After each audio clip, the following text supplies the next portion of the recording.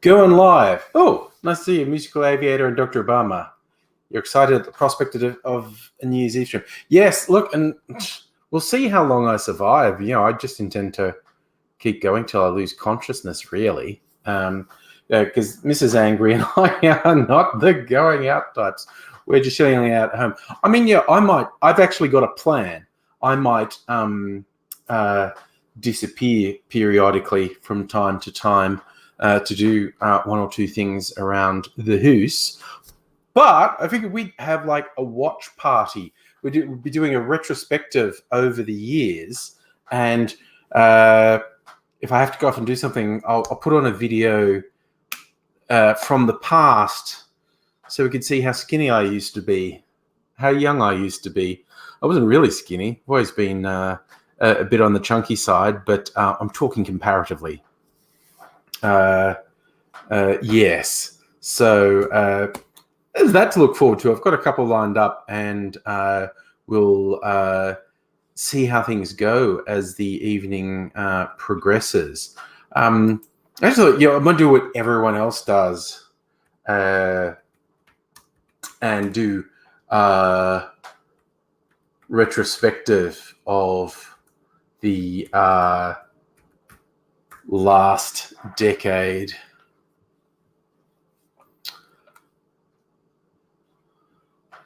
See what big events happened, what were the major news stories. What's this website? The Root. I feel vaguely familiar with that one. Fox of Fate, some Prosecco. Nice. I'm not huge on the wines. Prosecco is a wine, isn't it? Is it a wine or a liqueur? I think it's a wine. I mean, again, I'm gonna make cocktails. I'm gonna make a cocktail straight off the bat. In fact, I'm gonna look at oh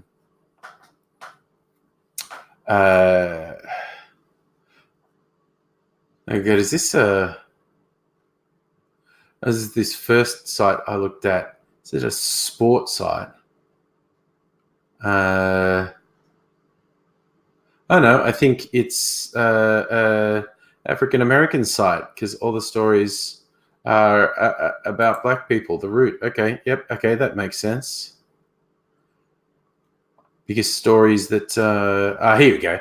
BBC News, most read stories. That sounds a bit more sober, doesn't it?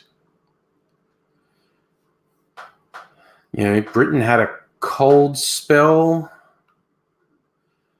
Haiti had a devastating... Jesus Christ. This is going to be one of those nights, as I look up these stories, it's going to be really quite shocking to revisit some of them, I think. Forgetting how long ago some things were, forgetting how recently some things were, and the scale of things. And I've had my... first shock in looking stuff up back in 2010. A devastating earthquake struck Haiti, which I remembered. But they're saying it killed 250,000 people. I honestly feel really bad because I don't remember that. I don't remember that death toll. More than 1 million homeless. I knew it was a really fucking terrible earthquake. Wowzers. So... That was pretty big. I'm trying to see if there are any other good stories. Earthquake in Chile that killed more than 200 people. Oh, that's a.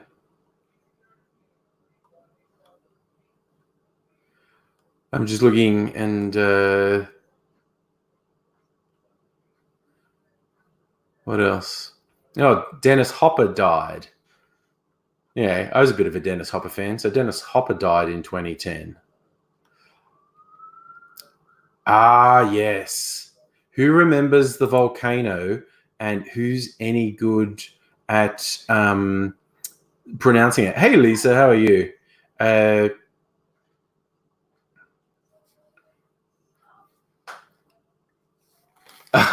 Miss Fox question. What area is that air quality for. I know. Well, Sydney's had hazardous air quality for 2 fucking months now.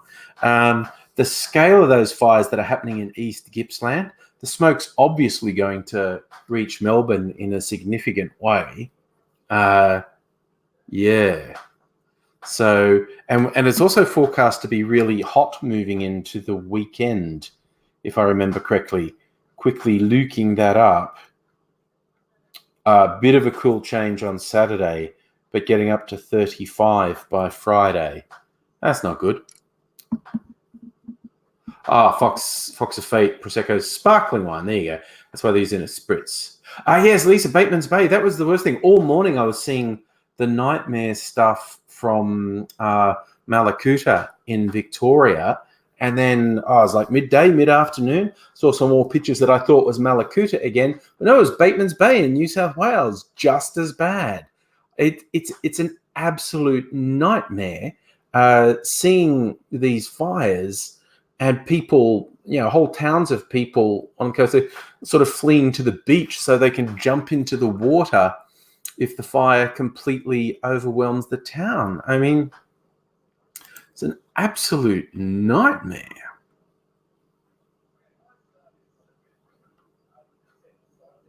Oh, this looks like fun. From 2010, 10 seemingly fake newspaper stories which were actually true. Let's see if we remember any of these or if they're any big.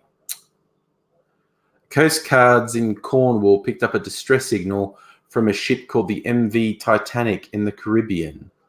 Oh, there were 3 people on the ship. They thought it was a joke that they got a distress call from the Titanic. Someone had called their little ship a Titanic and they got into trouble. A chili grower, Woody Woods from Lincolnshire, claimed he had the hottest variety of pepper, over 1 million Scoville units. I think that we were having that discussion about Scoville units in a live stream last week.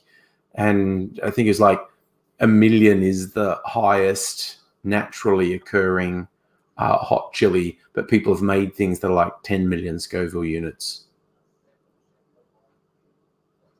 The International Journal of Obesity said a fried breakfast of sausage, egg, bacon, beans, mushroom, black pudding, and tomatoes, aka full English, is a healthier way to start the day than a bowl of cereal. I bet there's a huge fucking asterisk on that. That on the surface seems wrong to me. The number of calories has got to be an issue. The UK had a sustainable cat food. Okay, why was that? That seems weird. A couple from Devon staged a Flintstone-themed wedding.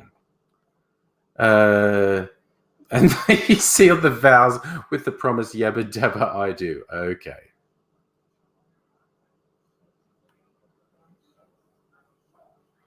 No, those actually aren't actually that good. No, those are actually pretty boring. Just put that in there. Adele, hello. You ready to say goodbye to the shitty year? Yeah, I can understand that. I didn't have anything particularly bad happen this year. And not necessarily going down in the record books as great. Yeah, a few friends who had bad years. I can completely empathize with that. What was it? I'm looking for an inspiration for a theme to a cocktail for the start of a decade. They had a general election in England as well. What else happened? I think it was the last mass shooting in England happened in 2010. A shooting rampage by taxi driver Derek Bird killed a dozen people and left 25 injured.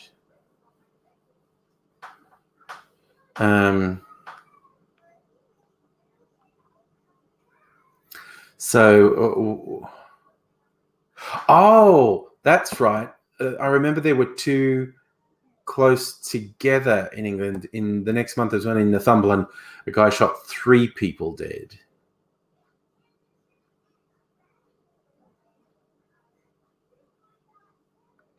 Yeah. No, I think it was last time there was a mass shooting. Nah. I'm looking for anything inspirational. Okay, this was apparently this won the prize for the funniest joke of the Edinburgh Fringe Festival from comedian Tim Vine. This was apparently the best joke of that year's Edinburgh Fringe Festival. I've just been on a once in a lifetime holiday. I tell you what, never again. Which is a classic structure of a joke in that it's set up and then a surprise twist. Yeah, I can see why people like that. My delivery was probably shit. Um,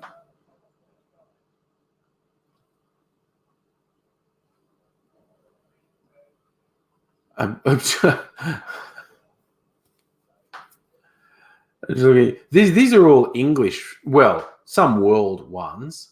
Oh god, that was when the Chilean. Okay, maybe because that was a positive story. Maybe I can come up with a cocktail based on the fact that all 33 of those miners in Chile were rescued. Because I remember at the time when people go, oh, I wonder what's happening. They're dead. They're at the bottom of a mine. They're all dead. I mean, stop wishful thinking. Mining's a terribly dangerous thing. The mines collapse. They're all dead. And they were all alive. So a miner or Chile. What's Chile's national drink? What's Chile's national drink? Pisco. Oh, that's right. Oh well, okay. I think Pisco is really Peruvian, but they're right next to each other. And I've got Pisco, and I'm going to Pisco Sour is my favorite. It's basically a great brandy. It's like a brandied wine. Annette, hello, how are you? Adele's having a gin bramble. So my first one is going to be a Chilean miner. What sort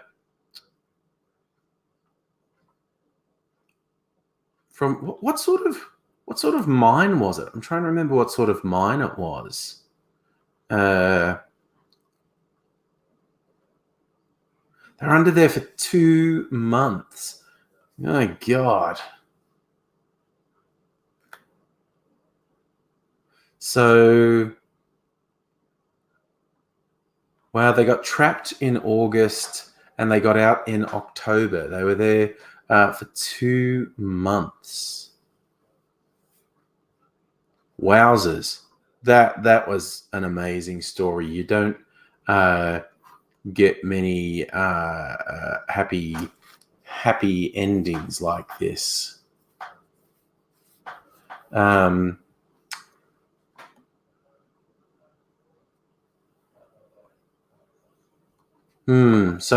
maybe I'll just have a Pisco Sour. I'll keep it simple. That's to celebrate the Chilean miners. Make it a Pisco Sour. That's something I'm easily convinced to do because that is one of my favorite drinks. So I just have to get a few things ready. Oh, I made Mrs. Angry a watermelon cocktail before I started. So I just have to rinse my cocktail shaker because it's full of watermelon. So I'm just going to go over here. And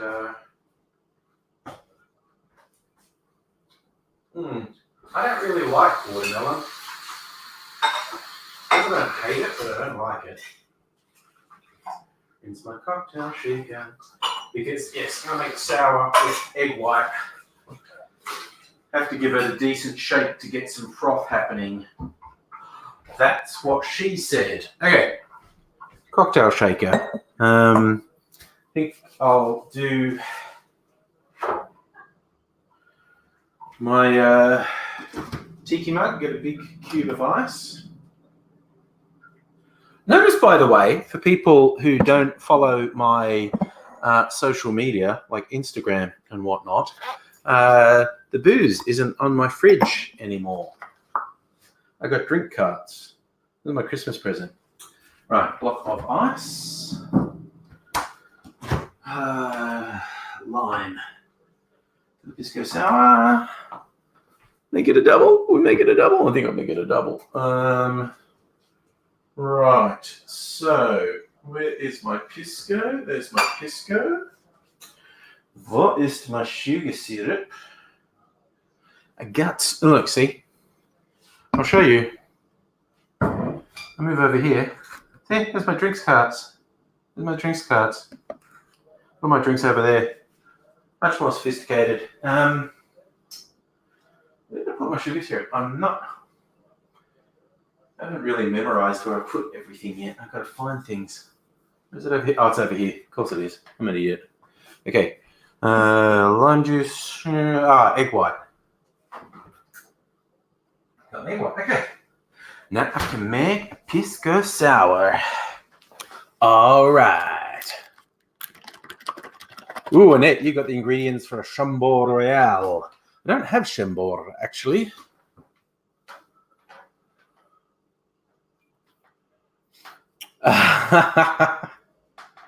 BBR, you want to know about the location of my bar? Adele, where they're actually from? They're just from Freedom Furniture, and they marked them way down. I think they were like $250, and they marked them down to $120. So I had to go to get two. I had to go to two different stores because they were like all down to their last one. I went and got one, like my Christmas present, and then realized while I could squeeze everything onto it, that made it really heavy and precarious, and I needed a second trolley. So I went out to another store and got a second trolley. And that was the last one in that store. So, yeah, it was funny. Like, I never know, like, you know, if Mrs. Angry ever asks me, like, she says, I have no idea what to get you for your birthday or Christmas. I usually don't have anything helpful to suggest. Like, you know, there's nothing in particular I want. I'm fine. And, but yeah, in the lead up to Christmas, I went, oh, actually, I know what I want. I want a drinks cart. I want to get a bit more stylish and functional with my drinks and have them on a cart. So that's what I did. Okay. Pisco Sour, first cocktail of the evening to commemorate the good news story of the Chilean miners being rescued after 2 months, which I remember I was doing. Okay, I spilled a bit. I need to get a cloth. I remember I was, nearly negative, saying, oh, stop with the wishful thinking stuff. They're all dead. Just accept it. Because it seemed incredibly unlikely that there was any other outcome on the horizon. And I was completely wrong. Teach me to be so negative. Got to have a bit of wishful thinking from time to time. Sometimes it comes true. God, what's that? Bloody piece of watermelon I almost slipped on. Okay, so.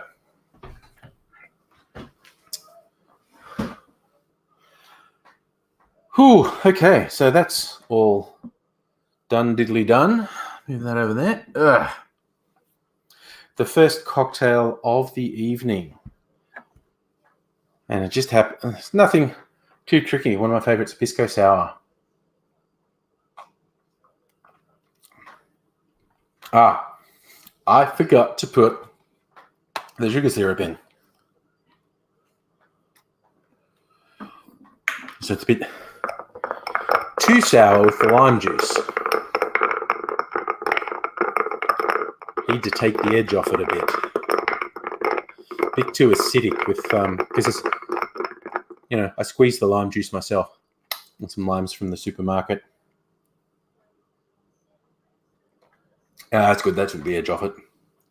Yeah, it's too sour for me at least, without some sugar syrup or some sweetener in there. But so biggest news stories. What were the biggest Australian news stories? What was happening in Australia in 2010, start of the decade? What does Australian Geographic say? Reckons the top stories.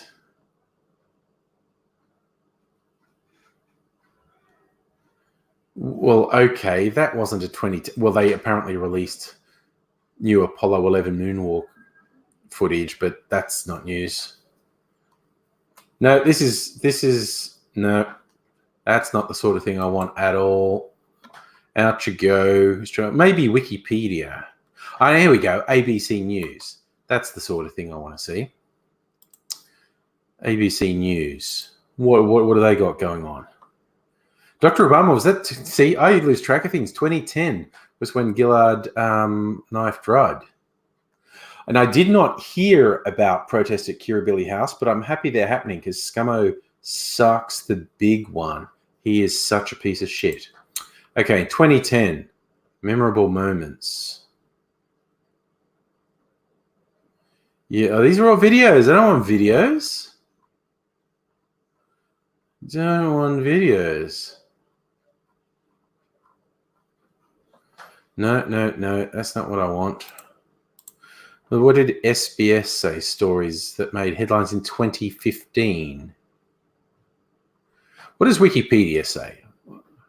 What does Wikipedia say happened to Australia in 2010? Okay. Governors, whole year. Oh, that's back when we had the thing of there was a spate of racists attacking and in some cases killing young Indian men. That was pretty ugly. That didn't keep going, thankfully, but yeah, that was pretty ugly. I remember when that happened. There's floods in Queensland. Okay.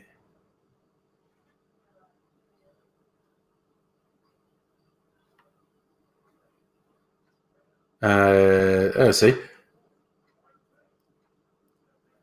The by-election in Melbourne. No. Oh, Pope Benedict declared Mary MacKillop to be a saint. Australia's first saint. How about that? That's one for the books, isn't it? Australia's first saint was declared in 21. There was a tropical cyclone Ului. Ului? I don't know. I don't remember that one.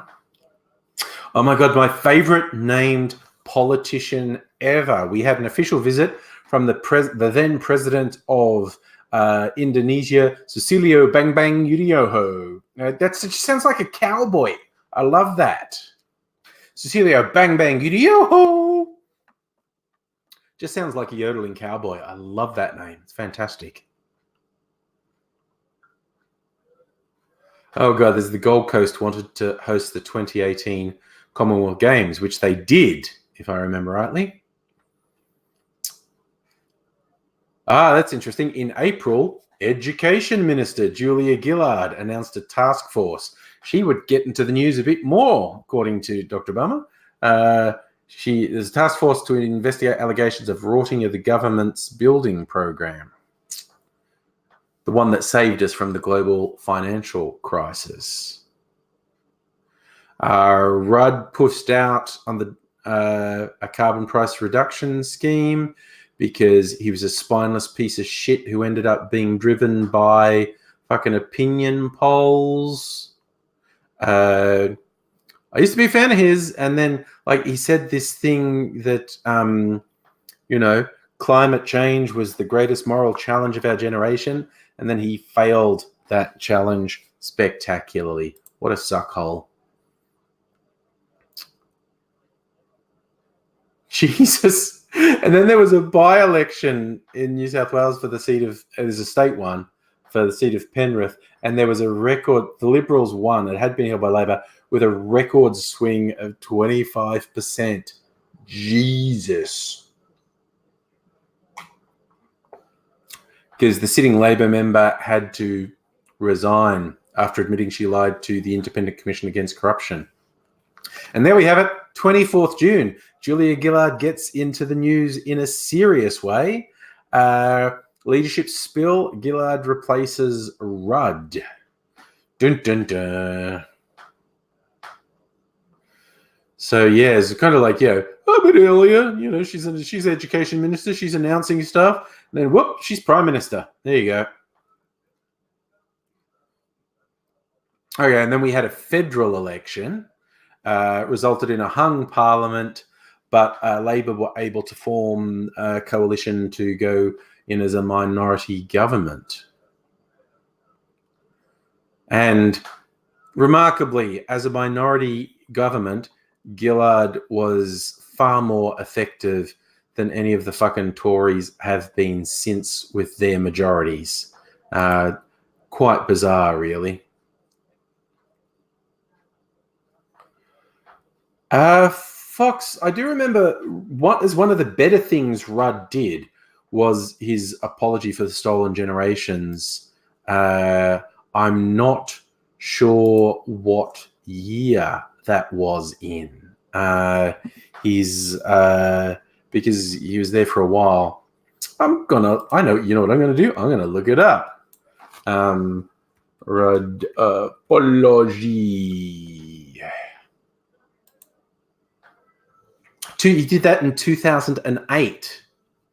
So almost 12 years ago. It was in February 2008. So almost 2,000 years ago. Well, it was really the high point of Rudd's career, as far as I'm concerned, because the speech was quite good. For me, that was pretty much the high point of his thing.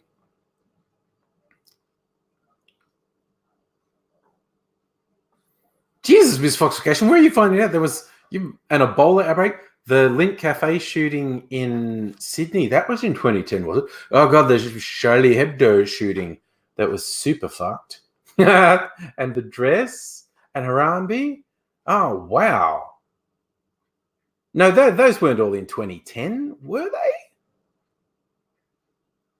No, those weren't all in. You mean those are big events of the last decade. They weren't all in 2010. Because same-sex marriage was okay. Oh, yeah, okay. You're highlighting. Yeah, I think I have a bad memory. I don't remember things. Yes, I do remember that PBR. The Brits had hung pump right up till fucking shifty Boris gets himself a really significant majority, which is mind-blowing because he's such a scumbag. But as what we're seeing around the world, people who are in basically pretty comfortable positions making really fucking bad decisions. I just foresee an absolutely terrible future where shit really goes sideways, where climate change really starts to bite, when millions of people start dying, crops fail, economies collapse. Countries are, you look at what people are doing while they're comfortable. Countries are just going to collapse inwards. They're going to welcome fucking totalitarian behavior by governments. It's quite terrifying to think of. But you look at the evidence, and to me, it's pretty clear countries will slip into fucking fascism really quickly. People will embrace authoritarians with open arms. And you think it's bad now with refugees, asylum seekers being imprisoned on fucking concentration camp islands by Australia or locked in cages at the border by America. I'm not even exaggerating. I'm not using hyperbole. Be the equivalent. There'll be machine guns at borders. Countries will just kill refugees and asylum seekers in hordes, and people they'll sigh and say it's sad and terrible, and there'll be some protests, but it won't stop. Safa, when did Windows 7 RIP? Is that now, or are we looking back on the last 10 years when we say RIP Windows 7? Microsoft. And where's Aidsy tonight? Aidsy is at his home. He's actually been super unwell in the last week. I'm going to see how he's going. How's your evening going? I'm doing a live stream. He might come on the live stream. He might not be well enough. He might not be well enough. He might not have reliable enough internet. He might be busy. If there's in his apartment block, if there's a rooftop party, he's got to keep an eye on things because his job is basically the caretaker. So we'll see if he replies to me. Oh, Safa, okay. Jan 14, 2020 is the last patch Tuesday for Win 7. God, there are probably corporates and government departments all around the world who are still using Windows 7. Wouldn't surprise me at all. The bloody... God, she's talking to someone at work and going, oh, yeah, this is hosted on Windows SQL Server 2008, which Microsoft don't support anymore, and it's a business critical system. This is it. When you work in IT, this is the shit you hear all the time. Oh, yeah, this business critical system is on an infrastructure that's not supported anymore. It's like, yikes. Oh, good. Thank you for joining in on the gloom and doom misfoxification, and I also think you're right. Shit goes south. China would not hesitate to capitalize by using slave labor for both manufacturing and food production, and essentially become the dominant power in the world.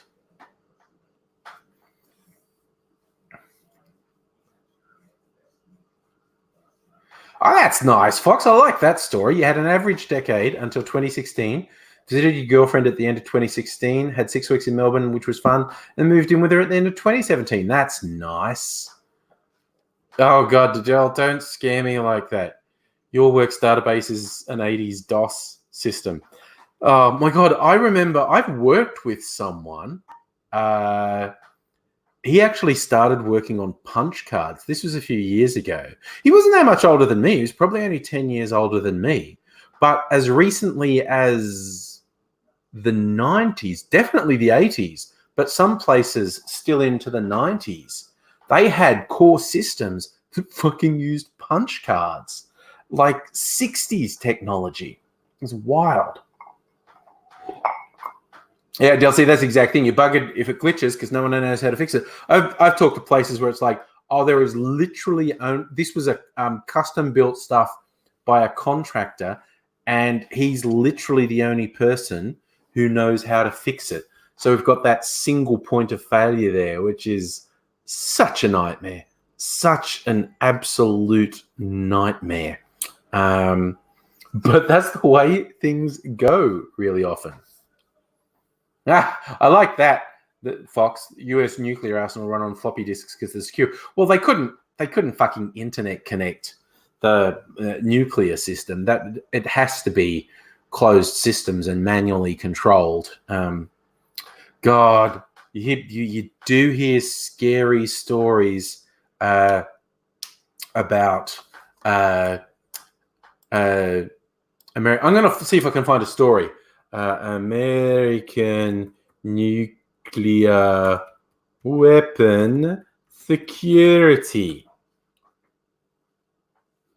Oh, yeah. Okay, fuck you, Google. Oh, I misspelled American. How stuff works. Permissive action link.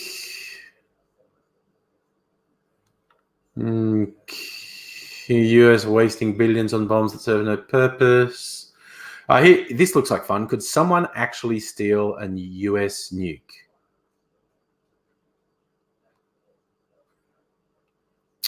Eyes of the World's okay. The first thing to consider when contemplating a heist is the loot. We're talking about trying to steal B-61 nuclear bombs designed in 1963.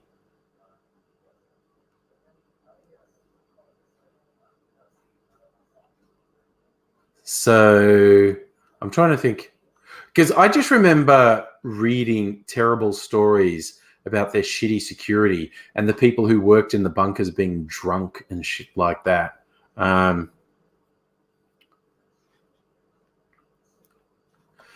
I'm not finding the sort of information. Maybe if I looked at news. Oh, cool. This sounds... I've just found something different and random. Congress's Christmas gift to Trump, a new nuclear weapon. Absent convincing logical reason against the House of Rep inclinations, legislators overwhelmingly decided to provide Trump with a new nuclear warhead, one that his administration thinks is more usable. Good God. Creating new nukes. That's like such a dumb idea. Such a pointless idea. Oh, God. That's just depressing. I think that was a ding from AIDSy, actually. Safa, that's a fun question. What's the failure rate of old bombs? You can't know that without detonating them. Oh, nice. Adele, you've got a local South Australian-based gin from the Never Never Distillery. Nice. I had one. I was in a Dan Murphy's, and there was someone doing a promo for a locally made gin, and she was the actual maker of it, and it was pretty good. Alexander, you think I'm on a CIA watch list for talking too much about nukes?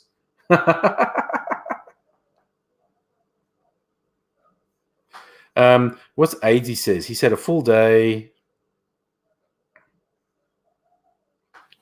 Cool. No, he's busy. Okay.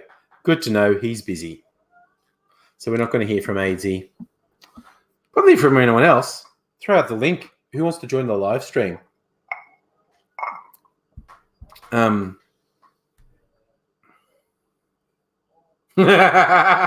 like that, Fox. You nuke for Trump. They shouldn't have. They really, really shouldn't have. I agree on that.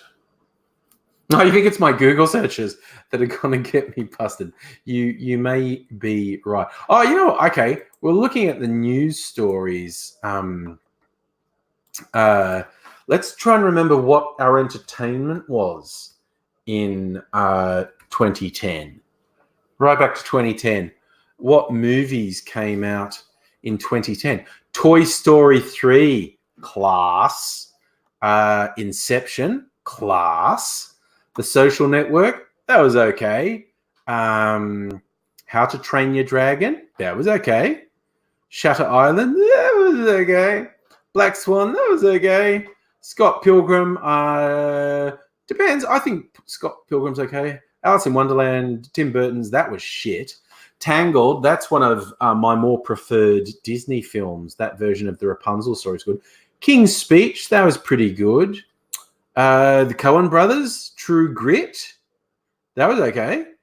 The Fighter with Marky Mark and Batman in it. That was okay. Oh, Winter's Bone. Who saw Winter's Bone? I saw that in the cinema when it was new. That was the film that gave us Jennifer Lawrence. Set in the Ozarks. That was a good movie. That was the film that gave us Jennifer Lawrence. Who's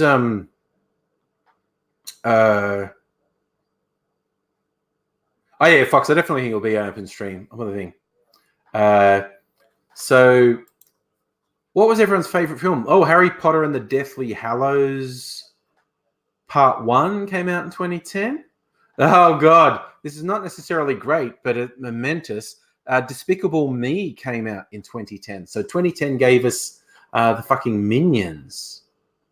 127 Hours, that James DeFranco film, the guy got his arm caught when he was rock climbing. That was an interesting one. Kick-Ass, I like Kick-Ass, that's a good one. Exit Through the Gift Shop is weird as hell. If you've never seen Exit Through the Gift Shop, it's a documentary supposedly made by Banksy, but not about Banksy, about this other weird guy who does this art. And he was all the performances. PBR. Catherine Bigelow, first woman to win Best Director for The Hurt Locker. Catherine Bigelow makes such male films. Like, she came to notice for making Point Break with Keanu Reeves. But yeah, I actually liked The Hurt Locker. That was a good one. Hot Tub Time Machine came out in 2010. Another shitty one, Clash of the Titans. Oh, possibly stinker of the year, The Last Airbender. That movie was so fucking bad. So bad. That came out in 2010. Holy, I didn't realize that was that long ago. Tron Legacy came out in 2010. Iron Man 2 came out in 2010. Russell Crowe's version of Robin Hood came out in 2010, which was okay.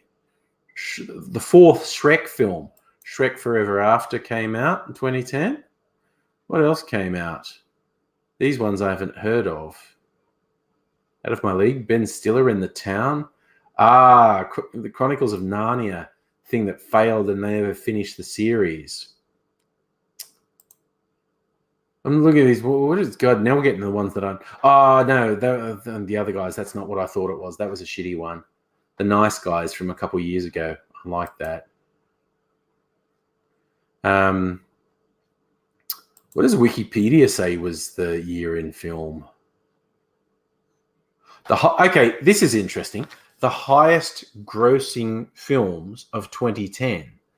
Number 1 was Toy Story 3, which was fucking great. Alice in Wonderland was pretty much tied for first. And that was shit. But Disney made out like bandits. Then Harry Potter and the Deathly Hallows was 3rd.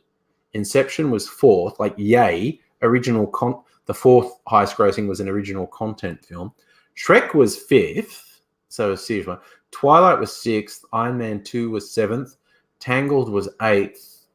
Despicable Me was 9th. I suppose Despicable Me is original content. Became a franchise, but it was the first one and they didn't know it would work. So at that point, it was original content. And How to Train Your Dragon was 10th.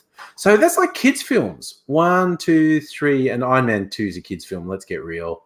Twilight's a kids' film. Let's get real. Shrek's a kids' film. Harry Potter's a kids' film. 9 out of the 10 top grossing films for 2010 were kids' films. Inception was the only one that went beyond that.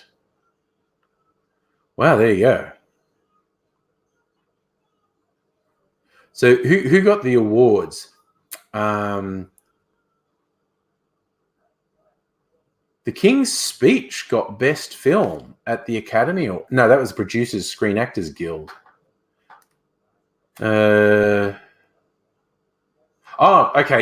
This fucking chart. King's Speech won on the Writers Guild, the BAFTA Awards, the British Academy Awards, and the American Academy Awards was The King's Speech. Social Network got Best Film from Critics' Choice Awards and the Golden Globes. There you go. Oh my God, Tom Hooper. He got the Academy Award for The King's Speech. He directed Cats, that version of Cats that's just come out. Oh my God. I still haven't seen it because it looks just fucked up. But yeah. Musical Aviator, we say, okay, Twilight was a teenage girls film. I'm talking films aimed at under 18s, kids' films. Okay, Lisa wants to come on. I think Fox wants to come on. So what I am going to do is I just have to see this.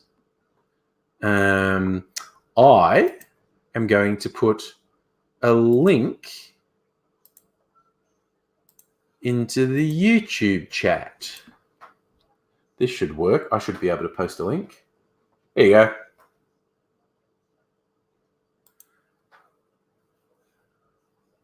Oh, Del, I don't know that I want to see cats. It looks fucking weird. But so, yes, I've put a link. No, Lisa, I'm making it open season. You can have up to 6 people on the stream. I can kick people off if they're bad. So that's, I just put in the YouTube chat. I'm a bit more dubious about fucking Twitch. So there's Lisa. Hello. Hello. How are you? Oh, wait. There you are. Good. How you doing? Yeah, man. I'm working like a dog. Otherwise, I'm fine. I'm always working. I don't have a fucking life. I'm always here. Hence the reason I can't find a decent route, because I'm always at work. I'm never, ever not at work. Is it? Oh, Fox is here. Fox of Fate. Hello. Hello. There you go. We're all adjusting where we are on our cameras. Yes, it's these narrow sort of slits now. So that's a good. Looks like a music video or something with these little. My face looks weird from this angle. Just saying. Angles are a big thing. I shot a video. I look like a fat guy. I look like a fat dude. No, shooting from below is really bad. I shot one once with AZ driving around, had a GoPro camera, which is a wide angle lens, which is not flattering, and he was holding it too low, and I looked like the fucking blob. I'd never uploaded the video because I looked so bad in it. It was that bad. Really? Yeah, no, it was really dodgy. It doesn't sound like a good life choice. No. Sounds like a bad life choice, actually. Yeah, I'm just at work, and I was like, I've been watching your live stream while listening to your live stream, and then I was like, I thought, I'd just come on and say hi, Happy New Year, and all that kind of shit. Yeah. Thank God to the end of 2019, 19. Fuck, I don't remember what year it is anymore. It's all over Red Rover. Yeah, and I've just had photos sent from my girlfriend in Moss Vale, and they're getting all the fire from Bateman, like all the smoke from Bateman's Bay, and visibility went down to 200 meters there, which was just fucking nuts. Yeah, it's not been a good day. No, all that bushfire stuff's a nightmare. The East Gippsland, you should see the bloody photo of all the people huddled on the pier out at Melaleuca or wherever it is, and the sky is blood red. Like, it's actually blood red. Like, they don't even know, like, what the fuck's going on. It's crazy. I'm just sitting there and I'm just like, oh my God, this is nuts, you know? Oh, yeah, absolutely. No, those pictures are terror. And the video, the pictures and video coming out of the bushfire area is absolutely terrifying. What about that poor man that got killed last night? The bloody bushfire created its own weather, created a fire cyclone, picked up the 12-ton truck and flipped it over. Yeah, that's a word we're getting used to. Pyrocumulonimbus. Bushfires creating their own weather patterns. Yeah. And it's like, you know, I did a video today on my YouTube, and I was like, where the fuck is the armed forces? Like, why the hell are unpaid volunteers going into this bullshit? Like, they just shouldn't be. Like, the armed forces should be handling this one, you know? Well, you shared it before on Facebook a few hours ago that they have been called in finally. Because Dan Andrew actually takes action, as opposed to fucking Scummo, who sits around with his thumb up his ass going, what am I supposed to do? And it's like, dude, take some fucking action. Like, stuff only got out of control in Victoria 2 days ago, and the state premier already has an action plan. New South Wales has been 2 months. More, 3. This has been going on for months. Like, they could have brought in the army like 3 months ago, like water bombed the living fucking crap out of this and like halted it. It's like, even I've been talking to friends about it, and it's like there's been fuck all coverage about the armed forces doing something, and they're supposed to come in times like this. You know what I mean? Yeah. Like, this is just nuts. Like, I just sit there and I'm like, what's happened to our country? Like, the leadership is just nothing. And you got Anthony Albanese, or as I like to call him, Elmer Fudd, just sitting there going, oh yeah, it's okay if he goes on a holiday, you know? And it's like, bullshit. no, bullshit. Like, you're the leader. Like, that's like any major CEO of any major company taking a holiday in the middle of the busiest time of year. Yeah, I think what Albanese's doing is trying to soft shoe it a bit. Like, he doesn't want to get accused of politicizing what's happened, but he's testing already the water. is. He keeps pushing. I did see him making a statement today without straight out saying Scummo's a worthless piece of shit. He's just said, this is a national emergency. We need national leadership. Action needs to be taken. So he's getting a bit bolder with saying Scummo sucks balls. But, and yet you've got the project with them. Funny. Oh, and then you've got like Scummo with his bullshit, right? Who's just like, you got like the project, right? And the project comes out and it's like, oh look, this lady goes, yeah, you're not my prime minister, and it's like, she's from England. That's why she said it. And this is your best attempt at trying to tear him down. Like, they had to do a retraction. It was a joke. Yeah. Although that was chat, Safa. That was pretty asked, funny. Are federal liberals always incompetent? I say yes. There's a lot of evidence to support that. Yeah, I knew you two would have more to say on that than me, but yeah. Yeah, look, the whole thing Can is we have that national citizens arrest of the PM? Can we arrest him? We can do a vote of no confidence with 1 million signatures, apparently, to present that to the Governor General. So, you know, like, somehow they could sack Gough Whitlam, but they can't sack this guy. I'm sure we could easily get 1 million signatures against Scummo. I reckon someone should start that petition. Well, because he's having a party at Kirribilli House tonight. We get a couple of... Yeah, no, he's having a little New Year's Eve fireworks watching party at Kirribilli House. Fuck off! We get a few good pictures of him with his rich prick friends, and that's going to sink him.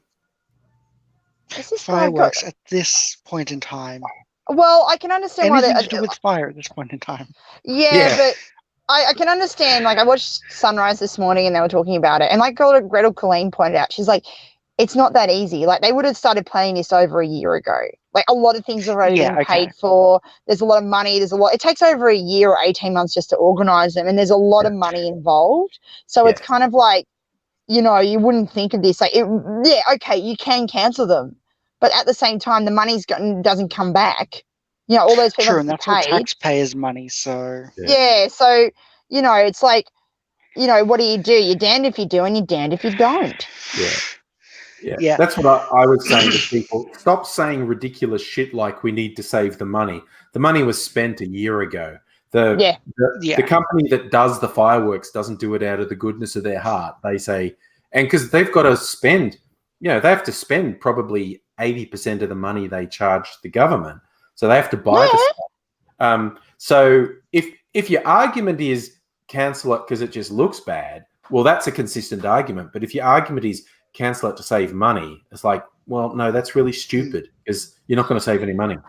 Well, it's not just that. Like, I mean, it's like an international event as well. Like, you know, I was watching, I think I was watching American NBC Today show, and they were like saying it was like news in America, like, you know, the Sydney fireworks might be canceled because it's like one of the biggest ones in the world. Yes. You know what I mean? Like, it's not no small event. And like, I can understand why people are angry because they just look at our government and it's just become a complete joke. Like, it's really become a joke. And this religious freedom bill doesn't help. I'm doing a video for my channel. I've been reading the religious freedom bill. I printed it out this morning, and half the shit that I find in there, I'm like, this is nuts. This is nuts. Like, I started reading it, and I'm like, especially like the healthcare professional bit. Oh, man. Yes. Being able to refuse treatment. No, I get this, right? So they brought in a voluntary assisted dying in 2017 in Victoria, and that was the Reason Party. I'm in the Reason Party, and right.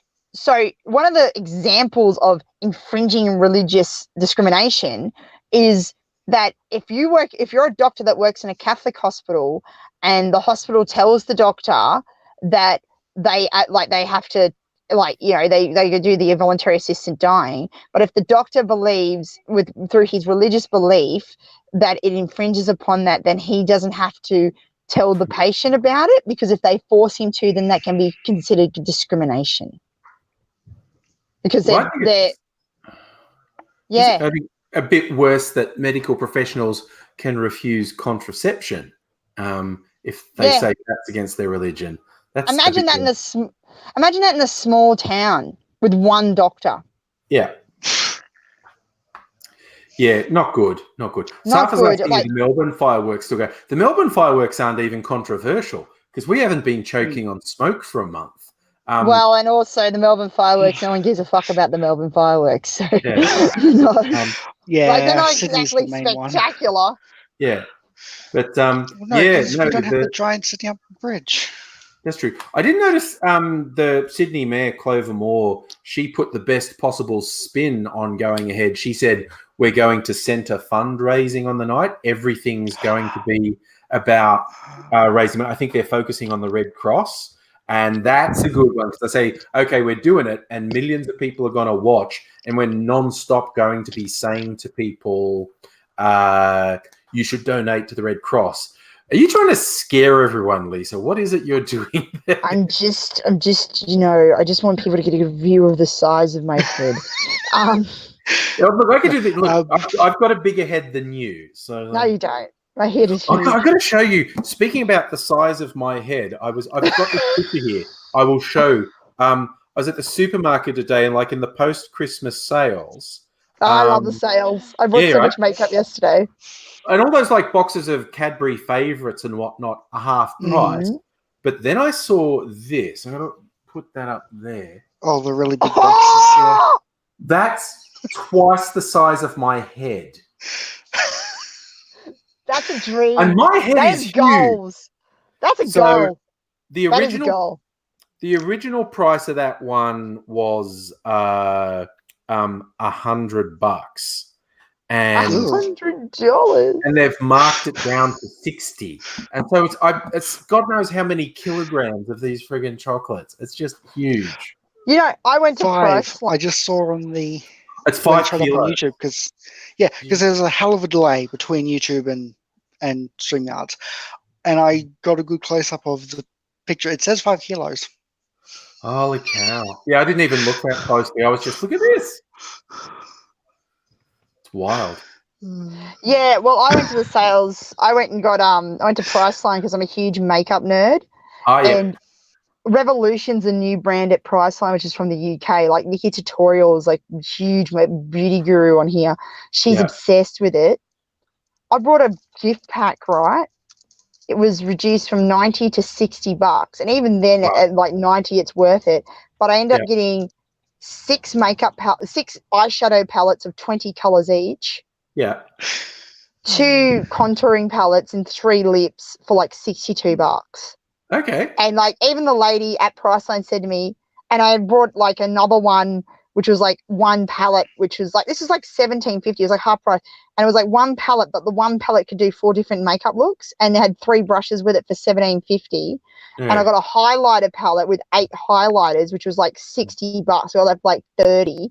And I got one palette, which is their regular, which was $8. So I spent $120, and I'm getting $200 of makeup.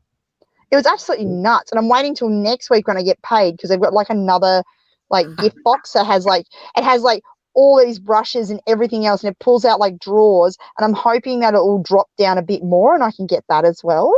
Yes. And I'm I'll just set. No, it's not that. I think it's the thing. People the consumerism now is nuts. You got Black Friday sales, Cyber Monday sales, Boxing Day sales, New Year's Day sales, the Australia Day sales. It's just going to be sales. Yeah. And then they live in debt for the rest of the year. I don't get that. I just don't get that. Like, I get how getting a bargain, but like this makeup I brought, I will never buy. I won't buy any more makeup for years. Yeah. You know, even the lady sent me, she said, you'll have enough makeup here for the next 5 or 6 years. I think that was the plan. Yeah, it sounds like saves me money. Oh, but the packaging is amazing. It looks like chocolate bars, so it's so worth it. Nice. You know, melted chocolate bars. Look, I'm going to have to pop off because I have to walk in and do some shit. Okay. Look, thank you for having me on. Hello to everybody. Hi, hi, hi. Hi, hi, hi. And yeah, I hope I can come on again when I'm actually at home. Yeah, I'll probably be here. Yeah. Oh, you'll be there. When am I going to get drunk with you? Like, seriously. I don't know. You need to invite me for a tonight. drink. I need. I gotta go to work tomorrow. I gotta make money. I love All you. right. Yeah, no. All right, bye, boys. Bye. Timothy Hatton's obviously been watching The Witcher. Wants to toss a coin to The Witcher. Have you been watching it, Fox? No, I've been watching The Mandalorian because I've got Disney Plus now, and in the background whenever I'm gaming, I have The Simpsons running because that's on Disney Plus as well. Nice. Oh, I do. Yeah.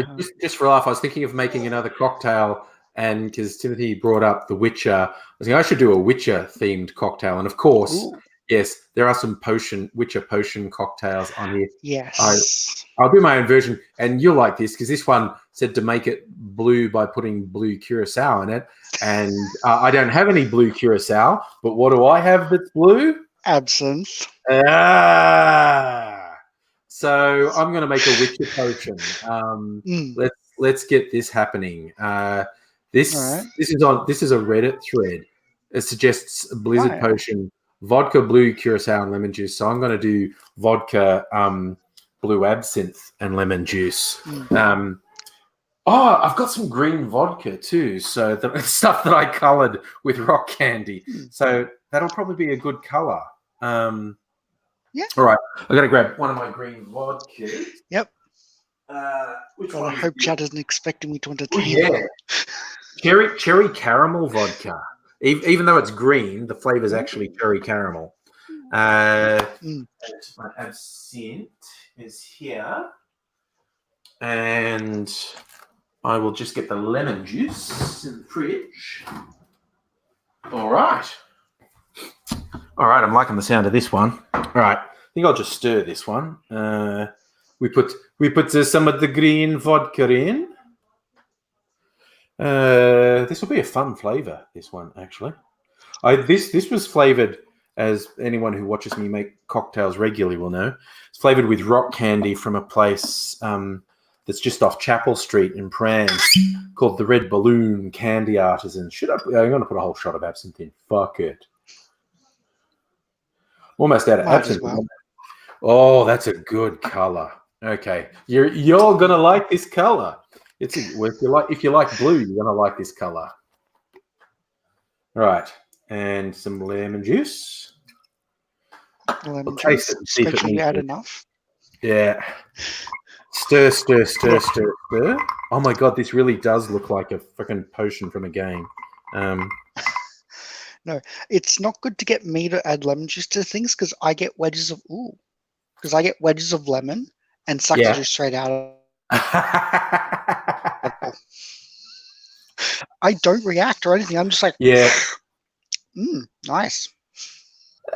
You can develop a resistance, I guess. Yeah, so sour things never affect me. Yeah. Okay, full shot of absinthe is affecting me. Woo! Okay, I'm just throwing it out there. The absinthe has slightly overpowered the caramel vodka. I'm tasting his absinthe, but that's okay. I like absinthe. Oh, that's a good question. We're talking about Disney Plus and whatnot, and PBR's doing a Simpsons marathon. Disney fucked up The Simpsons by forcing it into a widescreen one and chopping the top and bottom off the frames, which resulted in ruining a lot of visual jokes by cutting out half the visual of the visual jokes. I wouldn't know. I usually have it in the background while I'm gaming, so I don't watch. I listen. Sometimes I'll switch back. This is look. It's an angry Aussie shirt. I went to take my work clothes off. I found this in the back of my wardrobe and I said, I'll wear that for the stream tonight. That'll be fun. No, to think before I realized this stream was happening, I was planning on just doing some gaming, and then close enough to midnight, I was going to listen to Auld Lang Syne and have some Prosecco. Now I'm going to be on the stream drinking Prosecco. Yeah. I've got... maybe we'll listen to the song. For midnight, I've got some French cider it's like champagne. It's got a cork and everything.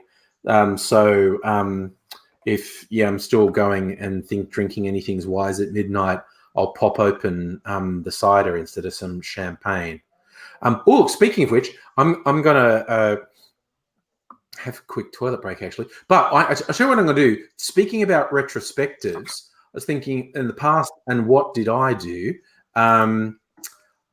This was my review of 2010. I posted this at the end of 2010. So I posted this 9 years ago. So we can revel in how much weight I've put on since the end of 2010.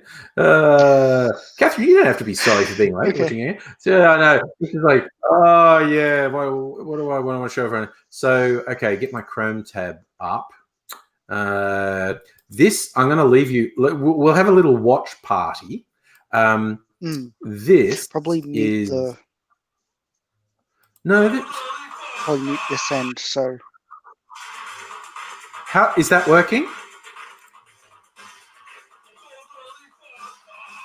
Totally fucked up Friday for New Year's Eve 2010-2011.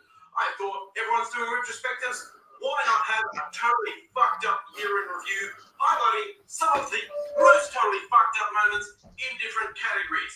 And first up, some people might notice lighting is different. That's totally fucked up for me today. It's the hottest day of summer so far here in Melbourne, and it's up to 7 p.m. and it's still more than 40 degrees Celsius, over 100 Fahrenheit outside. It's actually gotten hotter in the evening.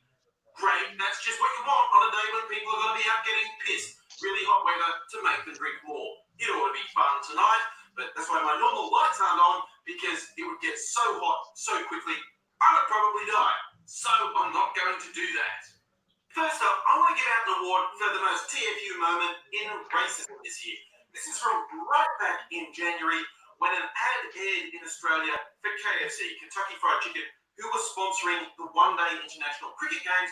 Australia was playing the West Indies, and the ad featured an Australian in enemy territory. It stumbled into the West Indian supporters, and anyone who knows cricket knows West Indian supporters tend to be very vocal. They like their music. They get very passionately into the game. Australia and the West Indies have always enjoyed competing, very fierce competitors. And as the old joke, oh no, I'm at the wrong end of the field, I better make friends, because KFC's the sponsors. Like, hey, KFC's so popular, if I give it to everyone, they'll be my friends and it'll be okay. Why was this a TFU moment in racism? Mostly because some particularly fucking ignorant people in the US who understood nothing about cricket, the relationship between Australia and the West Indies in cricket, and apparently the nature of sponsorship, said it was racist because there's a racist stereotype in the US that says black people eat fried chicken.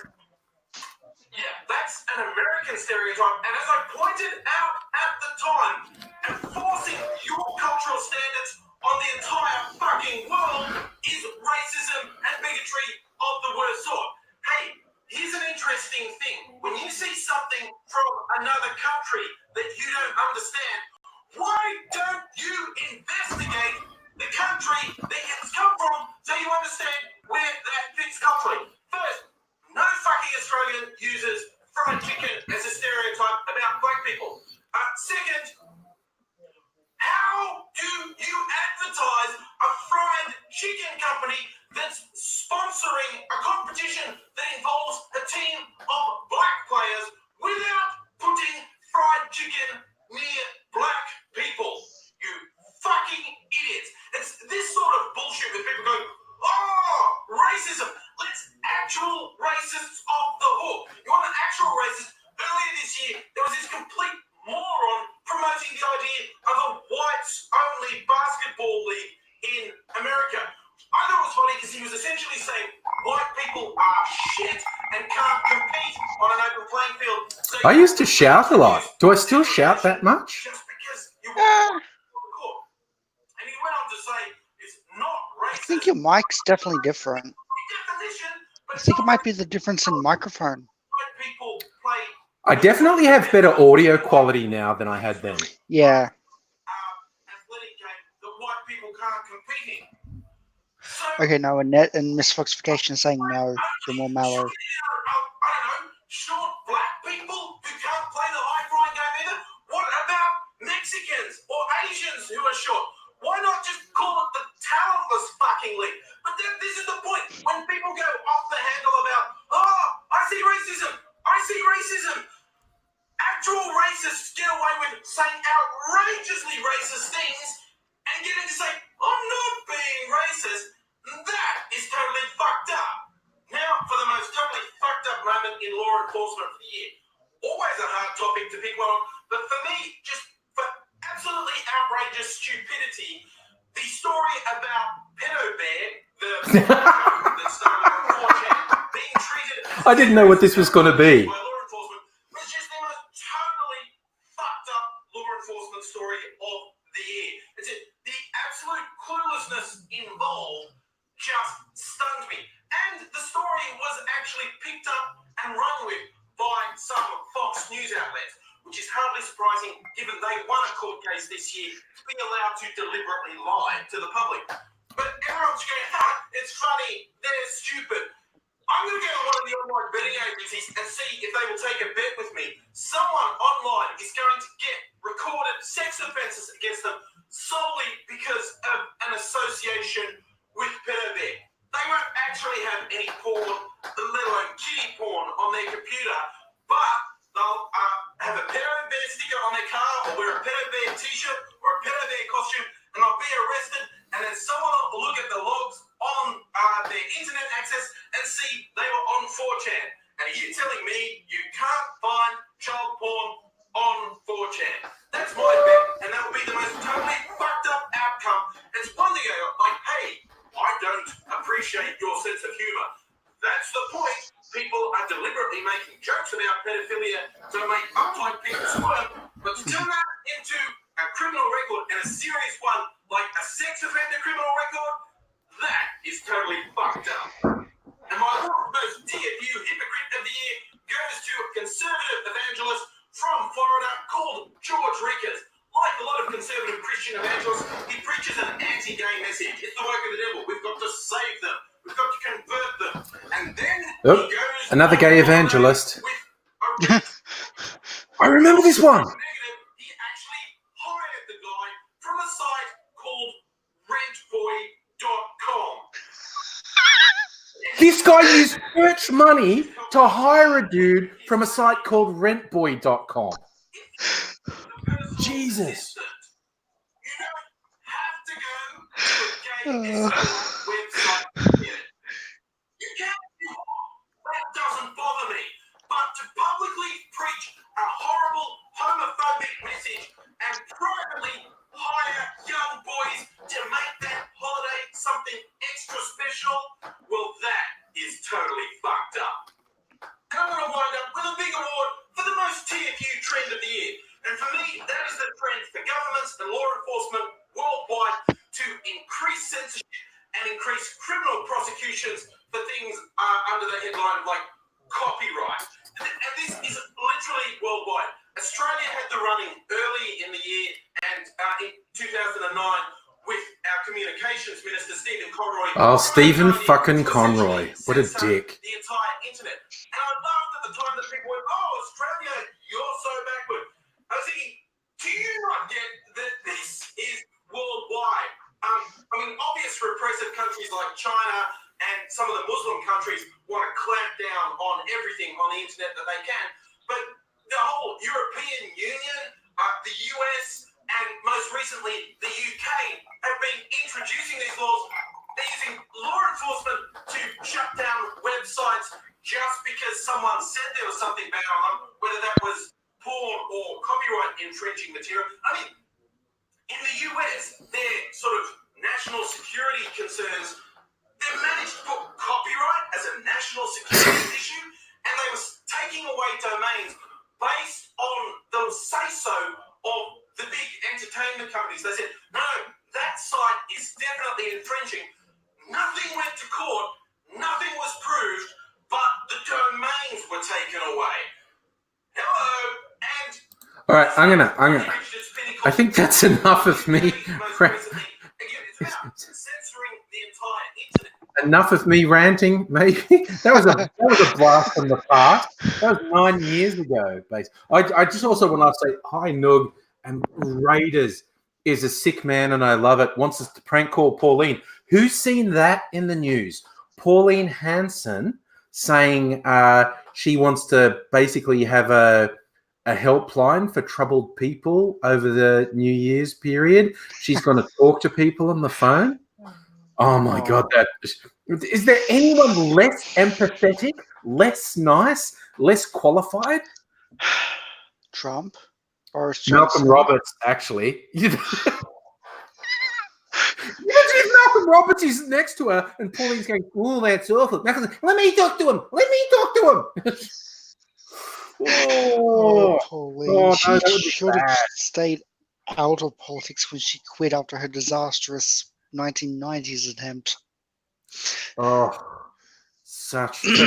I think, okay, that was besides a shot of vodka, that was also a full shot of 80% alcohol absinthe. I should not have drunk that. I don't feel drunk yet, but I should not have drunk that as fast as I did. I'm just throwing it out there. I have to become a more responsible. Look, I think this is bad. These guys love their work. It's actually although it says it's Jacques Sirot, there's too much light reflecting there, which sounds French. It's actually made in Spain, but they do, like, green is a traditional absinthe color. Their green absinthe is 70% alcohol, and they have a red one that's 75%.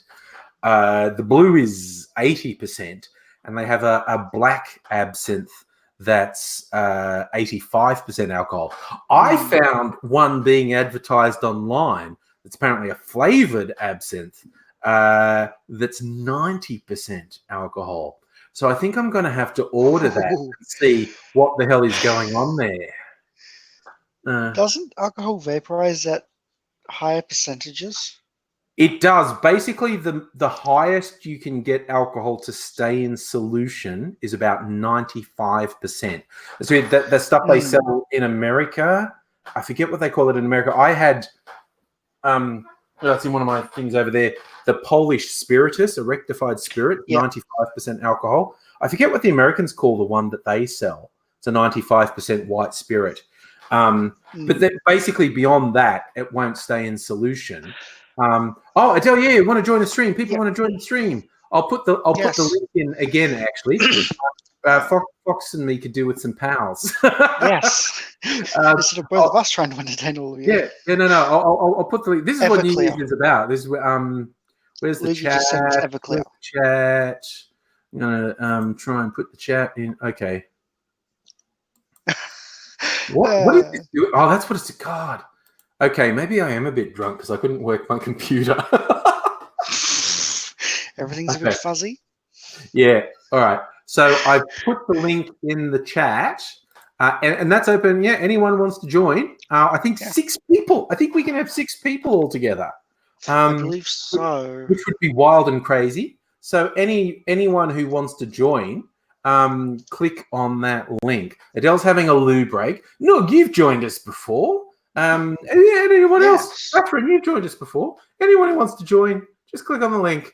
It's New Year's Eve. We're hanging. It's just like somebody. Yeah, okay. It's the alcohol's kicking in. We may not make it to midnight, but I will. If I feel it really that's also why I'm getting other people in the streams. Like, if I feel like, okay, I need to stop drinking now, and maybe let a few other people run the chat for a while. Other people run the stream. I definitely. I'm going to wait a little bit before I mix another cocktail. PBR. Oh, you got bagpipes. You're going to bring bagpipes out at midnight? Annette's going to join us. Hi, Annette. Yeah. Hi. Hey, no. Hello. Hey.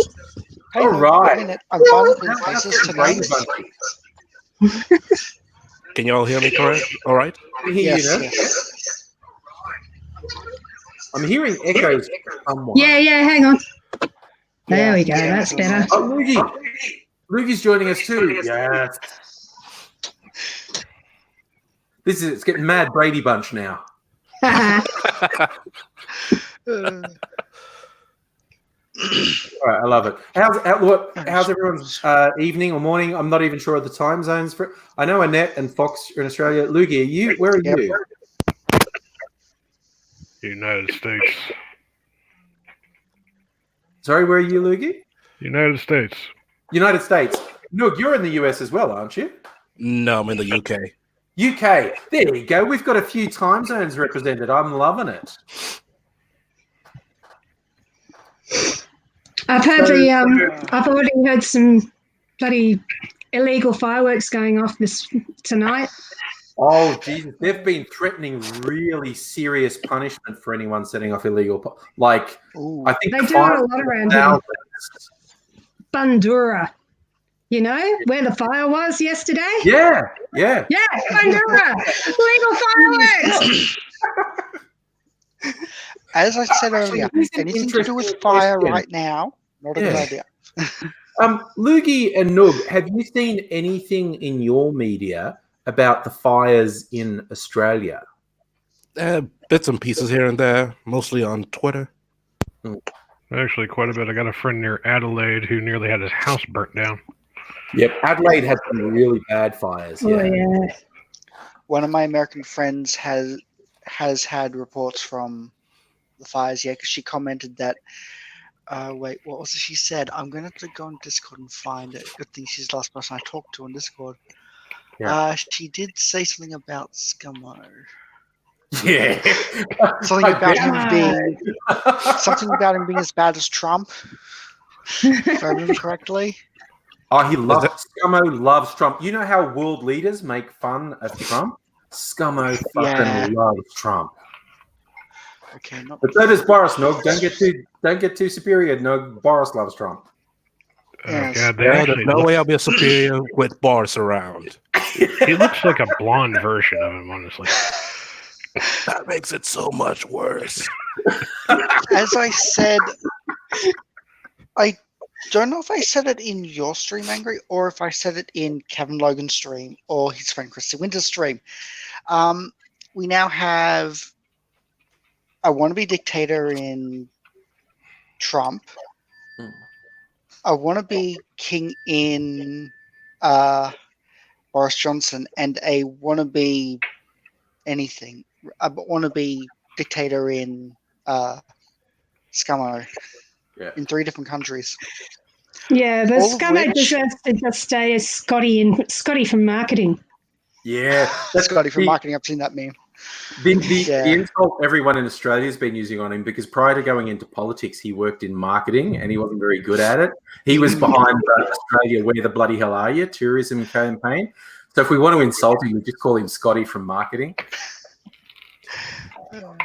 Hey, Scotty, what up? No, and Scotty, could you bring us all some coffee? Because your last idea was shit, so we don't want to talk to you. Just give us some coffee. And I said this during your live stream just after the UK elections. Actually, the one you did with Kev. Yeah. We now have 3 world leaders who are beholden, who have the ear of Rupert Murdoch. Oh, yeah. He owns Fox News, Sun, and The Australian, and all 3 of our leaders listen to him. Yep, you are spot on with that, Nog. Absolutely spot on. That is one. He's the Antichrist. Yeah. And the worst thing is, I used to think his kids were better. I thought, well, Rupert it's almost Weekend at Bernie's with Rupert. He looks like he died 20 years ago. Apparently, he retired from being CEO of Fox News. Yeah, but his kids are fucking worse. Are they? They're more obnoxious and conservative. It's kind of like we thought Kerry Packer was bad, and James Packer seemed better, but somewhere around turning 40, James Packer turned into as big a prick as his dad. Sorry. Sometimes happens.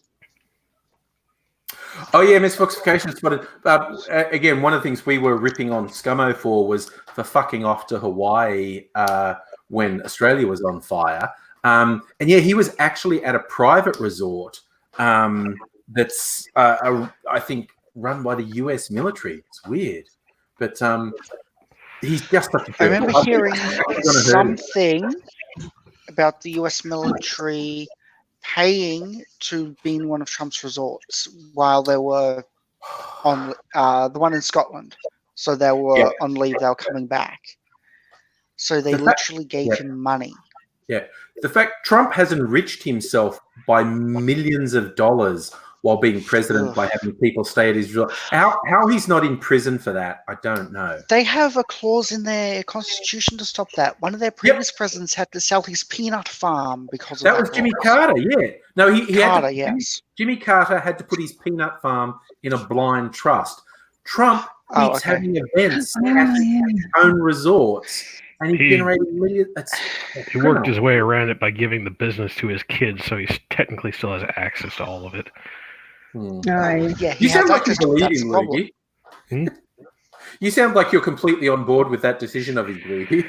No, not really, but I can't really stop the guy. Luigi, your shirt looks like a firefighter's company badge, but looking on YouTube it says security. So yeah, odd job. Kept the shirt. Yeah. Should I leave while I go and make my drink, or should I just there's no one waiting to come in. Just leave the window open. You go get a drink. Okay. It's easy. So, Luigi, what time is it where you are? I think you're going to be the earliest. 5:27 in the morning. Okay. Are you insomniac or did you have a night shift? No, I'm unemployed.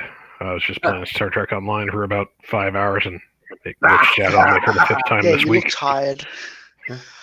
What time is it for you, Nug? It's about nearly 10:30 a.m. Yeah. I thought you were the earliest, Luigi. That's okay. You're with us now. There's a reason to be awake. We're hanging. 2 things in chat. Safa asked, smoking is legal inside in the US, isn't it? I guess that's for Luigi because he's smoking in the house. In a private home, yeah. I mean, you can't do it in restaurants or anything. Yeah, so same as here. And PBR said, I thought Murdoch gave up ownership of Australian newspapers after he defected. The reason Murdoch took on US citizenship because they had a law that non-US citizens couldn't own media. We don't have similar laws here. So he was able to maintain control of News Corp properties here when he took on American citizenship. Glee, dropping in to say Happy New Year. Thank you. Glee Girl is one of my oldest YouTube buddies. So it's fun. Talking about looking back in retrospective, Glee and I go way back in YouTube terms. Was she one of the original? Oh, Glee is so OG. I'm not sure how long ago she found me, but she's also local. She's a Melbourne local, so we've hung out a bit. But yeah, every now and then, I love it. Every now and then, someone will wander into a chat and go, "Oh, I watched you about 10 years ago. You're still doing it?" I go, "Yeah." That's funny. Well, apparently Glee has been around since 2007. 2007. No. Yeah, YouTube started in. When did YouTube start? Because I joined YouTube about a year after it started. I think they started in 2004. Yeah. YouTube. I think it was 2005, I think. Yeah, Feb 14, 2005. Okay. So I joined in 2006. Yeah, because my YouTube channel's a teenager now. My YouTube channel's 13 years old. So, so I joined YouTube just when it got big. I'd been writing a blog and because I had this big goal. I wanted to be a stand-up comedian, and I was trying to write material via a blog, and I had a bit of a following on the blog, and the people were going like, "You should." I think I should do a podcast, and I got broadband internet for the first time, and YouTube was about a year old, and it was just getting really big. So I thought, fuck it, I'll leapfrog audio and go straight to video, and I started up a YouTube channel. Because that seemed like a good idea. Yeah, you should have waited 10 years. That way you would have hit on the gold mine that is, the politics at the moment. Oh my God. Yeah, I don't know what I'm going to do next year. I am feeling kind of motivated. I've just been taking it easy, and I'm just having fun. Like, YouTube kept changing so much. I was like, fuck it, I'm not even going to chase subscribers or views and stuff. I'm just going to have fun. But I don't know. I'm going to start my cocktail channel in the new year, definitely. Yes, that's good. So I debate what Safa says. I'm not sure on it. YouTube was a dating site that's originally. come up before, and I looked it up, and yeah, there are interviews with the founders of the site. Like, it was a video sharing site. They thought it would work as a dating site. They thought if they hosted videos, they didn't know what it was when they launched it. So, Loogie's got a beard comb. I've got a beard comb. It's called my fingers. Yes. Yeah, I got it for Christmas. Although misfoxifications joke just before too. You're now a sit-down comedian. Yeah, I am. I'm a sit-down comedian at the moment. Oh God! And see, okay, because Lee and I have hung up. She's remembering an old thing. One of our meetups, which was probably fucking 9 or 10 years ago. Me and a guy called Chopper dancing on a bar after, having one or two frosty beverages, I suppose. Angry, drinking, really? Yeah, I know, right? What's that about? Is this that infamous Chopper from Australia? Yeah, Chopper, the cake maker. Yes. Oh, no. I'm thinking of a different guy. Oh, no, you're thinking of Chopper Reed, the actual criminal. Yeah. Yeah. And no, he's a different kettle of fish altogether. Mark Brandon Reed. Famously immortalized in a movie by Eric Bana, who, prior to Eric Bana playing Chopper in that movie, he'd only ever done comedy in Australia. He was a comedian, and he did that dramatic role with a bit of a comedic edge. But most of the world, that was the first time people had seen Eric Bana, and they go, "Well, what a quality young actor this man is!" And we were going, "No, he does really silly comedy. He's funny." Is that the same guy who was in Ang Lee's The Hulk? Yeah, he was in Ang Lee's The Hulk. Yeah. He's done quite a few Hollywood movies. But yeah, in Australia, we just knew him as a character comedian. He used to do sketch comedy. He was a stand-up comedian at first, and he was quite popular on TV doing some sketch comedy. But yeah, then he did Chopper, and he burst onto the international scene as a serious actor. It's wild. No, but way to start your career. Sorry, what was that? Yeah, not a bad way to start your international career. Yeah. Oh, yeah. Glee, you'll remember his most famous character was like a suburban bogan whose name's Peter, but he pronounced it Poider, Poider. So it was a running joke that the guy's name wasn't Peter, it was Poider. In the suburbs, mate. He's going to talk like this. And yeah, so it was always fun to show people who only knew him as a serious actor these old sketch comedy things because they were really weird.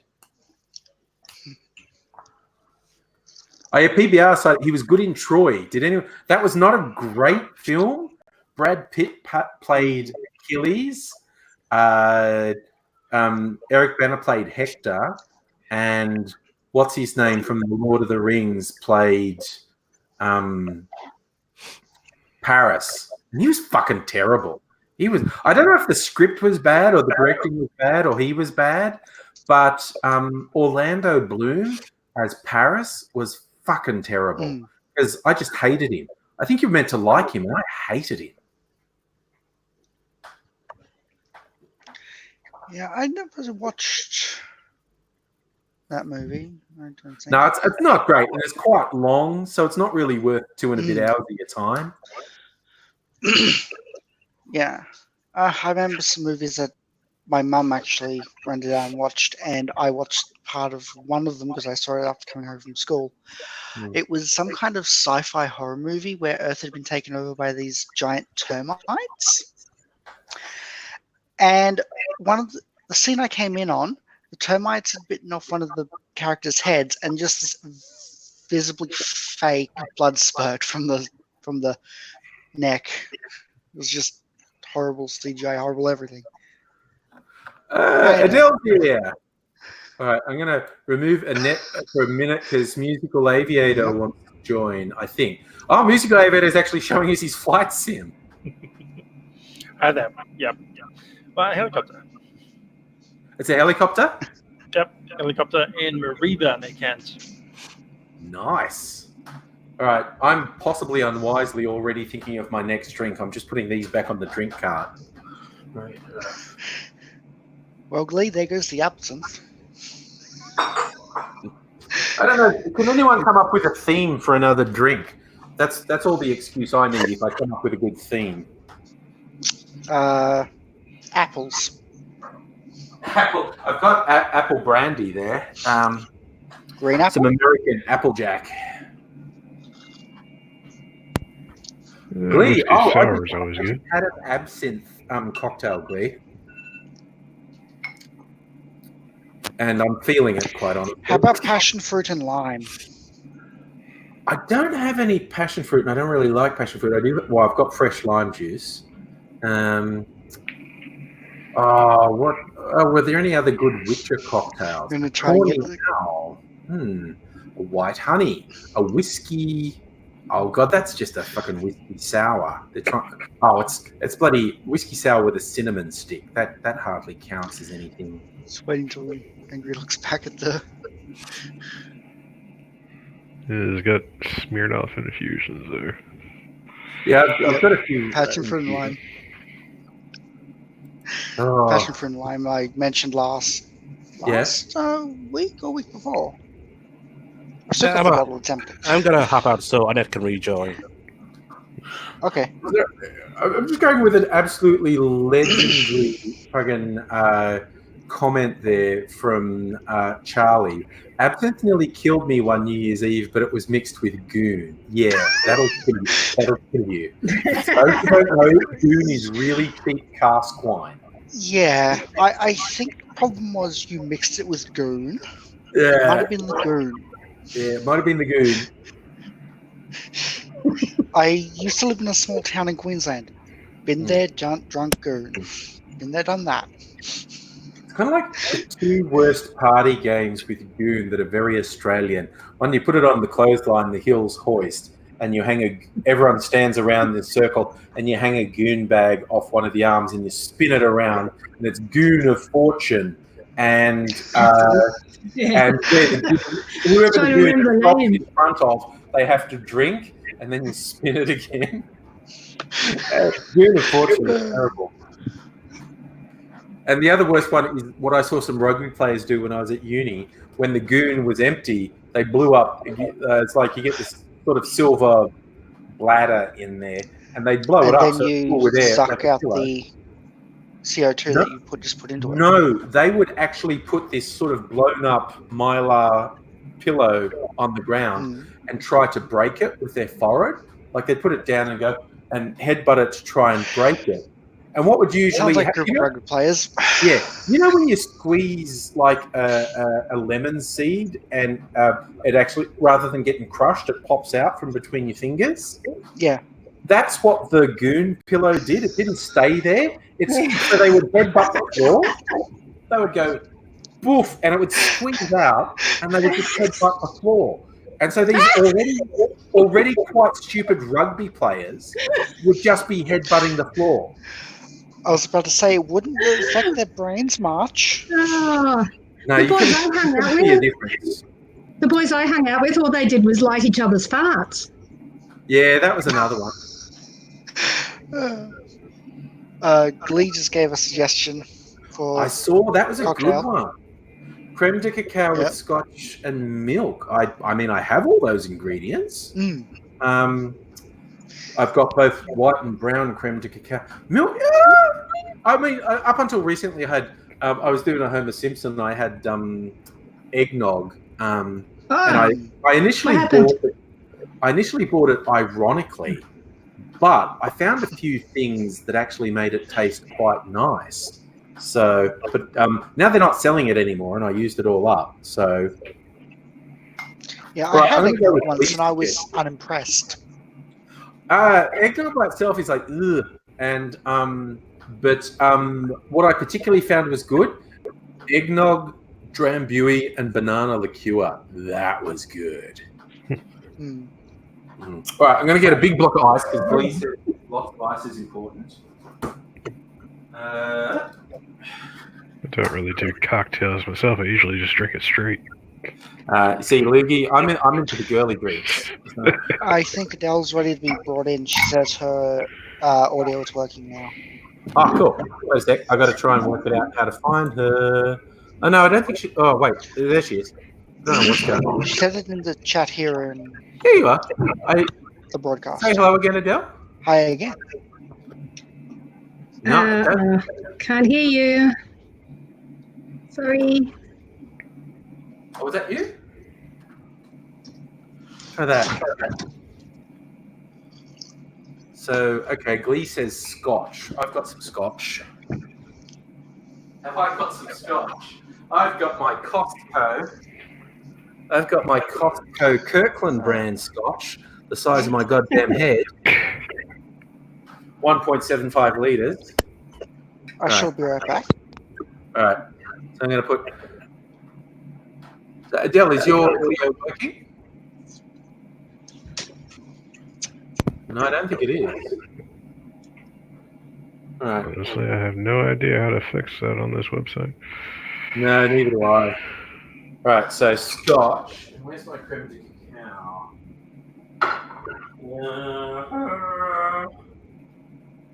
I haven't memorized where I put everything yet. Wait, why can't I say it? Oh, there it is.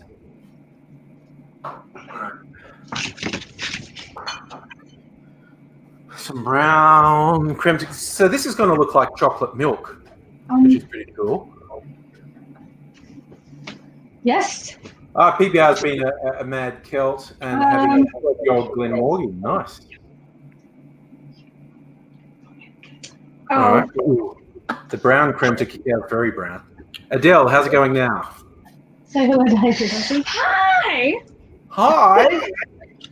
That's Shaylee. Hi, Shaylee. Hi. She loves your rant about fairy bread. Oh, okay? We'll play the fairy bread rant then. Yes, Bill. What do you want? I wanted to show you the thing I just recorded. Oh. I'm on the thing. All right. So, okay. On Glee's advice, I'm going to have milk in this as well. So this is going to be like a chalky milkshake. Oops. That's what I should have gotten. I got this. What did you get? Wine? Chambord. Oh, the Chambord. That's what I Yeah. don't have. Chambord, that's the chocolate liqueur, isn't it? Yeah, this. Why is it backwards? That's my pretty box. It came in pretty box with 2 of these little ones. Okay. I'll Nice. try this back. Yep, that tastes like chocolate milk, but it's probably going to get me smashed. Yeah. That's what I should have got. Now what? So, big thumbs up for Glee's recipe of scotch and creme de cacao and milk. I don't know why we can't get your audio, Adele. Have you tried poking it with a stick? That's my solution to everything. Poke it with a stick. Ah, yes, no, chalky milk because you're epic.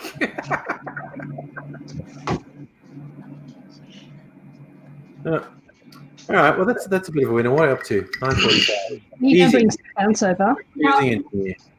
I'm gonna have to find. All right then. No, bring him here. Oh, you bring him that way. Yeah, I am going to have to do the fairy bread. Do a watch party.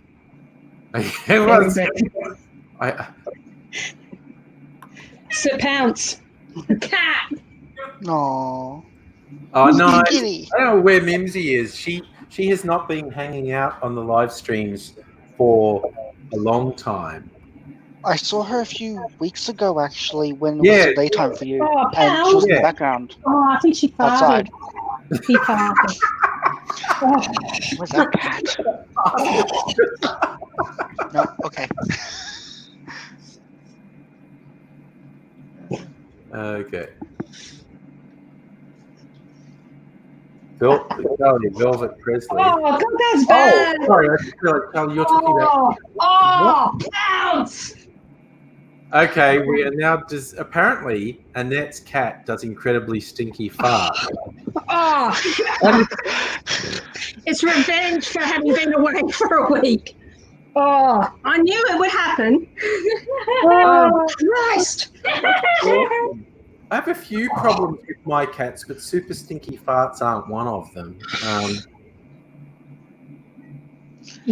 think the cat needs to be checked by a vet for that. Might be a yeah, he doesn't usually do that, but he gets revenge somehow within 24 hours of us coming back from holidays. He always does this. It's not a cat, it's a dog. If our cat really wants revenge, she pisses down the heating vents so we can't clean it up. That's smarter than my cats. Yeah, my cats. It's poo related or bird carcasses. Yeah, I found a dismembered mouse out by the clothesline recently, so that's a good face mask. We bought those for Sydney. Yeah, that makes sense. It don't smoke, so why shouldn't it filter out cat farts? Yeah, that's a good plan. Hey, PBR wants to know where you're flying to. We've still got you there on the helicopter flight plan. I'm out of Mariba, which is just out of Cairns. Actually, this is starting to grow on me now. Sorry. Jamble's supposed to be pretty good, Annette. Yeah, I have a really sweet tooth, and it's not as sweet as I was expecting. Okay. So I'm like, but no, it's growing on me now. If you ever want to hate yourself the next day, just go drink some of this. Okie dokie. Oh, Wild Turkey 101. That's the rye whiskey version, isn't it? I have We're that to sharing bring our for my birthday. tonight. I love it. If that's the rye whiskey version, Loogie, then I've had that and it is good. I've got. I'm probably tomorrow. I'm going to make first video for my cocktail channel. And I won't actually be making a cocktail. I'll just be talking about this ridiculous amount of stuff I've got. How do you build all that up? And it's going a little one bottle at a time, because it took me years to build up all that ridiculous amount of stuff I've got. So unless you're filthy rich, you've got to do it in stages. And I mean, my recommendation, the first thing, you want the basics. You want whiskey, vodka, and gin, and you can make a bunch of stuff if you have that. But of course, if you're going to get whiskey, it's like, well, do you start with a Scotch? Do you start with a bourbon? Do you start with a rye? I happen to have Scotch, bourbon, rye, and Irish whiskey in my collection. Honestly, I'd start out with Canadian. Yeah, well, Canadian's one. That's a good introduction. I'm with you, actually, Luby. I'd actually go Canadian. Okay, enough.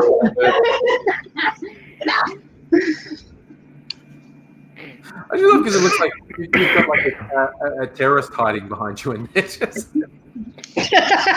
Yeah. Well, that's the cute little kids one. I've got black ones for me and the teenager. Yeah, somewhere. I honestly need one of those where my dog decides to fart in my face when I'm sleeping.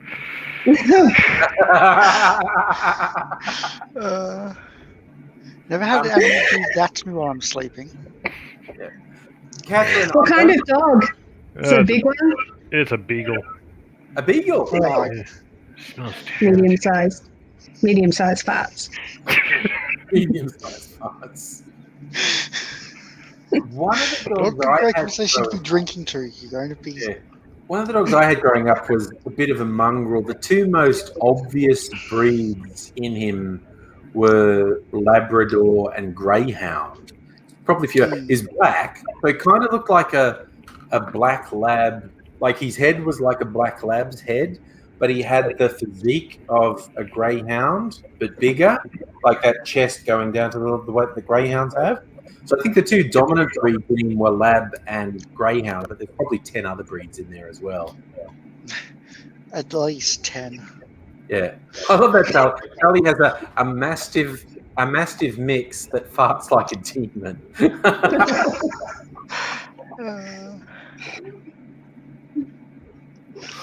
Glee's getting a new desktop next week. Will join us in the future. Nice.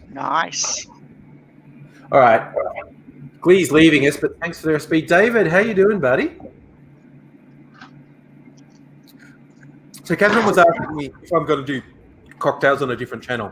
I am going to set up a specific channel for cocktails, but at least the first couple videos I'll put on my main channel and say, hey, these are all going on a new channel that you should go and subscribe to. Because I haven't started a new channel in like 10 years. So I'm very interested to see what happens with starting a new channel. Adele's given up. Your $200 and $300 headphones aren't working. God damn. Okay. Hopefully work it out for another one. Oh, God. Actually, the headphones were working. No. I did hear. But yes, if anyone else wants to join, we've seen so that means we can have up to 6 people. We've got 5 on now. So if anyone else wants to join, let me know and I'll post link. Look, have I got a name? I was literally just going to call it Angry Cocktails, unless anyone can come up with a better name than that. I was going to suggest Angry Cocktails. I've established the Angry brand. I've got another cat. Oh, another cat. This one's Zorro. Zorro. What would you call a drunken Australian? Normal. Just an Australian. I have some kind of term for that. I'll have to ask my friend. Oh, God. David, that's not good. Your mum's sick. That's all. Sorry to hear that, buddy. I hope you're doing okay. Mr. C. Newman, good evening to you. Normally, this is where I've been wrapping up, but honestly, I'm just getting started, I reckon. Oh, it is New Year's Eve. It's New Year's Eve. Let's make it. It's New Year's Eve, and I did get invited to a New Year's Day picnic tomorrow by a good friend, to which I replied, that's a lovely invitation. Thank you. If I regain consciousness at any point on New Year's Day, I will be there. Yeah, just make sure you also put your fun sober enough to function. That'll wake you right up. I know, even conscious is the first thing, you know. If you signed in on the wrong account, I will apparently know who it is if you sign in another account. Fair enough. Oh, okay. The more recent thing with black cats is to name them after one of the characters in Black Panther, like call them T'Challa or something. That's cool. I've noticed. I saw a thread full of people calling them voids. Was like voids. Voids. It was just all black cats. Yeah. Because when they're curled up, they just look like a black hole, a void. That's true. They do. And when they look up at you with their eyes, and that's all you can see, the void is staring at you. When the void stares back at you. Yes. This guess what it is, literally. Yes. I did see a Stella. Stella. Okay. Okay, yeah. Right? Yes, now I do know who it is. Okay, yeah. I saw a funny pic on Imgur of someone, and it was captioned like, I looked for this fucking cat for an hour, and it was just sitting in front of a widescreen TV. It was switched off, so the screen was black, and the cat was just blending into it. I've seen another one of a white fluffy cat on a white fluffy rug. Or was it a dog? No, it was a dog on a white fluffy rug. I just want to be sending out all the positives to David, who's got a rough thing with his mum being sick. Been through it, buddy. We're the supportive family type group here. We're here for you. There's nothing really can save. I feel like you were just pouring that out for me, Annette, actually. That was really like pouring one out for the homies. And I'm like, yeah, all right. Yeah. Well, let's say it was.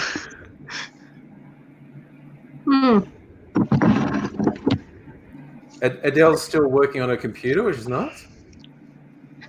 Oh, I was wondering what PBR meant. Yeah, Lugie, it looks like you've got a poster of mine on your wall behind you. Because of the looks like. Angry Aussie logo. My biggest fan. He has posters on the wall. There's an idea for you. Start selling some posters. I'm surprised he hasn't already. We'll change it. There. Now, yeah, Luigi knows I'm a furry and has my persona on the wall. Well, when Luigi moves like that and his head goes behind it, it breaks I know, the that ruins the illusion. Wait, who's this? So we still get on both. Adele. I can hear you. Oh my god! You have no idea the frustration. My iPhone nearly ended up smashed. OP was no help. He just went and attacked a moth that was freaking me out. Didn't help. I feel left out. I need to bring Mimsy in here. I don't know where she is, but OP's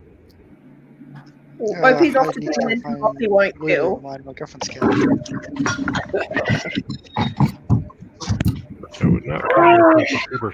Yeah, I'll see if I can find the cat. Black cat. Oh, OP's I'll black be back. too. I may or may not have a cat. Okay, Fox is looking for his cat. Nice. Okay. Zorro was named because he kept leaving the he kept leaving the mark of Zorro on people when he was a kid. A bit scratchy. A little bit.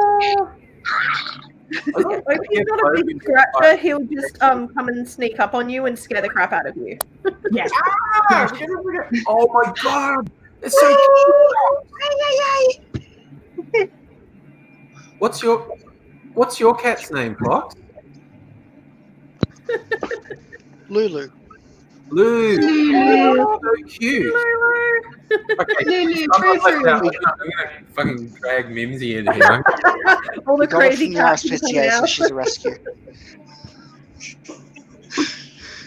Yeah, OP was from a litter of like the mum had been rescued as a stray, and he's nearly 2, and he acts like he's some purebred something or other, and runs the house. What is the shaming? What? Quick. Whatever. I can't find Mimsy. Mrs. Angry's going to try and find Mimsy. He's away. What about the other one? The one that doesn't like you. Kaylee. Okay, get. Kitty bitty. I like that stuff. Child. Crazy cat stream. I've got at least a bit more time. I think I've got to drink that drink quickly. That took me half an hour to drink that drink. The last drink took me 10 minutes to drink, which was a bad idea. I'm still drinking the gin bramble I told you I made at the start of your 2 hours ago. 2 hours ago. All right, take a breather. Think about what to do next. Next time I try to make a cocktail, I might put the. Oh, it's me. You again. Stop bugging me. I'm trying to have grown-up time. Quickly, Mimsy's coming. Mimsy. No, say hello, Mimsy.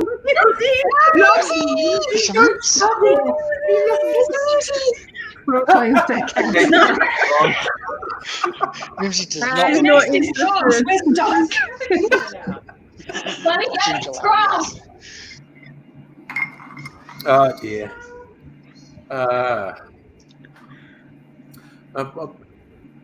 Next time I'm mixing a drink, maybe I'll play the fairy bread video next time I'm mixing a drink.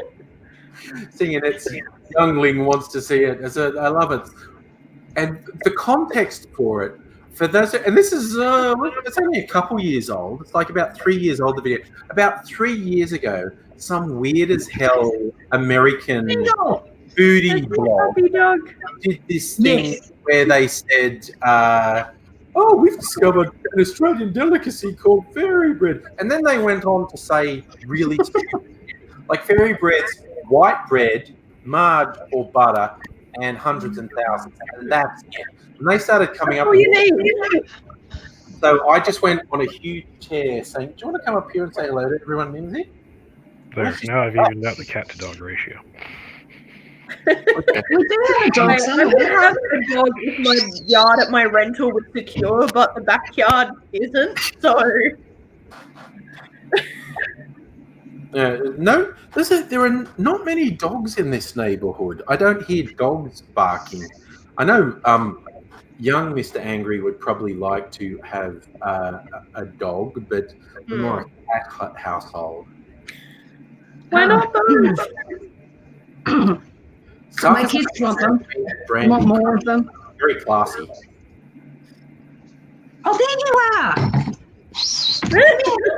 Come on. Sorry. There's a cat, and that went away, and there's a cat there. Look, Mimsy, there's another cat on the screen. There's another cat? Or is that a dog? No, it's a dog. That's a cat. I just saw white fluff flying. This is Scruffle. No. It's cute little dog. That's the sort of dog my son wants, I think, actually. That's the same kind of dog as my older sister has. She's got 2. She's Maltese. Maltese Shih Tzu. And she's a bit sooky because we were away. We only came back yesterday, didn't we? Yes. Yeah, they tend to get a bit sort of miffed if you go away from them for a while. Yeah. She peed on the rug to let me know. She told you. Oh my God, Mimsy's got this thing occasionally where she'll make eye contact with you. She'll go, you know what? And she'll just piss on the floor in front of you. Eye contact. What is that? Oh, what the heck? It's just like, yeah, I know I've got a little tray out there, but I'm just looking at you. And it's just like, shit of a cat? What's that about? She doesn't do it often, but every now and then I'm like, you're making eye contact with me while doing something that you know I don't, you bloody thing. I find that like female cats are that bit more like they mess with you more than male cats in my experience. My male cat had to be much more chill. Yeah. And when I was growing up, we always had a cat that, and no matter which, we had one ginger cat when I was very young that we called Lord Ben, which was named after a racehorse. But then we would just like adopt strays and call them Fred. Every cat we had was called Fred. They're just strays and we call them Fred. We had a Cocker Spaniel that we called Prince. And then there was this big black lab, fucking greyhound, 10 different other dog mix that we called Jake. So it was just, we had a cockatoo, a white cockatoo, which we called Cocky, and imaginative. Yeah, I know, right? But it was a really good talk. The Safas are talking about having had 3 dogs and a cat. I think your cat probably wasn't happy, Safa. 3 dogs and a cat. I don't think cats like that sort of arrangement. We started off reviewing the years. Yeah. And descended into pet talk. Bored doing that. Look, 2011 was an amazing year. I just looked up the big stories from 2011. There was the massive earthquake and tsunami in Japan. US forces killed Osama bin Laden. The military overthrew the Egyptian president Hosni Mubarak. The Arab Spring basically happened. It started in Tunisia. That all happened in the same year? Muammar Gaddafi was killed. Wills got married to Kate Middleton. Steve Jobs died. And Kim Jong-il died. That was a pretty big year. Those were pretty big stories. That was all 2011. That was all 2011. It was so long ago that I don't remember it. I know. I could swear some of those were a couple of years apart. Really? Did that happen? So since you mentioned Egypt, I'm just going to casually reach over and grab a book that I've just started reading. Yeah. From someone who managed to piss off everyone on Q&A. Well, all the fragile white men, we'll call them. No. But I've read the first chapter and got so angry at the patriarchy, I had to put it down to walk away and calm down. But it's so good. So definitely recommend. If you've been interested, I went to my local bookshop and got it. So I started following Mona after that Q&A thing. She's friggin' awesome. She's hilarious. She's so on point. No, You need a stylist, though. I'm sorry that the outfit she wore, that would no. It was just red from head to toe. No.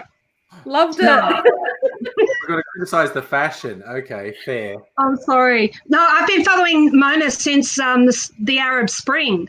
Since, yeah. And I was like, okay, yes, I know what you think. But not that outfit. No. Even-handed in it. Good with the politics, no with the fashion. Yes. We can separate these things. We can. Yeah, good brain, bad fashion sense. Bit of controversy. Stella loved the outfit. There you go. Yeah, so. I'm with Stella. Controversy. There we go. So chill out on the ABC. It looked like 1994 from Glebe Markets. Ow! I was born in 91. I don't know what I was 24, but she's not 24 and neither am I. I love it. Fantastic. Hey, this will blow your mind. The movies that came out in 2011. We talked about 2010. Oh yeah. 2011 was The Help, one of those movies where I haven't seen it. It's one of those movies where white people solve racism. Super 8. That was an interesting one. I've got that one on disc. Who saw that? It was like about kids who making their own movies with a Super 8 camera. That's like a Steven Spielberg film. Yeah. And they end up recording this weird alien shit while they're making their amateur movie. That's pretty wild. I like Stella's coming back with shots fired about the outfit.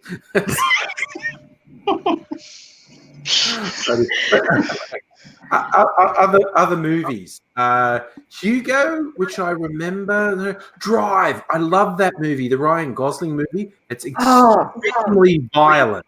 It's extremely violent, but I remember that. What else came out? Hannah, which was a weird one about this little girl who'd been trained to be a super killer. Bridesmaids, which was pretty goddamn funny. Did anyone see Tintin? Did anyone see the live-action Tintin movie? My kids did. They loved it. I thought, yeah. It was okay. The last Harry Potter film came out in 2011. Really? That long ago? Yeah, that was the last Harry Potter film was 2011. Because it's the same year I moved out of Melbourne again. Yeah. That's how I know. Okay. I remember. That's when I moved back to Adelaide. Oh, Nug's big thing for the movie Drive was it introduced him to synthwave music. Nice. Oh, that's right. Jar Jar Abrams directed Super 8. Steven Spielberg produced Super 8. What else came out? Midnight in Paris, Woody Allen film. The first Thor movie came out in 2011. Thor movies were okay until Thor Ragnarok, which was fucking brilliant. But Moneyball came out that's a Brad Pitt film, came out in 2011. Rango, the animated thing with Johnny Depp being a chameleon. And that was pretty good. Oh, God, there was an X-Men First Class, which was pretty ordinary. Yeah. Girl with a Dragon Tattoo is pretty ordinary. The Descendants, George Clooney. No, I love the tattoo girl. Yeah? Have you seen the Swedish ones, though? Because they're much better. I've seen both. Yeah. Oh, yeah. Yeah, I do like the Swedish one better. But I still, any dragon tattoo girl thing is good by me. Yeah. They're okay, of course. Captain America? Was it the first Avenger? Which one? Yeah, the first Captain America film. Sucker Punch. I reckon that's a really underrated film, Sucker Punch. Really good movie. I heard so much bad things about it that I never got to see it. It is but, didn't bother. It's interesting. They really play with some ideas. Like the film literally is telling the story on 3 different levels. Yeah. And look, it's not the greatest film of all time, but I think it was underrated. Oh, God, Green Lantern. The terrible Green Lantern film with Ryan, what's his name, came out. Ryan Reynolds, yes. I loved in Deadpool 2 how he went back in time and shot Ryan Reynolds in the head before he could make Green Lantern. Actually, even in the first one, he was making references to that and making fun of it. Yeah, he went back and he shot the really bad Deadpool from the Wolverine origin movie, and which was also played by Ryan Reynolds, which is hilarious. So he shot the bad Deadpool in the head, and then just sort of stuck his head out to Wolverine and said, "Yep, sorry, you'll thank me." And then he actually shoots Ryan Reynolds in the head while he's reading the Green Lantern scripts.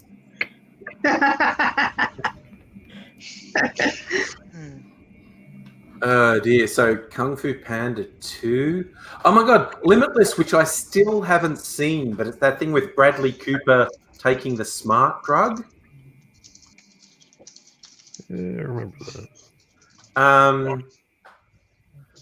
that. Source Code, which I have seen, which is kind of okay.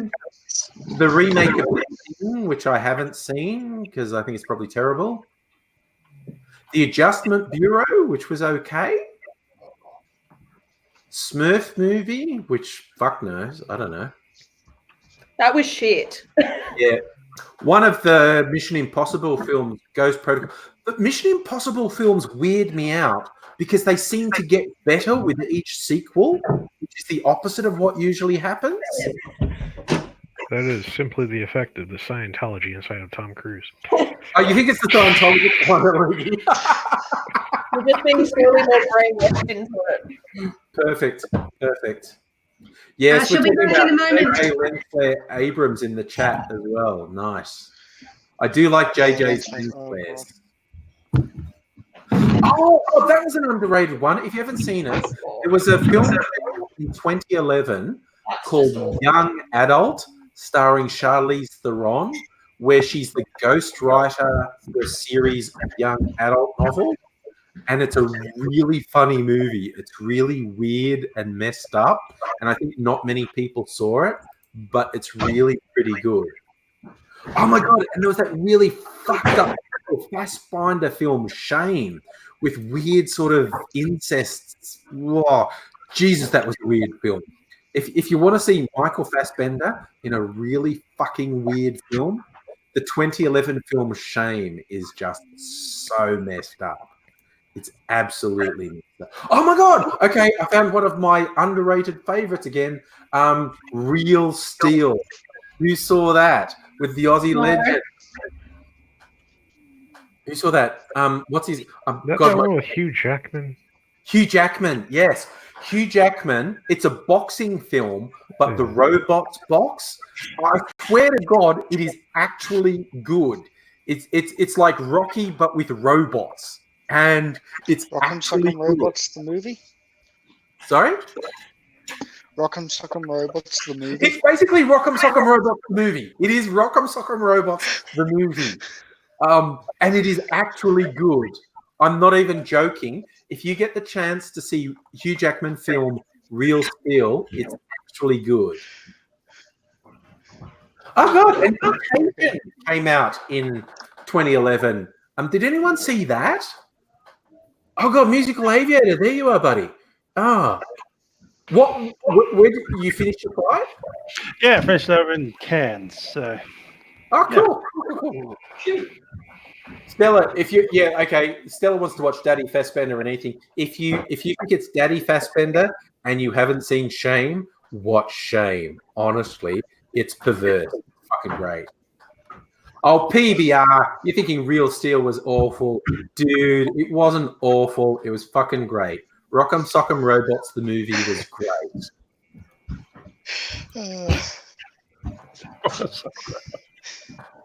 It's Rocky with robots, basically. It's Rocky with robots. And it's great. Rocky with robots? Yes. Hugh Jackman in Real Steel. It's basically Rocky with robots. It's fucking great. It is really good. Okay, forget the news. The news is boring. Okay, we're all drinking now. My drink's empty. Okay, I haven't had a drink for a while. I think I can have another drink. I'm just throwing it out there. Okay, I'm gonna do a movie themed drink. One of these movies is going to inspire me to make a drink. We're up to 2012. Looper came out. Looper was kind of okay. That was a time travel one. Actually, even better. Make a drink based on the movie 2012. Yeah. Lincoln with what's his face, the super serious actor, Daniel Day-Lewis.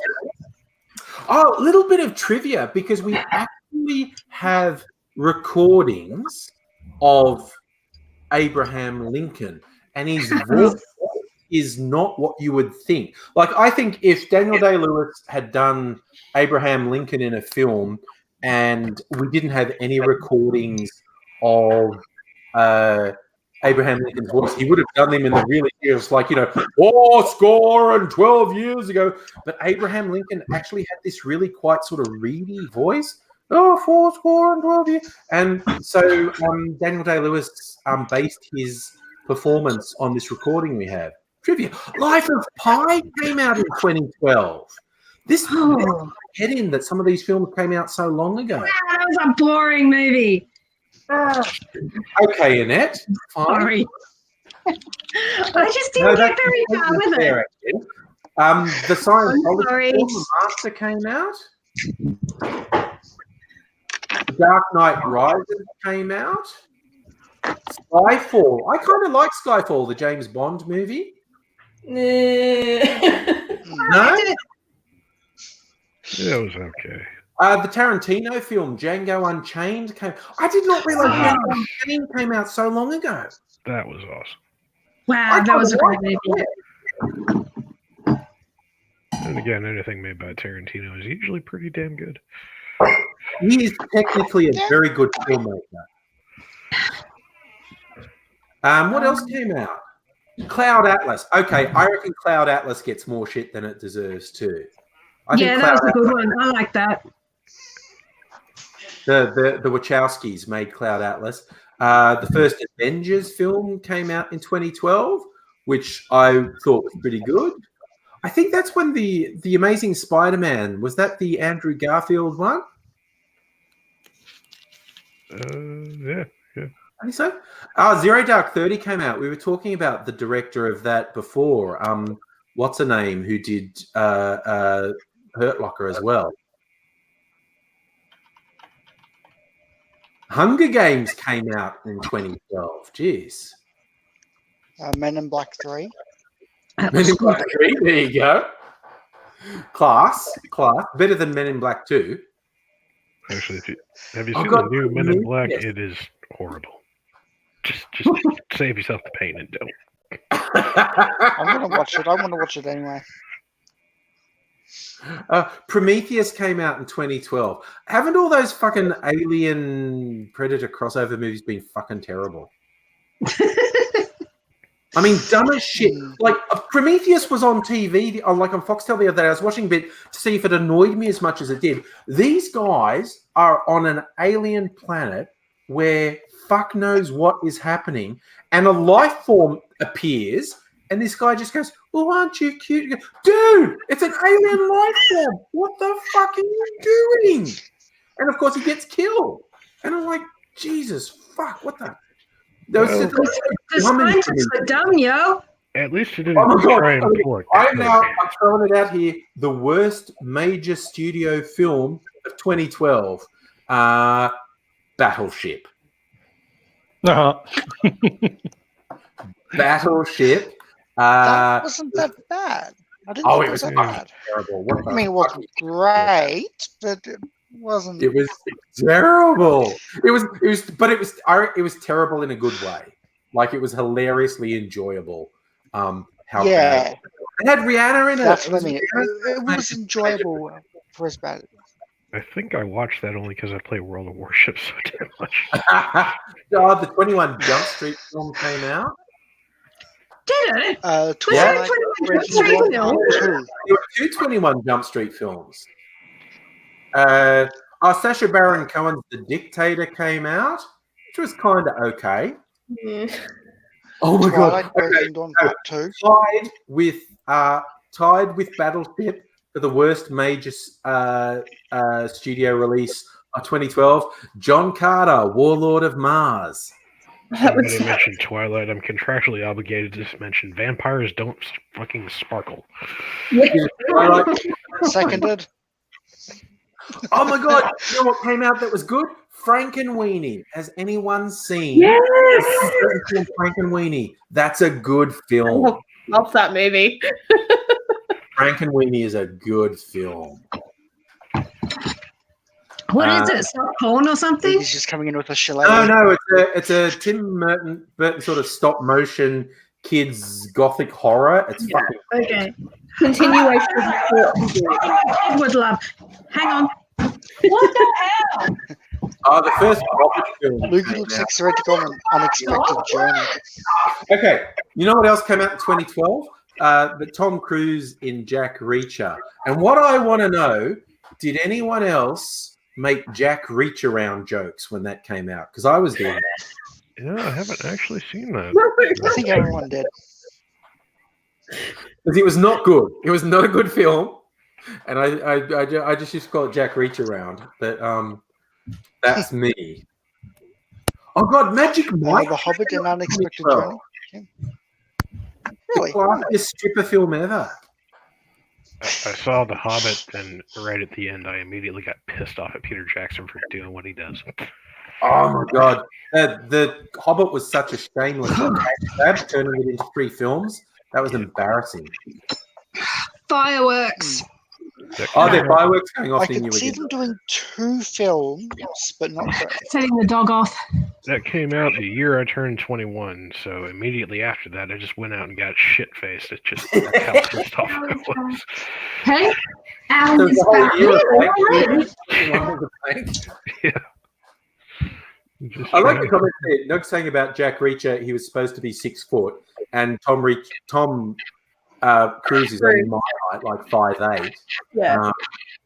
And I agree with PBR. Ben Affleck would have been a better Jack Reacher than Tom Cruise. Yeah. Really? Tom Cruise is 5'8"? Yeah, he's tiny. I mean, I'm about 5'8", so. But really? No, he's fucking tiny. Oh. He always stands on boxes and he's Angry. Here's one for you to make your cocktail too angry. Madagascar 3. Oh. Sorry, what was that? Madagascar 3. A Madagascar 3 because that came out in 2012. Well, it was the highest grossing film, one of them. The 8th highest. But what sort of cocktail are we going to make out of Madagascar? There was a giraffe in town. Can you do something with that? Brazil, right? I've got Brazil. Madagascar, no. Russia. Madagascar's off the coast of Africa. Yeah, okay. Yeah. I'm thick as shit. Madagascar is nowhere. That was so embarrassingly wrong. I'm studying geology, not geography. So wrong. Oh my god. Who the fuck said Madagascar in South America? Jesus. You did. I did. Fucking hell. Jesus. That was bad. I say it's continental drift. I don't know where it is because I looked it up because of the movie. Yeah, no, but still. Oh, that's so embarrassing. Stella was talking about Tom Cruise is only 5'8" if he's wearing heels because Nicole Kidman used to tower over him. Has anyone seen the photo of Nicole Kidman walking out of the lawyer's office when she signed the divorce papers? Fucking great. She's just going, yes!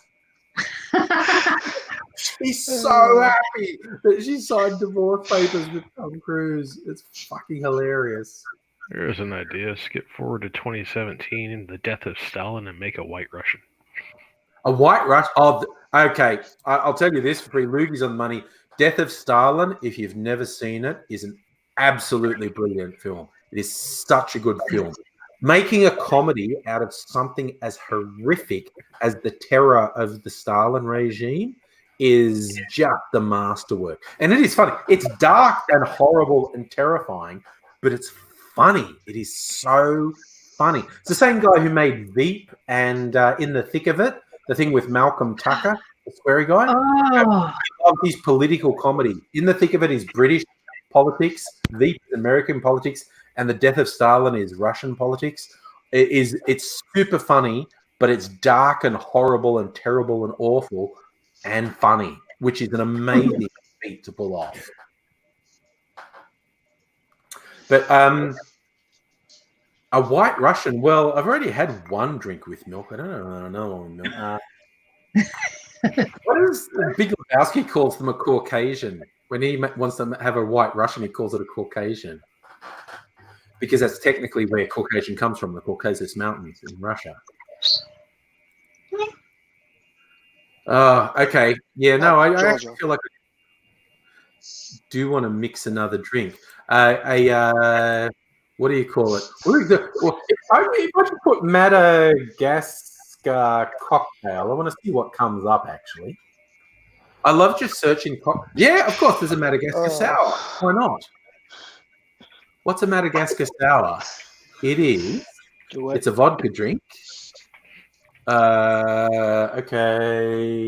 Website wants. Okay. It's rum, lime juice, vanilla liqueur.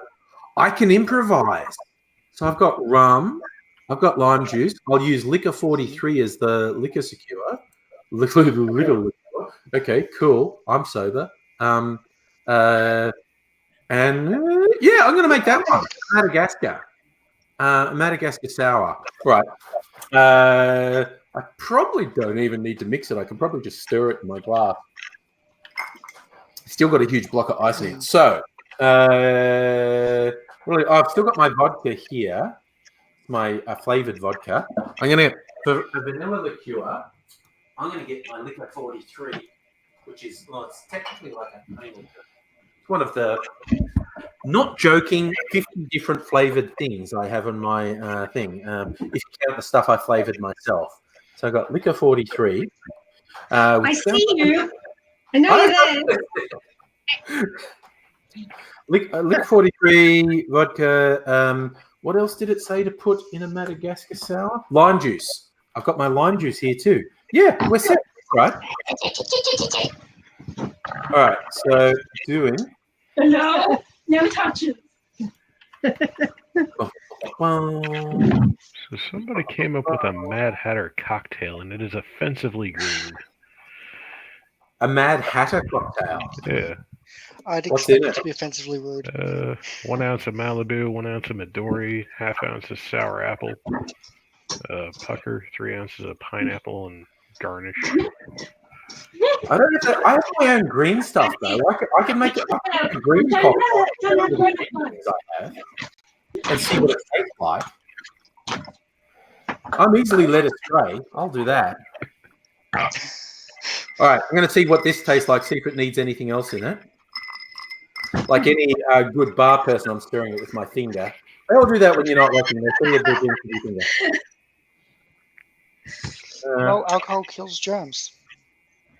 Yep, Bar staff always have really clean hands because they're always getting them in your drinks. Ugh. Okay, no, that's good. What's in it again? Hang on. What? No! Fuck. This has vodka, and it's my flavored vodka. This is I've dissolved cherry caramel rock candy in here, so it's a little bit green. The recipe said vanilla liqueur, and I don't technically have a vanilla liqueur, but Liquor 43 is like a honey vanilla liqueur, so I thought that counted. And lime juice. So it was like vodka, vanilla, and lime juice. So that's what this is. A Madagascar sour. Safa, the Caucasus are in Georgia. Yeah, but Russia thinks they own Georgia. Honestly, dude. Yes, I know. I know it's fireworks. We're up to 2013 with movies. You can guess what came out in 2013. Man of Steel, which I honestly reckon is okay. A lot of people shit on Man of Steel as a Superman movie, but I honestly reckon it's okay. What does everyone else think? Henry Cavill as Superman. Adele's a big no. I like Henry Cavill. I just don't like the movie. I think everyone likes Henry Cavill as Witcher. Soapy. It was or something. It was very. It was not what I was expecting. Yeah. And it was less action, more emotion, or something. Star Trek Into Golden Beautiful versus actual superhero. Yeah. Yes. A lot of hardcore Trekkies hate the new Star Trek movies, but I have to admit I kind of like them. And Into Darkness with Benedict Cumberbatch being the bad guy. And I thought Benedict Cumberbatch was really good as the bad guy. It's a bit weird that you call a character called Khan Noonan Singh is a white dude. But, you know, whatever. They should have just called it Star Trek Into Lens Flare. Yeah, no, he really does do lens flares pretty big. JJ Lens really does. But I kind of liked it. 12 Years a Slave, which I think got the Academy Award for Best Film. Oh my God, Pacific Rim came out in 2013. The best giant robot fighting monster film ever.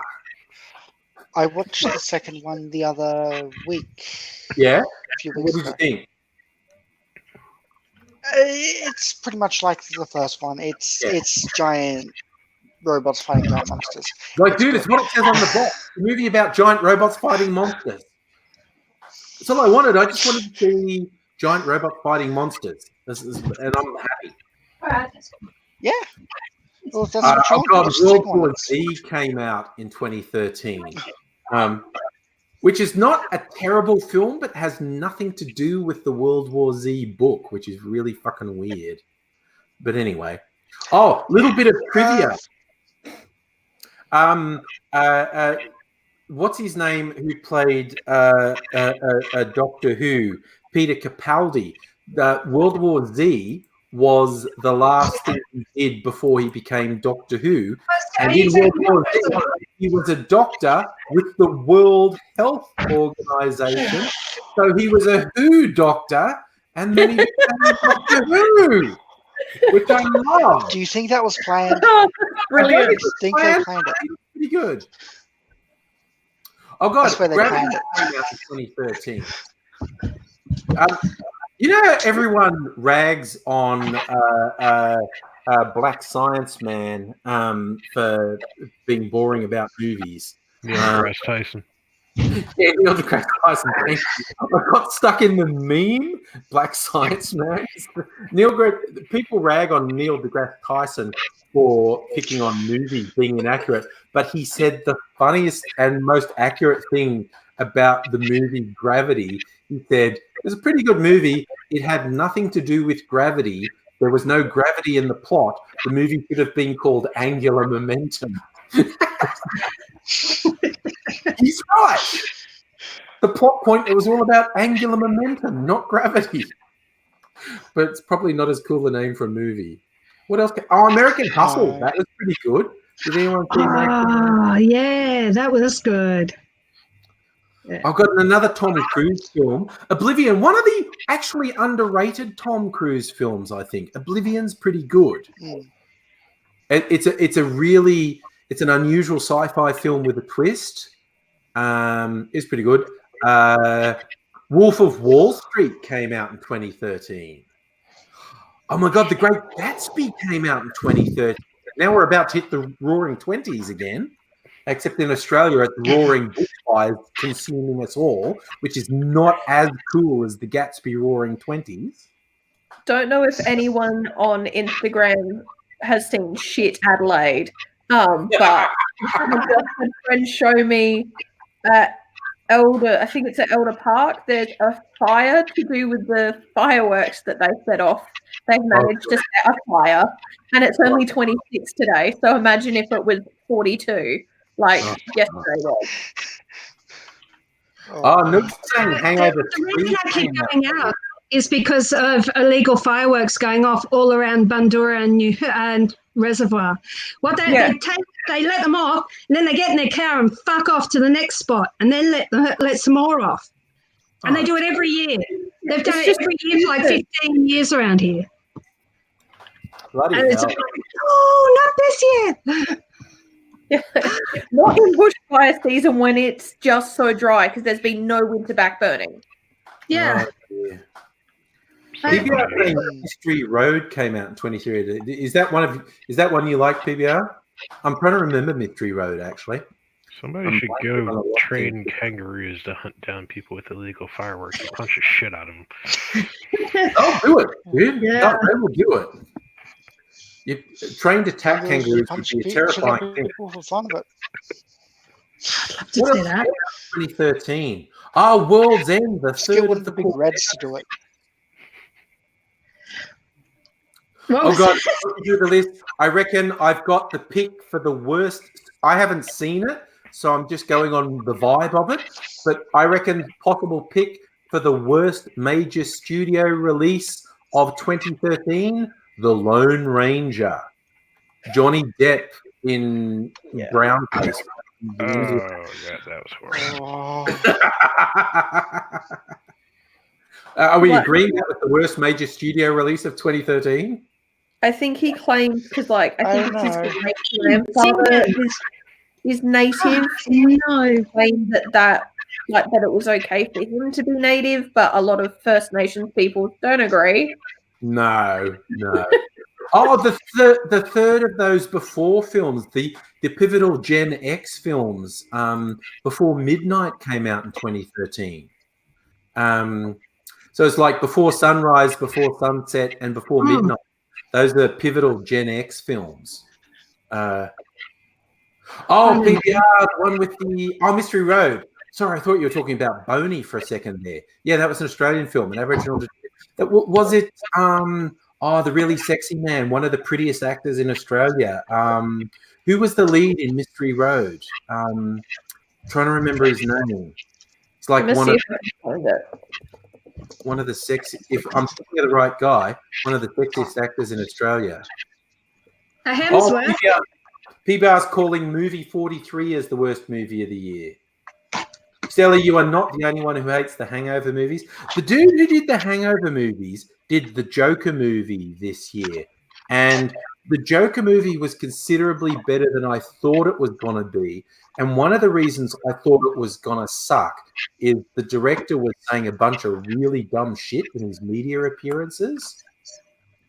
One of the things he said, he got the shits by Hangover 3, he had some really bad faith jokes in the script that the actor refused to say. They went, no fucking way, dude. I am not saying that. And he's going, oh, they're too politically correct. So I don't know what the joke was, but he had some joke that was so extreme the actor just went, yeah, no, fuck off. I'm not saying that. So leave it up to your imagination what it was he said. Monsters University came out in 20. Oh, okay. For any fans, and everyone should be a fan of Oscar Isaac, Inside Llewellyn Davis came out in 2013. It was not very widely seen, but it was. Aaron Peterson, PBR. Yes, PBR, Aaron Peterson. That's who I thought it was. I just found it after he did. sorry, I'm just throwing it out here. Angry's going all homoerotic. Aaron Pedersen is one of the sexiest Australian actors. You can go homoerotic too. That's what I heard too. Yeah. Aaron Pedersen is a very sexy man. What else came in 2030? Oh God, Captain Phillips. I'm the captain now. It's like no one remembers the film, but everyone remembers I'm the captain now.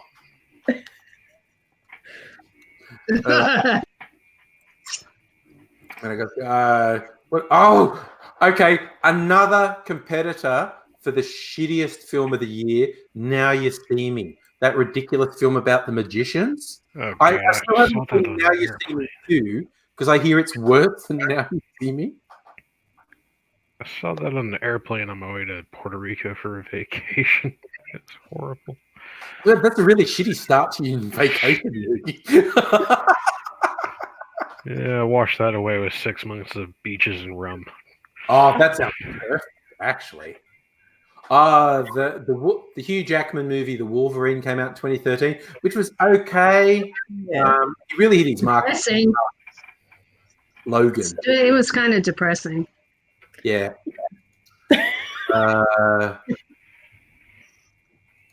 Yeah, I don't think there were any other great films came out in 2013, really. Another Thor film came out in 2013. Oh, another fucking failed Die Hard fucking sequel came out in 2013. So when they tried playing Junior, like they could hand over the fucking franchise to someone no one cared about. Can't have Die Hard without Bruce Willis. It don't work. Yeah. No. There was a couple times they did that. They tried to hand off franchises. Like they tried to do it with Indiana Jones. And like, no one gives a fuck, man. If it's not Harrison Ford, if it's not Bruce Willis, we actually don't care. It only really works. Okay, underrated movie from 2013, Stoker with Nicole Kidman and Mia Wachowski. Or how do you pronounce the name? Don't know if I'm saying that right. This is fun, looking up old movies and you forget how long they've been. Oh, the first Purge movie came out in 2013. Wow. I hate that series so much. Yeah, I actually watched. There's a Amazon Prime TV series of The Purge, and I actually only watched the first episode of that the other day, and I was kind of okay with it. I'm going to watch a bit more. I just watched the first episode, and it's okay. I'm going to watch a little bit more. Have you watched of Indiana Jones and the Crystal Skull because it was such a bad movie. Such a bad movie. That movie would have been okay if it was not Indiana Jones. If it was just that's a good call. Movie, might have been a good movie. That's a good call. But being it didn't work in that franchise. Indiana Jones movie, no. Even Kate Blanchett said that was a horrible movie. Yeah, and she wishes she'd never done it because the accent she had to do was horrible as well. Kate Blanchett says it's bad. She was goddess. Sarther's doing a bold call and saying Thor: The Dark World was the worst. It's the worst Thor movie, and it's probably the worst Marvel movie. Thor: The Dark World is not great. It has a few good bits in it, but I think it's a bold call to say it was the worst movie of 2013. Okay, 2014. What came out in 2014? Grand Budapest Hotel. I like that. Who saw the Grand Budapest Hotel? Yeah. I like that. I thought that was pretty good. Ralph Fiennes in the Grand Budapest Hotel. He was great. He was hilarious. I did like that. The Lego Movie. The Lego Movie about times better than I thought it would be. Everything is awesome. Everything is cool. I've got like a digital thing on my phone, but and the thing I loved, like my kids were still young enough to be an excuse to sing it constantly for like 2 months, constantly. But when everything is awesome, it was so cute. All these little kids who were watching it just ran up to the front of the cinema and were dancing under the screen. It was the cutest thing ever. Oh, that is cute.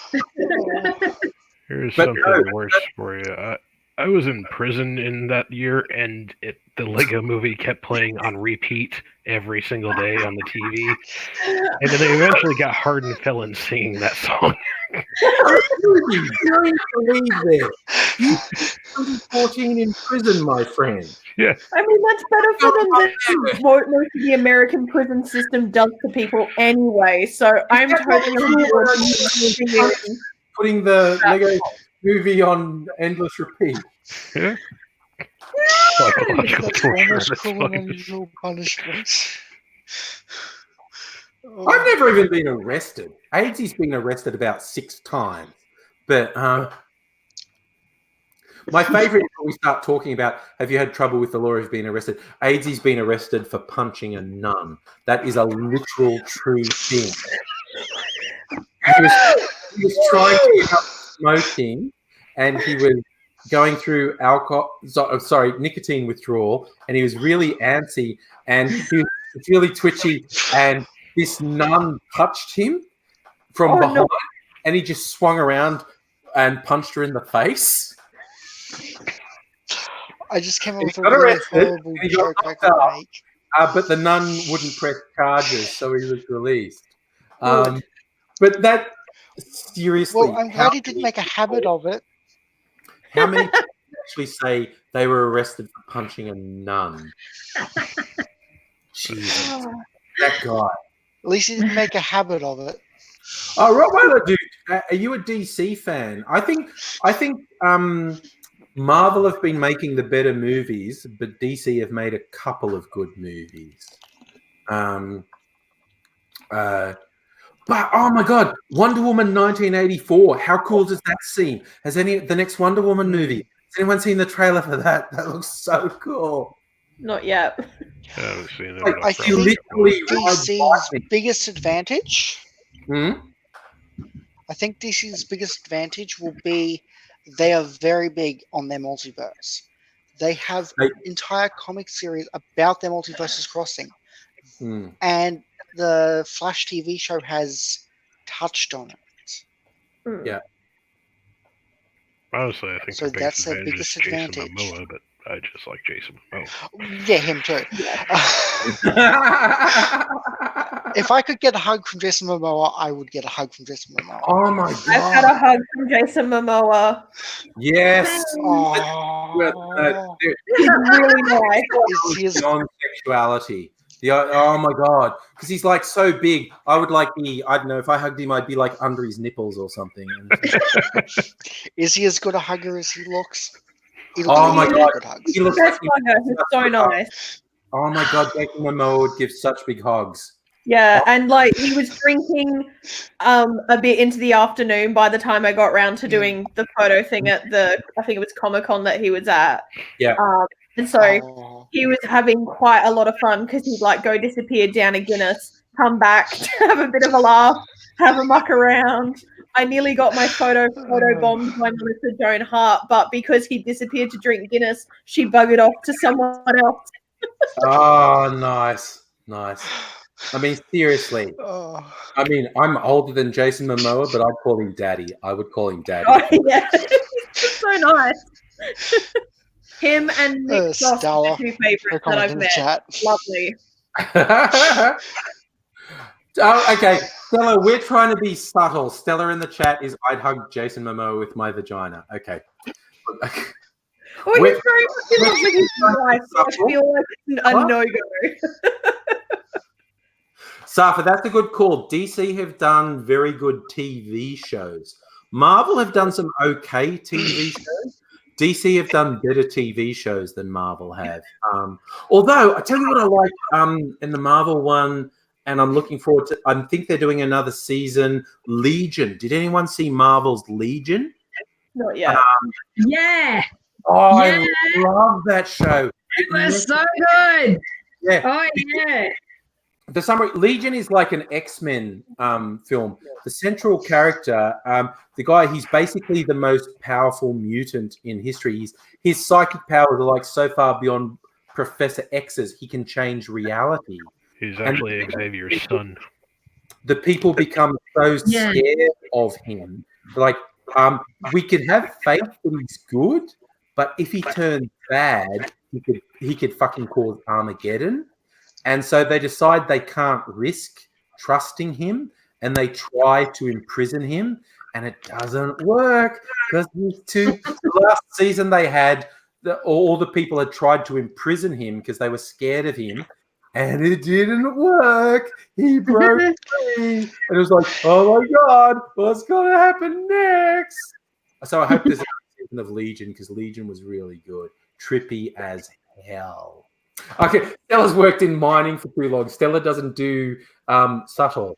I personally, I'm just picturing for the moment. I would like Jason Momoa's facial reaction to Stella just saying to him. We're all saying.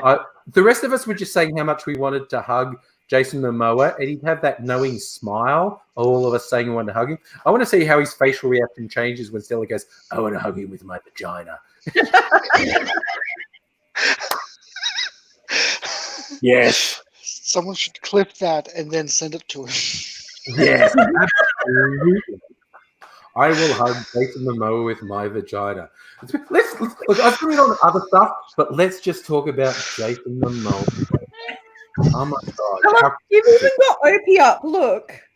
There was one thing I loved in the lead up to, like when he came out, when he was going to be Aquaman in the DC universe, at one of the press junkets he was doing, some journalist is like, Jason, you have to throw the stuff in the water. Are you a very good swimmer, or were you worried about it? Can you swim? And Jason Momoa just looks at him like, dude, I'm Hawaiian. Can you not ask stupid questions? I'm a fucking Hawaiian. I remember one of the other press things, I think it was for the premiere release. Jason Momoa and a whole bunch of the cast and his daughters did the haka. Yeah. Oh, Jason, he got introduced to the haka by the new, because he's a Pacific Islander, so he's formed bond with Maoris. Jason Momoa doing a haka is so fucking cool. And mind you, for those who told me to put your hands to my face, it's because I was looking at the chat and Stella just went, you wouldn't see his face. Stella, oh my god. I mean, yes, okay, I get it. Oh my god, Stella, you're so bad. I know who you are. Stella's thirsty. That's hey, Stella, have a glass of water. That is so far beyond thirst. I know. I'm going to talk about something else, but now let's just talk about Jason Momoa thirst again. It's just like, who else do we? For God's sake, honestly, what is that? I just reckon he would just have a knowing grin. At this point, yeah, Jason Momoa would just have a knowing grin because he just knows. There was like that meme from a couple of years ago of Jason Momoa's going to some public thing, and he's got bodyguards, and the bodyguards are only about 3/4 of his height. And the caption I've seen that. was, this looks like Jason Momoa's bodyguards are the mini bosses that you have to defeat before you can face Jason Momoa as the major boss. Yeah, I've seen people comment on the picture saying, what are they protecting him from? Isn't he married? Protecting him from Isn't bad he married to that witch woman from the Cosby Show? Sorry, what was that, Annette? Isn't Jason Momoa married to the witch woman from the Cosby Show? Probably. Lisa Bonet something? No, but the fact that he's married and an horrible man, is going to stop us the thirst? No. Yeah. No, Stella is not stopping. She says she's naughty. Jason can punish her, and his bodyguards are protecting Jason from her. Stella? Okay. From the witch woman, from the voodoo witch lady. Thought of that? Lisa Bonet is his wife, yes. Oh my god, Lisa Bonet. Oh, yeah. And he was a fanboy of hers before he met her. Yeah. Lisa Bonet would keep him in order, I think. Yeah. Yeah. Look, I keep thinking I'm going to go for another topic. do we really want to stop talking with our Jason Momoa thirst? I mean, I think we could keep this going for Jason Momoa thirst could keep us going for a couple of hours. Well, ever since this conversation started, my cat started going batshit. So Yeah, Adele, your cat's got Jason. Well, apparently Stella isn't picky. Stella isn't picky. Saying Lisa Bonet was formerly married to Lenny Kravitz. Well, okay, Lisa Bonet wore out Lenny Kravitz, and then she decided to take control of Jason Momoa. Lisa Bonet is unstoppable. Oh, and Stella's going to have Lisa Bonet too. Okay, Stella, you're sad. That's the spirit. Yeah, that's the spirit. Looking at a picture of Lisa Bonet, I agree, Stella. Lisa Bonet, she rose to fame in the Cosby Show. Yeah, PBR. That's exactly where I was going. Lisa Bonet was in Angel Heart with Mickey Rourke. That's where she tried to throw off the Cosby Show thing. Oh God, she's good. Lisa Bonet is very good. That was a weird film from like the 90s. That's actually weird, from like 1989. Yeah. And Robert De Niro as the devil.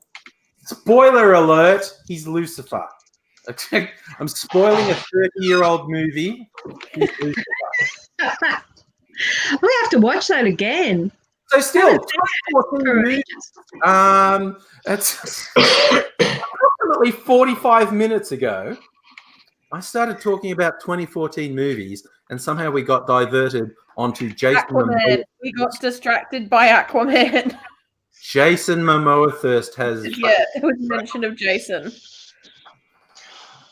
Oh, God damn. Let's move on to a possible I love that. 2014 movies. But she's still going to rope Lisa. That's brilliant. That's brilliant. Bye. Okay. Gladiator dipped out. So other 2014 movies. Oh, Boyhood. Okay. Did anyone see Boyhood? That was a film that actually took 15 years to make. It tracked and I missed it from being a kid to being a young adult, and they didn't do artificial aging. They actually filmed it years apart. I'm going to try and get the synopsis up. Oh, wow. That sounds really cool. It is really cool. I'm going to get the synopsis of Boyhood. It's a coming-of-age film. Richard Linklater. Gen X people should know Richard Linklater. It's got Patricia Arquette, Ethan Hawke, and this kid. It was filmed between 2001 and 2013. They showed this kid growing up from 2001. It's fucking amazing that they had the patience to do that. It's fucking amazing. Wow. If you haven't seen Boyhood, see it. It's really good. It's really good. So Boyhood came out in 2014, as did Gone Girl, which I still haven't seen. Captain America, The Winter Soldier, which is probably the best Captain America film. That's pretty good. Birdman, which was a weird one, which I liked. Oh, fuck it. Okay, possibly my favorite film from 2014, Whiplash, about jazz music and drummer. That is a weird, intense film. If you haven't seen it, Whiplash, the 2014 film, fucking hell, that's good. American Sniper, thick, fucked up propaganda film. Guardians of the Galaxy, pretty cool. Yes. X-Men, Days of Future Past is kind of cool because Hugh Jackman gets to do a bunch of stuff in it. What else can? Another Hobbit film. Fuck that Hobbit films. Oh, Nightcrawler with Jake Gyllenhaal. Okay, it's very close for me. The two best films of 2014. It's very close between Whiplash and Nightcrawler with Jake Gyllenhaal. Probably Whiplash, just very bit of Nightcrawler, but Nightcrawler. Any of these? What was I doing in 2014? I didn't see any of these. You didn't see anything, Adele? So Annette, you 2014 was a write-off for you. That's okay. Okay, Defensive Wounds. Pacific Rim was 2013. I did rave. I love Pacific Rim. Oh my God, best kids film 2014. Big Hero 6. That is such a good film. So good. Yeah. So good. Saw that one. Jesus, Interstellar came out in 2014. Interstellar was very good. Maleficent. Oh my god! Okay, here we go. Worst major studio release for 2014. I'm throwing it out there. Exodus, Gods and Kings. Yeah. Oh my god, that was bad. That was so bad I didn't even bother to watch it. Oh my god! I watched it when it was like on the cable TV. What was I doing in 2014? And Mrs. Angry was saying to me, "Why the fuck are you watching this?" I'm going, "I need to know that it's as bad as I think it is." And she's going, "But you think it's going to be bad? Why are you watching a film that you think is going to be bad?" Like, I need to know it's as bad as I think it's going to be. And that's why. It's terrible. Because you might I've be grown up wrong. on that shit now, so. Catherine saying you normally go to the movies on New Year's Eve. That's actually an interesting thing to do on New Year's Eve, I think. Yeah, I want to go see Little Women. Oh, last Saturday night, date night with Mrs. Angry, Jojo Rabbit, Taika Waititi's new film. Fuck, see it. Jojo Rabbit, so good. One of the best filmmakers going around at the moment. Annette? Silly boy from New Zealand. Yes. Yeah. He's like the greatest New Zealand filmmaker. He is. His first feature film, Boy, was the biggest New Zealand film that year. He keeps setting new records in New Zealand with his films. Hunt for the Wilder People, What We Do in the Shadows, Thor Ragnarok. And he's such a nice... Just look up what Taika Waititi videos on YouTube. When he gives talks, when he does interviews, Taika Waititi is just the best person ever. I'm going to throw out... Okay, we were doing Jason Momoa first. I want to do Taika Waititi first at the moment. Taika Waititi is just... He's so sweet. He's so sweet. I want one. I want to keep him in the garden. Absolutely. He was the writer-director of Thor Ragnarok, and he played the rock creature as well. And he talks. He's like a Mary Bouncer in a nightclub, and that was when I talk about in Taika Waititi interviews when they say, "What's the character for your like rock monster in Thor Ragnarok?" And he goes, "Oh, he's just like these Mary Bouncers in nightclubs, and they're like 7 feet tall and 5 feet across at the shoulders, and they never have to hurt anyone because." You would never go against any, like they don't have to say you're not getting into this nightclub because I'll beat you up. They'll just stand there and say in this nice voice, "Oh, I don't think this is for you tonight, sir." And because it's giant rock. It was just the funniest thing. Thor Ragnarok is like one of my favorite Marvel movies. It is so fun. That character was one of my favorite ones. Yeah. My kids absolutely adore that movie. Yeah, it is so good. And Chris Hemsworth is such a good comedic actor. In that Ghostbusters movie, it's like, give Chris Hemsworth more comedies because he's really funny. He's a really good comedic actor. But America doesn't like to put traditionally handsome actors into comedy roles.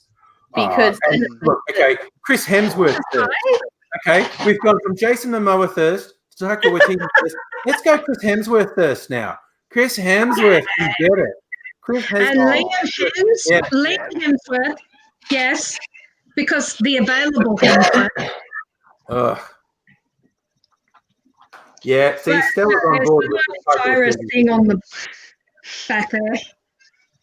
And yes, okay, Chris Hemsworth is buff and super tough and whatnot, and they did it very funny in the Marvel movies where he ended up on the Guardians of the Galaxy ship, and Star-Lord was really insecure around him, and the rest of the Guardians of the Galaxy were basically worshipping Thor, and but it was so funny. Chris Hemsworth is such a good comedic actor. I love him so much. So I love him. Yes, Stella. Chris Hemsworth was so funny in the Ghostbusters movie, just being such a bimbo. Yeah. He was so good. Taking the glasses out of the glass out of his glasses so they wouldn't get dirty. best line. And just showing, like, there's no ego for Chris Hemsworth to be such a bimbo. There's no ego in him. There's no ego. He was just such a bimbo in the Ghostbusters movie. He was hilarious. No, it's so good to see like the traditionally handsome blonde male be treated as the bimbo versus the counter that is so often the stereotype. And the female Ghostbusters was so funny. I've forgotten her name, but the one, like, you've got the one who was basically drooling over him in the job interview. Yes. Oh, so good. I fucking love that Ghostbusters movie. It was so good. Yeah, it wasn't as bad as everyone was saying it was going to be. Yeah, but look at who was saying it was going to be bad. Fucking people who, they're not even being honest. They're just being fuckheads.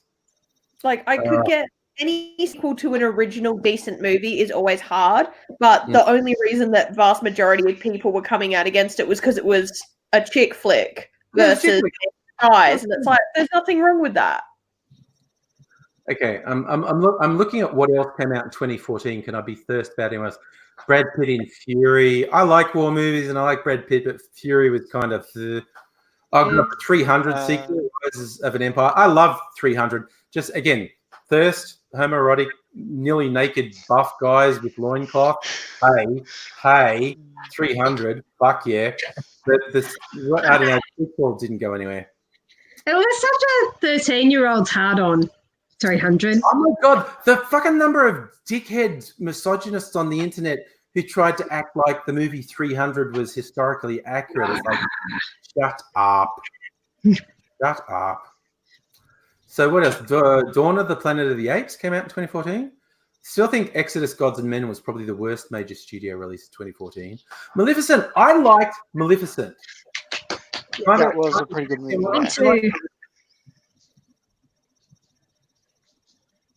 I like. Plus, there's Angelina Jolie in it. So Angelina Jolie, yes.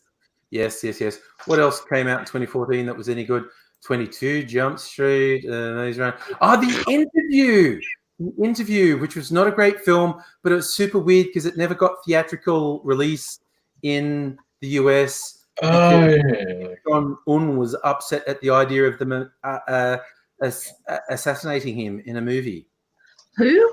The day after he said that. Yeah, it's all about interviewing the leader of North Korea and being employed by the CIA to kill him. Okay. Like the day after North Korea made that announcement, they put it out online and just made it openly available for people to download everywhere. Yeah. But it got theatrical release in Australia, but no one in Australia cared. Yes, Stella, 300, yes. The Sucker Punch, it was Zack Snyder. Zack Snyder directed 300 and Sucker Punch and some of the DC stuff. I remember, okay, here's a little embarrassing bit of history, angry history from, I don't know how many years ago. I did a live stream where I got super fucking drunk, unlike tonight, for instance. Got super fucking drunk.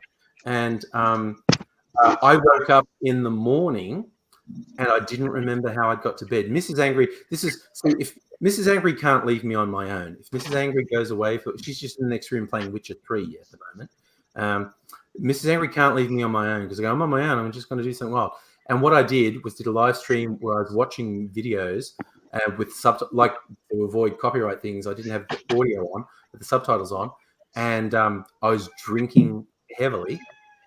And I was saying things like, while watching 300, I was saying things like, well, if liking films with half-naked men oiled up is gay, I don't want to be straight.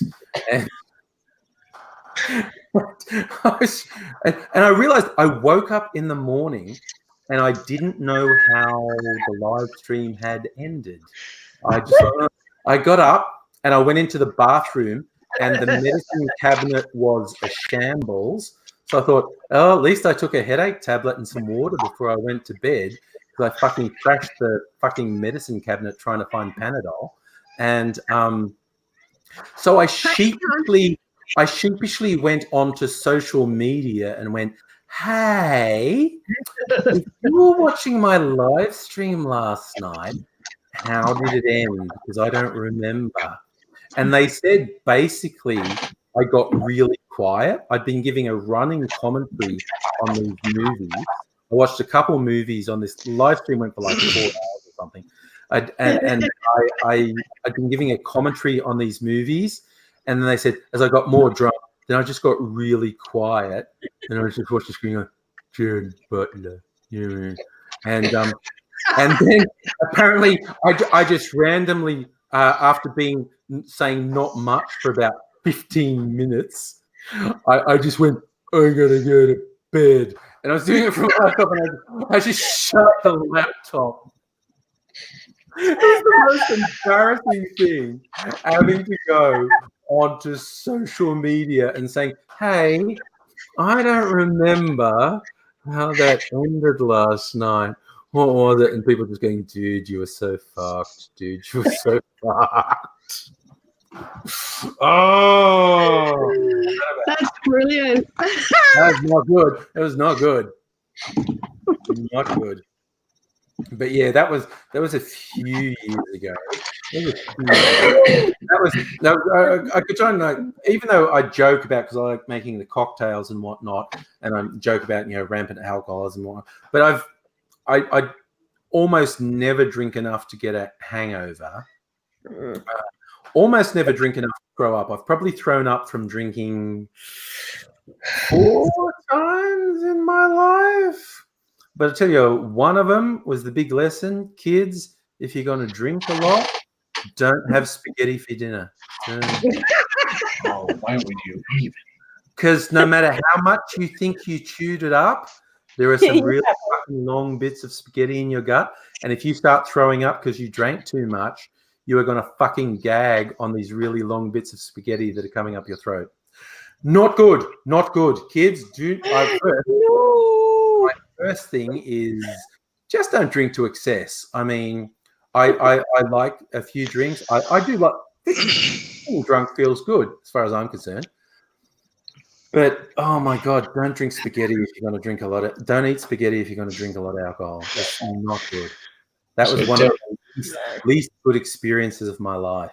Oh, don't eat something extremely spicy. I was single, living by myself, feeling miserable. I think I was probably like on fucking MSN chat. I was probably on MSN. This is going back like 20 fucking years. I was probably on MSN chat, drinking really heavily. And even because I had some regulars on the MSN chat channels, they were looking up to me the next day saying, what happened to you, dude? Because you're like... And I was like, oh, I'm fine. I did drink too much, and I just fucking stumbled off and vomited a bunch. And it was like, okay. Oh, God, I vomited on a train once. That was so embarrassing. Oh, no thanks. Oh, no, I'm the guy vomiting on the train on the way home from work on a Friday night. I don't know any of you. Fuck all of you. I don't know any of you. Fuck you. I've never seen you again. I don't care. I'm the... Because this was an after work drinks thing. Oh, okay. Context of why I got drunk enough to throw up this time. Context. I'm a contractor, so I'm working through an agency. The agency was saying, hey, we're going to reward you all. Let's have a drinks night. And it was the middle of winter. And they said, RSVP if you're going to come to our drinks night. And we'll plan the bar tab appropriately. And so everyone says, yeah, I'm coming out. And then Melbourne, winter, the day of the drinks, a really fucking brutal cold storm came through. It was really cold and raining and fucking hail, and it was fucking terrible. And half the people who said they were going to come to this drinks thing didn't come. So the bar tab was twice as big as it needed to be because there's only half as many people there. No, I was being pretty good. I was just having some ciders. I don't get really drunk at work things. Having cider. I'm probably going back for my third cider, and I go to the bar, and there's this bunch of people. And what they've done, they've worked out how big the bar tab is, and that we're never making it through the bar tab. And so they have started to order top shelf spirits because someone else is paying for them. And so I'm now hanging out with these people at the bar, drinking top shelf spirits. And I probably had two too many.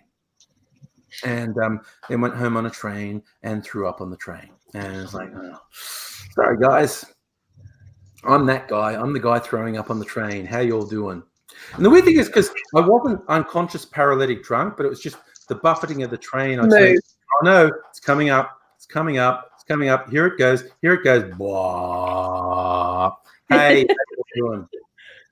How you all doing? You ever had so much you started teleporting? You want to teleport, Luigi? A few times. Nah. Somehow I teleported myself from Ohio to Colorado. That was a fun one. Colorado. Do tell. How? 5 gallons of whiskey later, I was in Colorado. I don't remember what happened in between. How did you get there? How did you go? Was it train, bus, car? Hitchhiking mostly. Oh my God, you were drunk hitchhiking? Oh my God, no. You're mad. And you survived. So much. I love you so much. You are a madman. How long ago was this? You were drunk hitchhiking and you survived. This is about 3 years ago now. We live in very different areas. I live in the serial killer capital of Australia. Oh, yeah. To be fair, Adele's from Adelaide. Home of serial killers. Home of serial killers. Even when I after I finished uni, I first moved to Sydney because I'm from the country. I'm a country boy. I'm just a poor, simple country boy. I moved to Sydney after I finished uni, and I made friends with these guys. And they were originally from Adelaide, a band called the Sweets of Sin, and they had a song about the Adelaide Zoo massacre. And for those who don't, this was a thing that happened back in the 80s. Some really, really fucking sick, fucked up units broke into the Adelaide Zoo at night and killed a bunch of animals. And oh God, I'd forgotten about that. Oh. You believe they maybe raped some of the zoo animals, killed them. And depending which story you believe, they maybe stabbed some of the zoo animals and stuck their dicks in the knife wounds of the animals. So depending who you believe.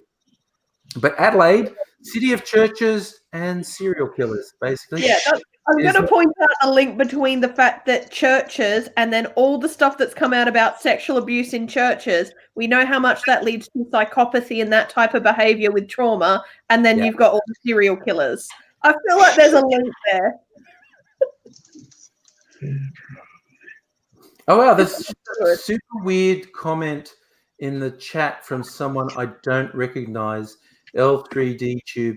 2 Belgian vloggers needed to remove their exploring of derails was just I love that. I'm not that drunk, am I? That sentence doesn't make any sense. No, I'm sober, and that sentence makes no sense.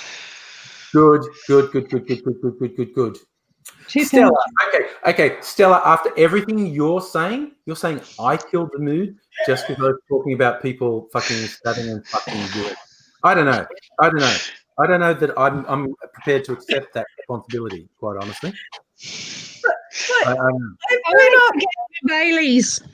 I grew up knowing someone who lived around the corner from the one of the houses that a lot of people were killed in for the Snowtown that were then relocated to the bank in Snowtown. Yep. So I feel like I've probably got a different grip on maybe going out and trusting random strangers. No, Adele, you're right. Look, I had some friends when I was at college who were actually from Adelaide.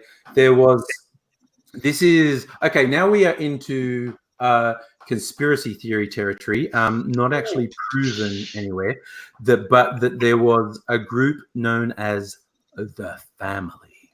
This was well-connected, politicians, it's all well known here. lawyers, judges, politicians, media people who were kidnapping street kids and raping and murdering them. And a friend of mine from college, who's from Adelaide, he said, his brother, who was a bit of a junkie and was living on the streets, his brother was pretty sure he got picked up by these people from the family one day, but he got away from them before they murdered them. So yeah, lots of fucking weird conspiracies. Ruby's just thinking like, what the fuck are you talking about? No, it's not yours. The family's rumored to have mostly targeted young men and like older teenage boys, because there was a spate of disappearances, but because these people were likely linked in, if they did exist, which based on how much I've heard from people who were around Adelaide at the time, it sounds a bit too much like it did happen. Because Maypole was as corrupt as it was back then, like New South Wales and Vic Police. They're going to find out. Like, it's going to be buried so far down that maybe someone someday on their deathbed will say something, but we won't have actual evidence for decades, if anything. What incident is this? The family murders that were happening in Adelaide. The family murders? So the family was reputed to be a secret society that was politicians, cops, judges, lawyers. But this is basically all around. And and now here's the weird thing. We know for a fact this does exist around the world. People in the halls of power protecting each other. Fucking England. Look at England, the weird fucked up shit that's in England. Yeah. You mean that Netflix show, The Family? No, that would be something else probably. There are a couple of families for crime. But this one was like in the 70s and 80s, there were lots of young men and older teenage boys disappearing around Adelaide, and it was all rumoured to be linked with this family of like SAPOL, the judicial system, political systems, all digging into the sex trade and murder of these boys and young men. Abducting homeless rough sleepers because no one would report them. Bad. Hey, feel-good film of 2014. We've just started talking about serial killers, and I want to lighten things up. I had a cute bottle of Baileys. 2014. Baileys. I've got some cherry Baileys in the fridge. We only got to 2014. Chef. Baileys is cute. If it's cute, I'll do it. I'm going to say feel-good film of 2014 was John Favreau's film Chef. Who has the cat in the background? Sorry, what are you doing, Annette? Someone's got a cat in the background going meow. Fox, is that your cat? Nope. No? Someone's got ignoring me. A very vocal one. How much Chambord have you drunk, Annette? That's the question. I could hear something that sounded like a cat, but my cat's not here. It wasn't. I don't know where my cat's gone. I want my cat to be here because there are fucking fleas in my house at the moment. So what we do when we realize Annette's got a cat. There you go. I'm feeling jealous again. That's why we could hear a cat. It counts. Right. I can see you, the cat. I can hear a cat. Someone's got a really noisy. I feel like the chat's getting out of control. What are you going I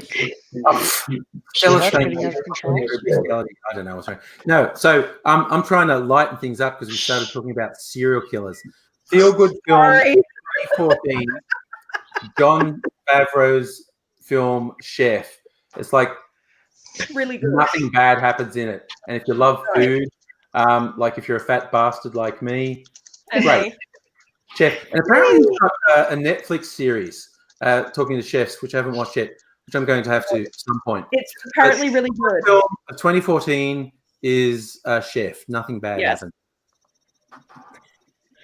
All right. 2015 movies. Let's turn to horror. I'm just trying to avoid talking about serial killers anymore. Fury Road, the best film, Fury not Road, just of the decade, of the fucking century. Mad Max Fury Road. Yes. Oh my fucking Still haven't god! seen it. No more conversation. Nothing else will be entered into. Mad Max Fury Road is a fucking masterwork. Agreed. And here's the thing. And there was. Sorry, Fox, what were you going to say?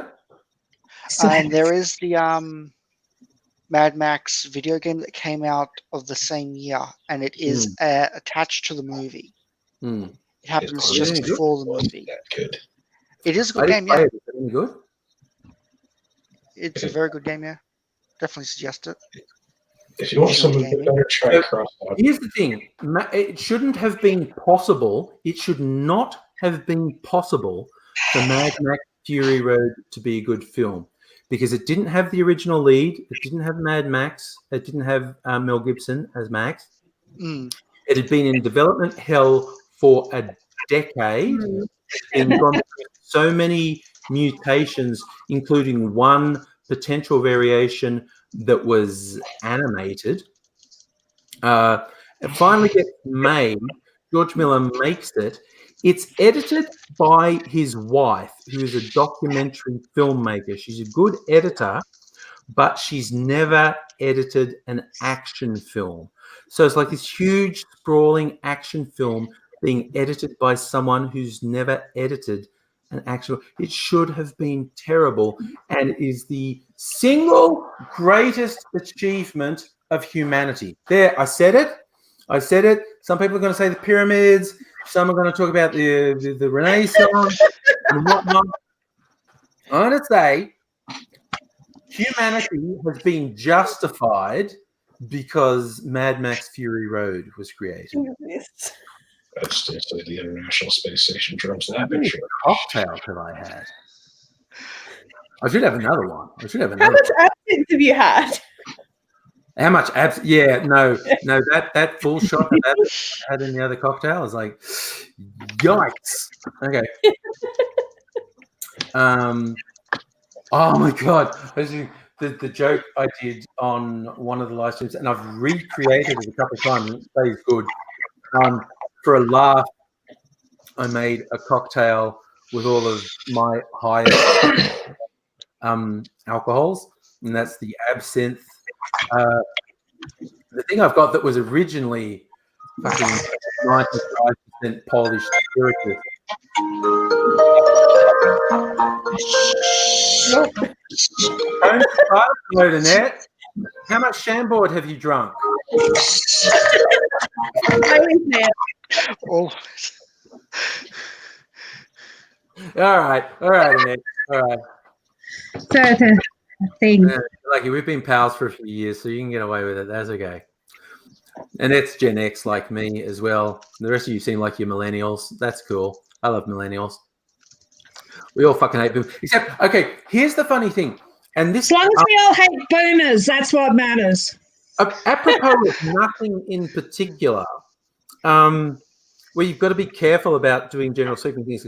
Fucking hate boomers, right? And hippie boomers. Hippie boomers have fucked up my fucking life. My whole 50 years on this fucking planet. Fucking hate hippie boomers. But Glee, who was in here earlier, who is the loveliest, most wonderful woman, and I would kill you all for her if she asked me to. And she's a hippie. She's a hippie, and she's a boomer. I know she's like 10 years older than me. I like proper good boomer hippies, you know, but the rest of them go to hell. No, hippies shit me as well. I've had so much shit over my life from hippies, and this is interesting because I was having one of my rants once going on about fucking hippie boomers, fucking shit, and Glee just went, "That really hurts me because I'm a hippie and a boomer," and I'm like, "Oh God, I love you. You're so sweet." And I was just having general fun saying hippie boomers are shit.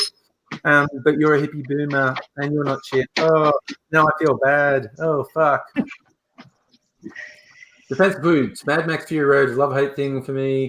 Full-on through action. Zero quiet period. It does. What do you mean it has zero quiet periods? It has that brilliant bit What I love most about Fury Road is it's the Mad Max highway chase, which is fucking great. And then there's the pause where Furiosa meets the many mothers. You find out the Earth's poisoned, so everything she thought she was going to escape to isn't there, and she's crestfallen, and it's this sad thing, and we're going to just escape across the salt flats. And Mad Max says, or we could do what we just did again, but in the opposite direction. And it's like road chase. Ooh, let's all take a breath. Let's all take a breath. It's all a bit much. Oh, let's do the road chase again. And it should suck. That movie Kev's in the chat. should suck. That movie should suck, but it's just fucking brilliant. Angry, Kev's in the chat. We should get him in here. Kev's in the chat. Kev, go in the chat. Cocktail. Where's the link? I'm gonna send you the link, Kev. Can you find it? I'm glad you're paying attention, man. That's all I'm saying. I have another cocktail, and I'll be paying even less attention. But I'm gonna post the link in the chat. Kev.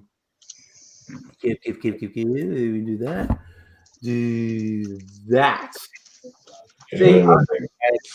Legalized. I'm fine. I had 6 shots of it, not entirely It's not New Year's yet. It's 11:30. 30 minutes. I might even run out of the cocktail because 11 here. Angry's gone to bed yet. She was playing Witcher 3 in the next room. She's turned into the gamer. It's great. She's like the gamer of the household now. Gaming's good. Yeah, open world gaming particularly. I love open world gaming. Stuff where you get to play around. I need to finish Death Stranding. Oh, Adele, that's what I was saying to Mrs. Angry. She might really like Death Stranding. I know it's a lot of people. It's really good. It's so different. The graphics are just amazing, and the storyline at first, like, it kind of repeats itself a little bit because it's setting you up to be able to go further. But I mean, most video games do that to an extent. But I've really enjoyed it. I'm also a massive Norman Reedus fan, so I'm slightly biased because he was the only reason I started watching Walking Dead. So definitely a Norman Reedus fan. But yeah, it's really amazing, and the storyline's so good. But apparently the ending, no one can work out. So I was worried because there was so much hype about it for ages. Like, Hideo Kojima is a fucking genius. And Death Stranding is what happens when you let Kojima off the leash. It just I think he went too far. I think he might have gone too far, basically. I'm so on board though. But yeah, I think Mrs. Angry might like it because it's just that whole exploring of the world and the walking. Yeah. And you've got quite a lot of freedom. Like, you have missions, but you have a level of freedom with how you negotiate those, and you can still go around and explore. Yeah, we both played Zelda Breath of the Wild and loved it. What else did she play? God of War she liked. She's into Witcher 3. Whereas I like the shoot 'em up ones a bit more, like GTA 5, Mafia 3, Yakuza 0. I played on the last 2 years. Quite enjoyed those. I really like We Happy Few, which was an independent game that came out this year from a Canadian I heard that's good. We Happy Few.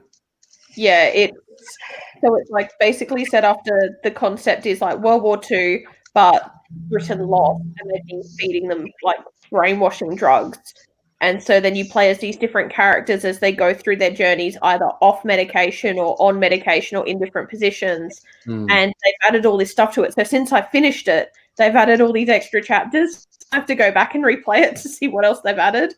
But the storyline's amazing, and just the gameplay is really different. And there's so many, like, they do different challenges. So like one challenge is to try and get through the whole game with not injuring or killing. I don't know how you do, but see how we go. Yeah.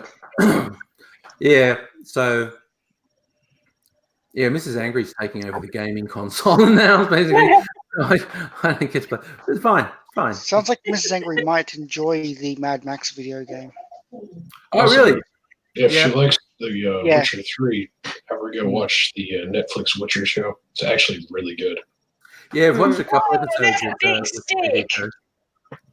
What? Yeah, You have Henry big- That Cavill was in being the sexy and going, behind the backstage when we brought in. oh, who's in backstage? Who's in backstage? Who's that? Kev. Kev! Yeah, buddy. What? Tell me about your big stick. You up there, above me. Rudy, what's your stick, buddy? I Tell got me a about busted leg, so I use a cane. Eh? So you actually, it is actually a functional walking stick for you. Yeah, but it's also a shillelagh made by Cold Steel. It's pretty cool. It's very much a shillelagh. Very cool stick. It's very much a shillelagh. Kev, what's happening in your world? Stick around here somewhere. I'll find it. Well, is it next year for you people already, or No, we're Not 30 yet. minutes away from New Year's. Where's my stick? I mean, we might do a countdown here. I might run out, to sort of get a bit of action with Mrs. Angry on New Year's Eve. So this is why I've got everyone in the chat here. So, Yes. She's probably the next room. or are you hearing going to have to me flee saying, to like, sea? "Dude, you are so not getting any action." No. Oh, yeah, and it's got a stick too. It's a It's got a fisting stick. knob My on the end. dad's. A wizard staff has a knob on the end. No, my dad got this made for him by his bodyguard. How cool is Dad that? had a bodyguard? Okay, Annette, okay, at this point, we need to know a bit about your dad and his bodyguard.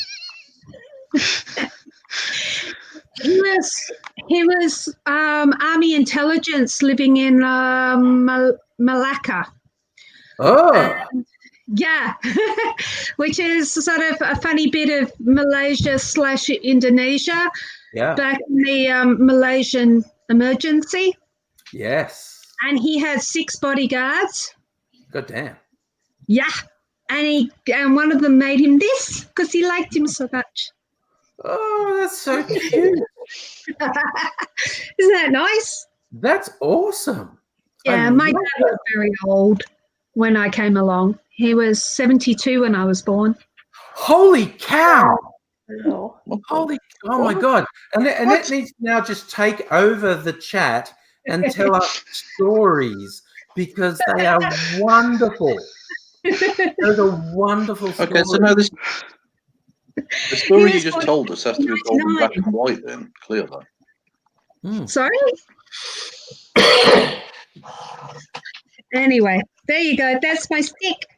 So no. Tell us stories. Your dad tell stories about the Malaysian emergency. I had to work that out for myself because he was in Z Special during the Second World War. Oh, Attack Force Z. Oh my God, Mel Gibson made a really shitty movie dramatizing Attack Force Z when he was young. Anyway, yeah, he was in Z Special, and I don't know how. I don't know much because he wasn't allowed to say anything, and everything's all confidential and stuff. So I don't know what he did, but he did some stuff, and he wasn't allowed to talk about it. And I feel like, yeah, it'd be like getting your dad drunk on Christmas and New Year's, and the stories would start coming out. Nope, no, Dad was like very disciplined. Very disciplined. Whoa. Yeah. And then the war ended, but it didn't end. And so Spoiler alert. Yeah. So he was sent off to Malaysia or something. That bit of the world which wasn't very determined on boundaries and stuff at the time. And there were still Japanese guys coming out of the jungle thinking stuff going islands and whatnot. Wars on. And it was very, very dangerous. So he had to send his daughter, who was my half sister, off to a convent. A convent, yes. Okay. enormous amounts of soap for months on end. And that's all I know. And wow. This just went in a whole direction I was not expecting. That's Annette. That is fabulous. Like we've been internet pals for years. I've got to get you. I've got to get you on the podcast. I think I've got to get you on the podcast and tell some stories. But what? Get me pissed first. But what I was thinking is what's. Kev? Yeah, what's more dangerous, sending a kid to a Catholic convent or having Japanese snipers going after them? Well, that's up, isn't it? You know, one's a bit more open. The danger with one is a bit more open than with the other. Really, I think what we're getting at. Yeah, you know when snipers are coming for you. Yeah. If you want to be technical about it, depending on if it's a little boy or not, and there's a Catholic priest around. Oh my God! Sorry, I just remember the story. Like again, World War II is kind of held up as an honorable war, but people did fucking horrible things in that. And shit got a bit murky in our part of the world in the tropics with the advancing Japanese Imperial Army, the Kokoda Trail, and all these other fun things. When the Americans belatedly showed up, one of the stories from a World War II veteran said, "Why we don't talk much?" You go, "Well, there's one because the Japanese sniper." This is when someone said snipers. This made me think of it. Snipers in a lot of things, like if they're up in a tree, they would tie themselves to the tree in case they fell asleep because they basically had to stay up there for days on end. So they tie a rope around their waist and a rope around the tree in case they fell asleep. They wouldn't fall all the way out of the tree. And there's a story, an American who's coming up the Kokoda Trail after it's been opened up, and then some Australians there, and there was a Japanese sniper hanging from a tree because he'd been tied to the tree, and he shot a lot of people from that position. And they finally got him, and the American looks up and sees this guy is still sort of suspended from the tree and goes, "Is he still alive?" And the Australian goes, "I don't know," and gets out his rifle and shoots the guy through the thigh, through the leg, who screams in pain. He goes, "Yep, he's still alive." Yeah. It's like the payback, the war is just fucked. War makes decent people. Yeah. War is not honorable. War is not good. War is sometimes necessary, but it makes good people do terrible things. Oh my God, Stella is just being a wild person in the chat. I'm just noticing. Stella? Yeah. Stella? It's because she's working in the mining. Is contributing. No. I've known people who've worked in the mining areas, and yeah, it's kind of particularly if you get places in Australia like Coober Pedy, where everyone lives underground because they're in the desert and they dig these caves out and they all live in holes in the ground and they're fucking crazy. I've been out like Lightning Ridge and Coober Pedy. Well, Stella mentioned she's out of Kalgoorlie, so. Stella's out of Kalgoorlie, yeah. Stella is a woman. Okay, see, Fox, she's blaming you, buddy. She's blaming you. I saw that. I was watching that, waiting for that. Nah. Blaming you, buddy. Yeah. Oh, no, that's a great one. No lewdness in this Christian stream. That's an old theme. How many years ago is that one? No lewdness in this Christian stream. Fucking meme. Okay, let's actually do that. We've been talking about movies. What were the big memes? Like 2015 memes. Is so Young weird. Cat would be a big one.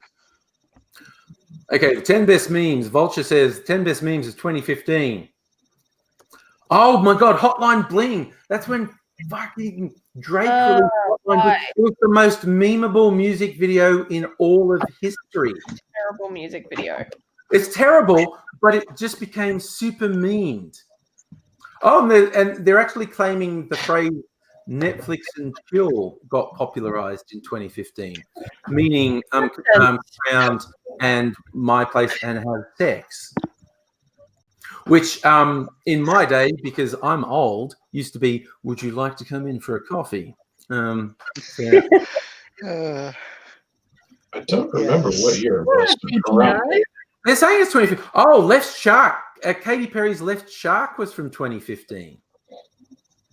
Oh, Left Shark. Oh. Little Mama Crying. I don't know what that even is. They're saying that was a big meme of 2015. I don't even know what that is. So, I'm still trying to work out what I did in 2014. No, I'm not on board with Jessie J. Oh, what's good? Nicki Minaj calling out Miley Cyrus at the MTV Music Video Awards. Who remembers that? That was some bad bitch stuff. I don't even know if that was scripted, because if you're cynical like me, you think it was scripted and whatnot, but they actually really seem to like be having a fucking fight. I don't know. Nicki Minaj picked fights with an awful lot of people just cause. Nicki Minaj is a bad bitch. Her and Cardi B, when they started punching up at some sort of event, no one should have been surprised. Why the hell would you put those two people in a room together? Yeah. Make this. I mean, I'm not getting any of these other memes. Still do their job. Pizza. Did you hear about that whole thing about the South African feral people? Oh fuck, what's their names? They're really fucking famous, and they moved an Australian girl. Who? Diane Wood. That's it. Yeah, they brought an Australian girl over from Australia to South Africa for witchcraft sex, and then booted her back to Australia. Yeah. Yeah, there's incredibly questionable stuff went on with that whole thing.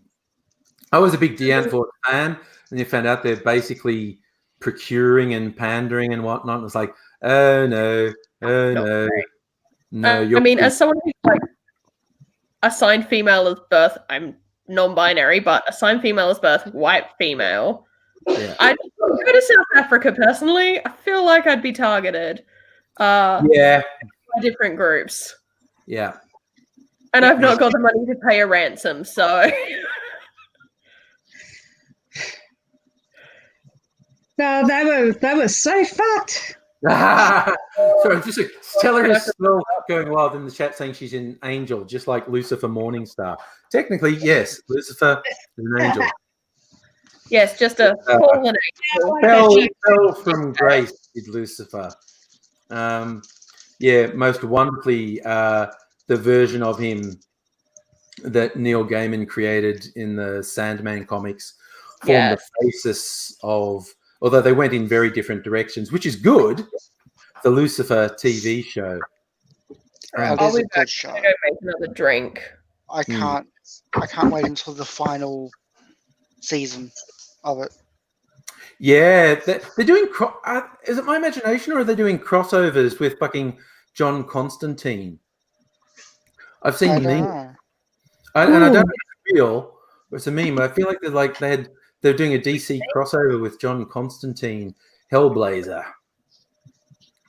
So Adele's run off to get. I'm gonna get a drink. I feel like I haven't had a drink in good 10 minutes. Oh, we're only 10 minutes off midnight. Look, maybe drinks ready. And I've got my midnight drinks. I've got. I think it's in the fridge. I think I put it on ice. Hang on. Let me look. Oh my god, my knees are fucked. I'm old. I'm dying. I've been sitting down too long. All right. No, I've got it. All right. Andrew, don't you hate it when your knees don't move very well? Oh my god, my knees are so fucked. You can sit still and imagine you're still 20, and then you have to move. Yeah, and then you get up. And what the fuck is wrong with my knees? Okay. Oh, that's right. I'm almost. Consider bûche. Just really was telling me about it. Didn't tell me anything. It's French apple cider, though, and it's got a thing, so I can do a pop.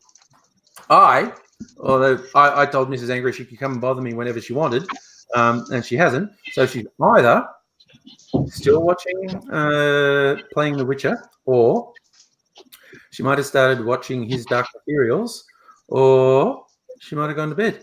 Oh, it's a mystery. It's a mystery. It's Schrodinger's mystery, and all things are equally likely till I open that door and I find out what's actually happening. Oh, it's a philosophical quandary. They're all. Sorry? You're the cat. It's your cat. It's your cat. Not my cat. It's not. They're being really boring. They're just.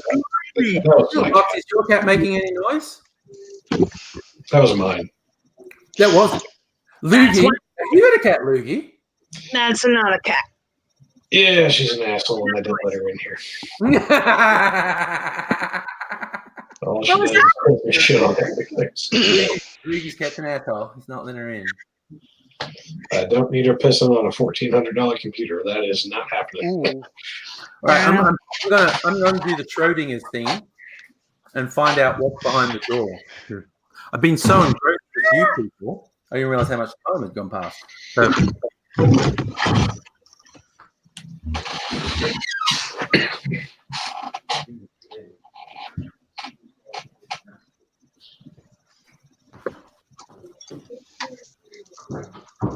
So, Mrs. Angry actually retired without saying anything. So, at midnight, I might sneak into the bedroom and get a little New Year's kiss. That's the reaction I was hoping for. That's good. But I want. Okay, I've had this for like I don't know how many years. This is now it's vintage because I've had it for years. I've never popped off and go. I don't want to pop it off just for me. I want to pop off Mrs. Angry. Okay, that came out wrong. That came out wrong. No, that came out perfectly. That came out right. Yes. Especially if Stella heard it. Wrong that did it. Really? No, I'm going to make a cocktail. I'm not going to. It's back. I'm not going to pop my cork, as the saying goes. Hey, Dale. There you go. So we've got the countdown to midnight. I want a suitable. Oh God, should I neck it? Neck it. Trying to think of what. I just came in on popping cork conversations. I don't pop my cork for anyone. No. Hey, big spender. The best conversations to come in on. Spend a little time on me. What happened left? It just basically, Adele, you went away, and everything went to hell. That's a. Yeah. Everything got in hell already. Adele, you were keeping us in check, and you went away. You're a linchpin, Adele. And Adele keeping us in check since when? Serial killers. This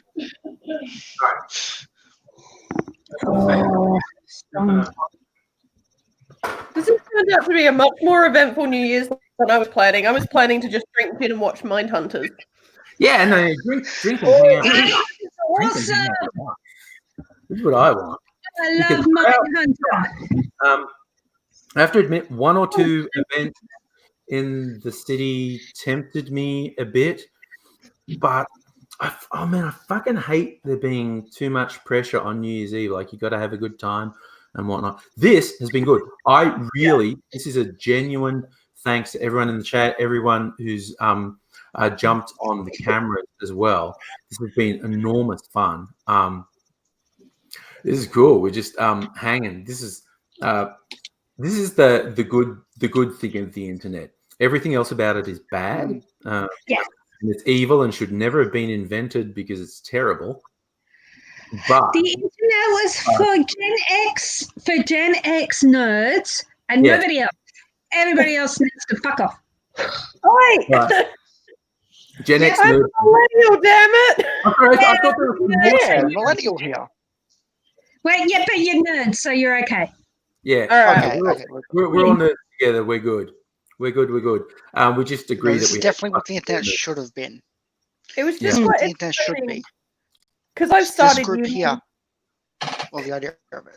It was really weird this year because I started uni this year, and so I'm 10 years older than almost everyone classes. And so, like, we're talking because I do law and criminology, so we talk about like 9/11 and the children overboard and things that set precedents up to 10 or more years ago, 10 to 20 years ago, because that's how long law takes. And none of them remember it because they either weren't alive or they were infants. And I'm there like, I've become that person. I'm the only one who gets what the teachers are talking about. It's terrifying. So I'm I wanted to do criminology when I went back to uni. When I went to uni in 2012, I just graduated. Well, I'm probably not going to graduate for another several years. Sorry, did I say 2012? I meant 2002. That's okay. That's fine. 10 years, what's that? 1995 was 5 years ago. Yeah, I'm really only 2. It's fine. What would you say, Amy? I just rented that. I did actually queue up the fairy bread video. Yes, the fairy bread rant. This is absinthe. This is what absinthe does. This is why we suggest it. Yeah. Hang on. God damn. I'm just to say, like, okay, Stella is my God. Who's Stella? Why doesn't she have a webcam? Stella's ripping up the horniness in the chat. That's okay. Doesn't Kalgoorlie have a post office? Can she not order anything online to help? That's a thing. Yeah. Yeah, but you get some full out of the real thing. Postal service. People. Infants. Again, this who ever saw the incredibly old weird comedy film Top Secret? It's like Val Kilmer's first leading role. Yes, I saw that at video nights with Robers. Again, that's a Gen X 80s video night movie. Yeah. And it was great because it was one of those movies that's just a series of one-liners. It's quite nonsensical in a series of one-liners. And the one thing they did that really stayed through, there was one guy saying to Val Kilmer something, and he just says something like, you think he's going to say one thing, he's going, I've tried this and I've tried that, but no matter what, and then he just randomly goes, I can't satisfy my wife. And Val Kilmer goes, here, try this, and hands him this box, it's a sex toy, and it's about this big, and it's got a fist on the end of it, and it's called the Anal Intruder. Well, that's something I would not have understood as a 15-year-old with my church group and Rogers. Oh, my God, did you go to church groups as well? Because I did that. And went to Catholic school, and the parents would never let you go out or do anything. So the way you got to go out was to go to Christian fellowship groups. Yes. And it was just basically all these horny teenagers going off. And yes, let's talk about Christian fellowship, shall we? Yes, let's have a video night where everybody stays in the backyard and smokes. And snogs. Yeah. And drinks fucking Bacardi breezes. If you can smuggle them in, yeah. Passion pop. Passion pop. That's upscale, girl. What was the bubbly one? Come on, someone help me out. Really bad. I blocked it out. Passion pop's the only one I can remember. Coke girl. I feel like it's not Passion Pop. It might have been Passion Pop, but something else. It usually was Passion Pop. It usually was. And then Southern Comfort and Coke, if you went down to Hyde Park in the so-called movie nights where you actually try to get into gothic nightclubs instead. Here's Annette letting out all her secrets now. All the secrets are going to come out now. This is New Year's Eve confession. Oh my God, it's 11:59. It's only 11:29 for me. Okay, well, I'm going to be around in a half hour, Adele. We'll do it again at 11:29. Where's my clock? Jesus, fuck, I don't know. I was going to do something like with a countdown, and I am not at all together enough to do that. My cat's run away and hidden from me because he doesn't understand the noise. Okay, that's not the perfect poll, but we can go with that. What are you doing, Fox? That looks super fucking weird. Oh, you're just pouring a drink. That looked really fucking weird. You just saw an arm coming at the... Yeah. Yep.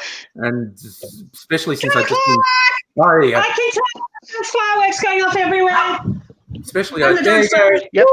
Yep. Woo, it's happy New Year. It's midnight exactly. Happy New Year. Happy New Year. Happy New Year. I'm going to run in and kiss Mr. Angry. You guys hang out here for a bit. Yep. Go get your New Year's kiss. Run in.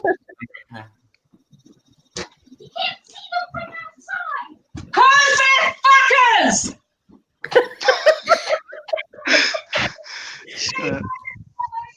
Because it came suddenly, we weren't expecting it. Didn't have time to finish pouring the other one. Yeah.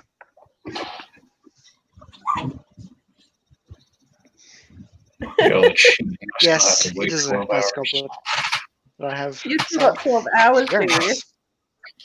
It's only the 31st here. Oh my goodness. It feels weird that time zones are so, like, I understand the concept, but it always throws me that it's that far. All right. What did the degenerate got up to while I was out? I just was freaked out by time zones. That's fine.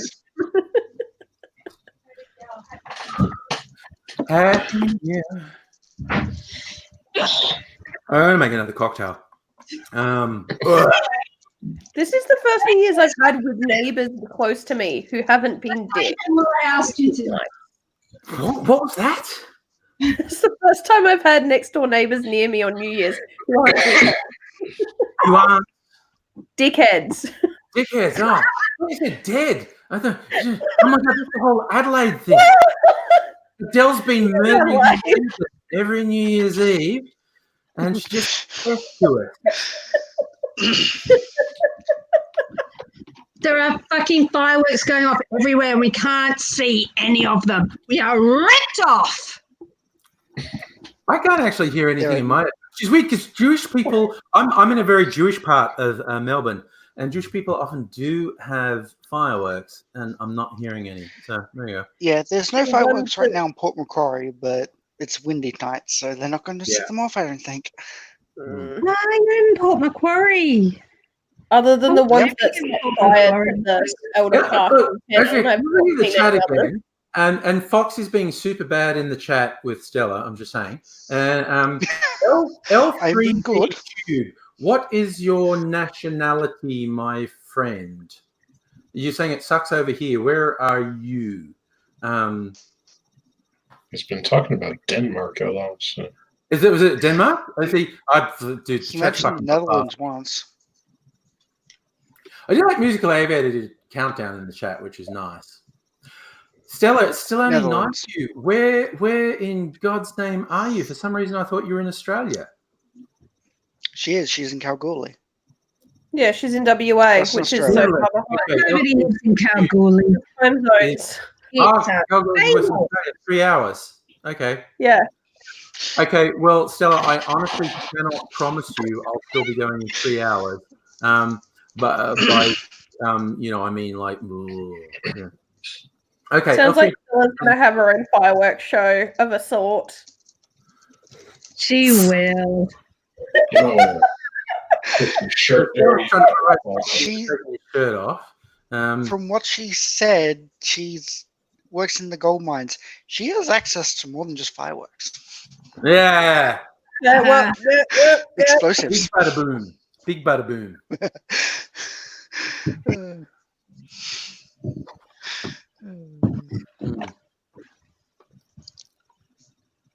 Okay, PBR's watching Sydney fireworks on ABC. Can you see them? Visibility in Sydney seems very bad. Man, people would get on social media. We're getting so fucking worked up about the Sydney fireworks. Not completely without cause. But I really had to say to people who think, oh, save the money. No, dude, the money was spent like a year ago. cancelling them would not have saved any money. Oh my God, Stella is talking about Anfo now. Stella, we've already talked about getting on CIA watch lists once on this podcast. Well, I'm just laughing at all the Stella is the of the Kalgoorlie causing fucking. Oh my Apparently, Fox of Fate, they're calling for you to start stripping on camera. Yeah, come on, take it all off, Fox. Take it all off. I was about to say, not drunk enough yet. Yeah, not drunk enough. Okay, couple more drinks. I reckon we'll get him. Couple more drinks. We'll get him. Share your absinthe, Andrew. I could probably neck this. This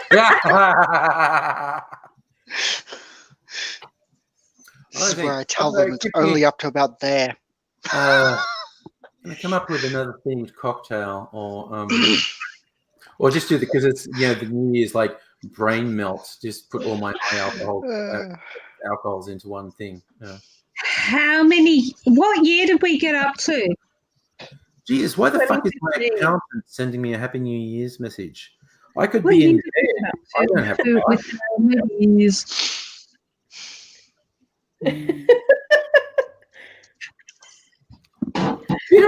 It's funny. Sometimes the mobile phone congestion gets too much on midnight, and everyone starts sending Happy New Year texts to their friends, and they don't come through for hours.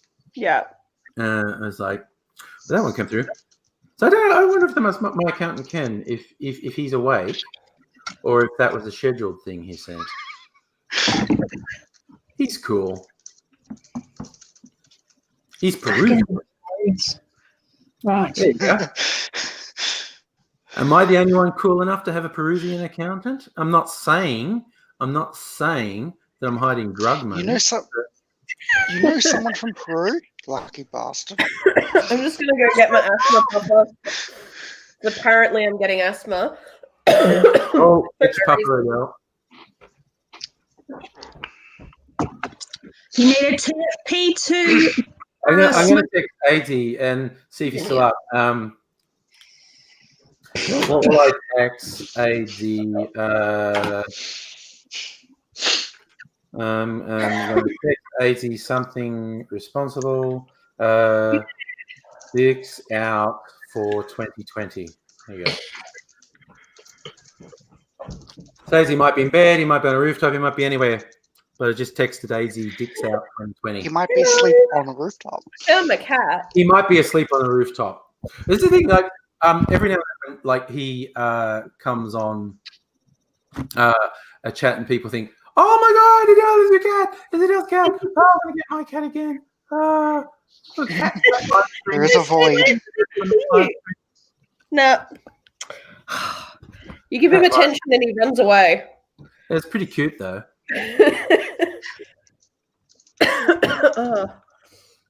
PBR, happy Hogmanay. Yes. Happy Hogmanay! L3D Tube, you forgot why you clicked on YouTube. Dude, you did it to hang out with us and have a good time. Now Stella's teasing about fucking private live streams. Okay. Sorry. Yes, yeah. Oh my. Oh no, sorry, that was Papa. I thought you. That was the reason I'm getting asthma.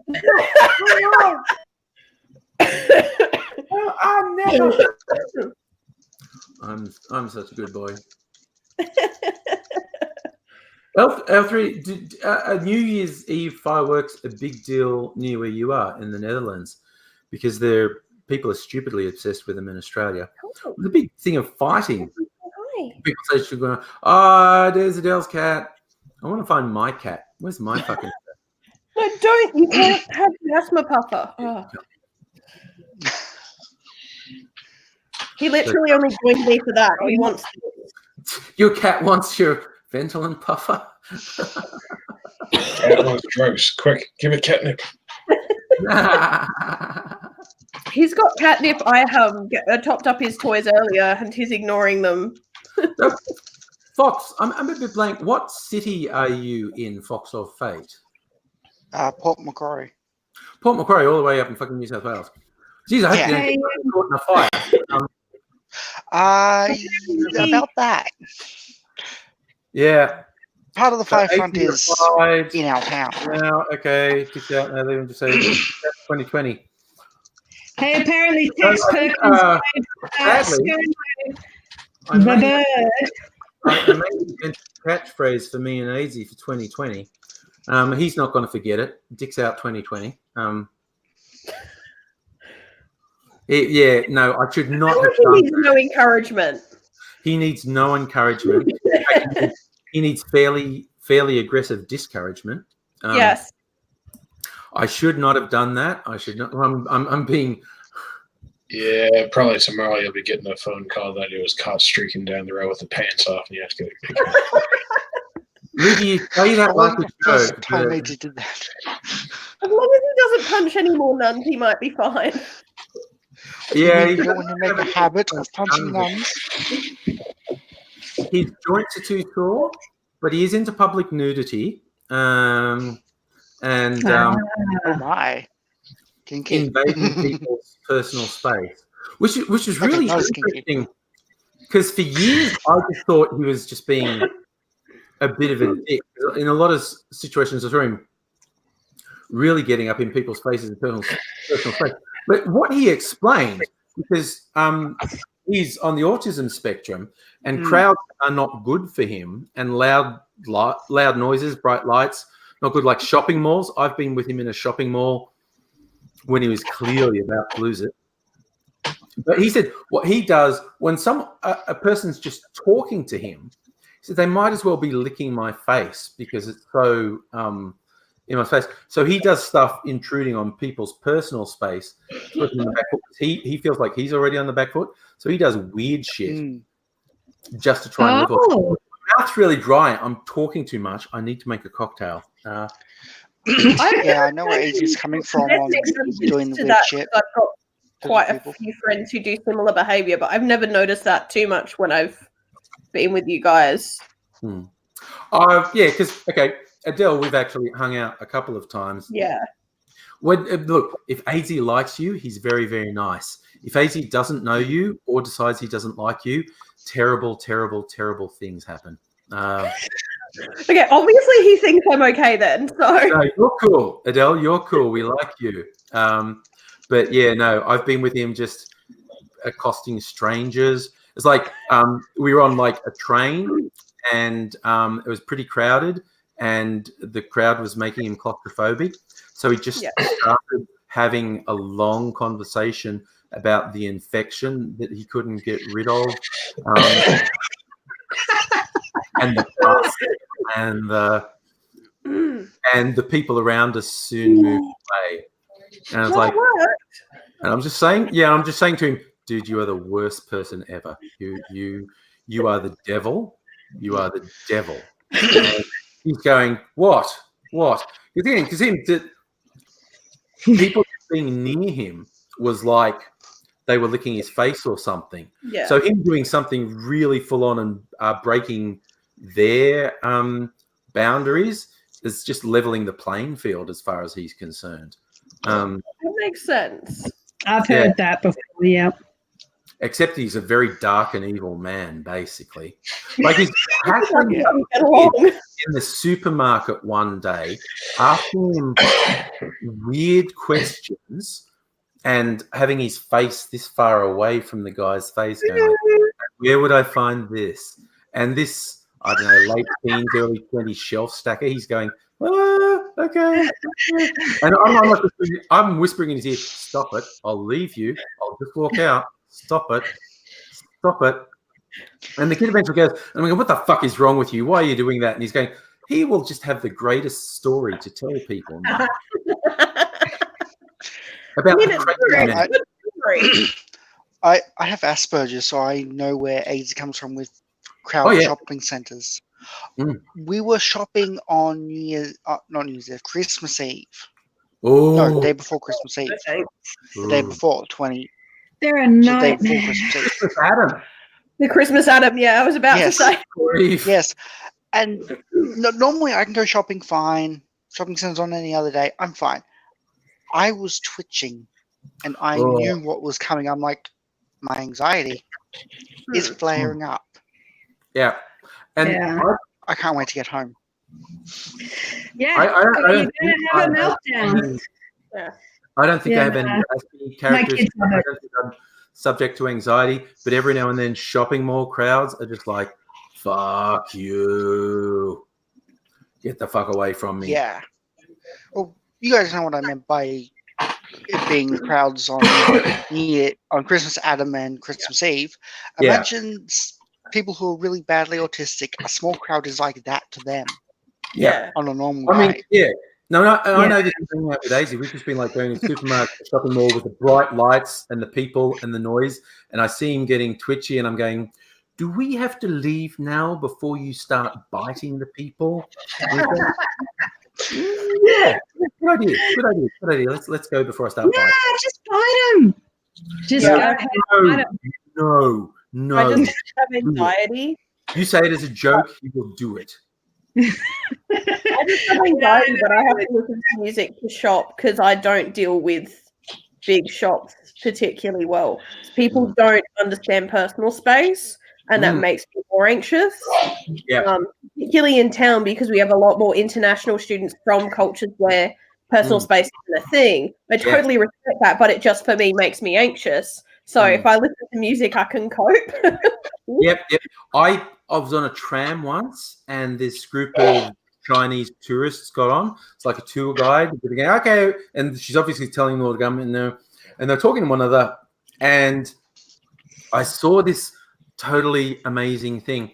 One of the tourists was talking to another one, but there was like this Australian woman between them, and the Chinese guy's face was this far from her face, but he wasn't acknowledging that she existed, and he was talking to the person behind her, and I could see her go, the fuck. That would freak me out.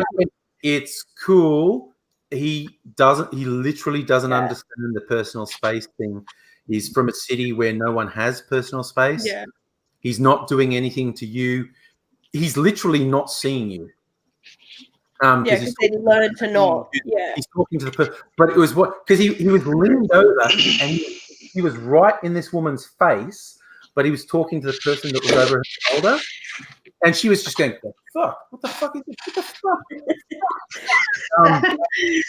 So I thought of talking to him and saying, "Hey, buddy, personal space," but I don't think they spoke any English at all because they were a tour group. So I just talked to her and said, he's not doing anything to you. He's not conscious of the personal space thing. He's not trying to mess with you. It was weird because he was literally in her face, but he wasn't acknowledging she existed. It was so weird. But yeah, again, cultural differences.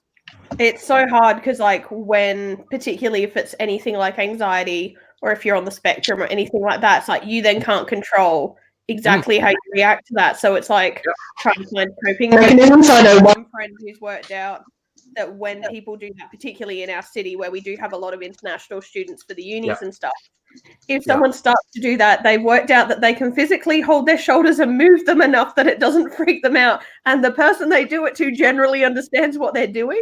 Yeah. You love that dress. I saw it like this haute couture dress someone had that had these big claws on the shoulders that I love that. Get out to declare your personal space. That's my kind of dress. No, don't come than that. That was pretty good for people who don't like their personal space being invaded. That will bring back hoops, like the really big hoop Victorian iron things. Yeah. I could wear a hoop skirt. Oh. I could rock a hoop skirt. Sashay about. I was tempted to wear my kilt for the live stream tonight, but I didn't actually know where it was. So wearing shorts. I did go into work today because I started a job just for Christmas and I'm trying to get up to speed on stuff. The boss fucked off at 2:30, which was nice because he kind of went, no one's going to leave before I do. So he fucked off at 2:30. And then people gradually started going out. I think I left a bit after 3. But yeah, I know I got in at 7:30. Don't know why.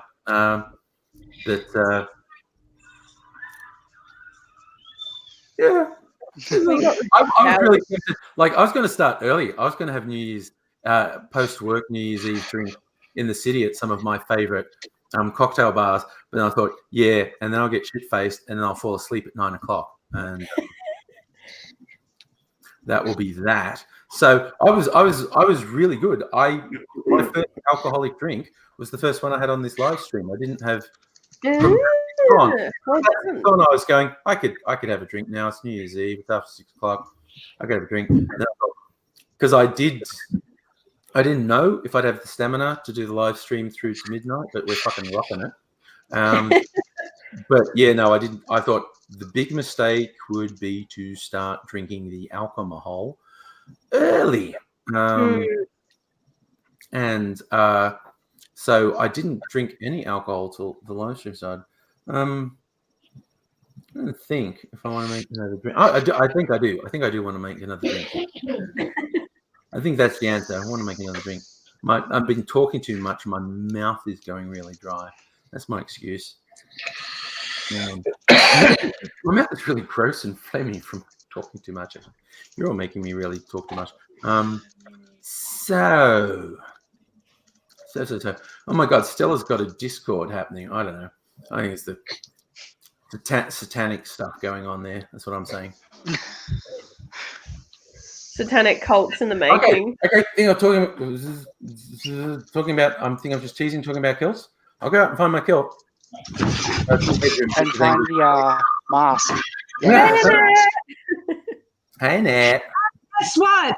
Tex Perkins just dedicated The Honeymoon Is Over to the Prime Minister. Nice. Fucking Samo is copping a burn from the way he's fucked up handling. I hope it sticks. I hope because several media outlets have said, no, this dude should go. He's a fucking joke. The problem is it's so long before an election. Dan Andrews, the Victorian State Premier, he's been man of fucking action. And again, he's still a politician, okay? I am fairly favorably disposed. Oh, you got a kitty. Yes. We got a special guest with a kitty. Lily was returned. This is the cat live stream. We light up because there's a cat. I know. We're yes. So excited. So excited to see a cat. I want to go and drag Mimsy in again. She's probably hiding. Ignoring me. And leave me alone. We never go because we've got 2 cats and only one of them ever appears on the live stream. You know what? I think Lucy's retired. Bloody Mimsy is a very social cat. Like my friend his name in the chat's Mofo Sign. Brian is his real name. We recorded a podcast the other day, and he's like, "Oh, your cat." Can I say? And he's being really tentative, like, "Oh, smell the back of my hand. I'm safe." I'm like, "No, dude, she's a slut. Just like pat her." She, whenever a visitor comes to the house, it's like, "Is this another person that might worship me?" Whereas Shadow just runs and hides. At one point, I will fucking just catch Shadow when I've got a live stream on, just so I say, "Look, I've got another cat. A Shadow. She doesn't want to be here. She is weird as fuck." We've had her for 9 years, and she's got some fucking traumatic experience in her life. Every day, like we go to do something for her, and she flinches. Like her mindset is, "Oh no, they're going to murder me." For 9 years, everything's been cool. But today's the day they're going to murder me. I better run. And it's like, what the fuck is wrong with you, stupid cat? I'm coming back as a suburban cat. I'm coming back as a pampered suburban cat. No, I agree. When we went to get a second cat, we went to the Lort Smith Animal Hospital, like getting a rescue kitten. And the reason we chose Shadow, besides the fact she was cute, she saw that sort of grey colour. She was getting picked by the other kittens. There was like a fish tank with all these kittens in it, and she was getting fucking picked on by the other kittens. And we went, "That's not fair." And we got her out and played with her, and she seemed okay with her home. But she's a runt. She's a full adult, and she's only about 3/4 the size of Mimsy. They're both females, so they're both smaller than male cats are. But Shadow's only 3/4 the size of Mimsy, and she's a persecuted runt. Aww. But I'm gonna bring her out to say hello at one point if I ever catch her anyway. I used to have a cat like that. Used to have a cat called Tripwire who was like that. That's a great name. That is a great name. Yeah, he used to get under our feet and trip us up all the time. Yep. I got it. Yeah. He was a cutie. I'm trying to attack shadows, and I'm having to remind him that that's not ideal where he's doing it. Just do it near stupid space. Like, don't go where it's fine. Go where you're gonna break yourself or something else. Oh, yeah, that was Fox's partner coming in with the kitty, keeping us all happy, showing us cats. That's what we want. I think.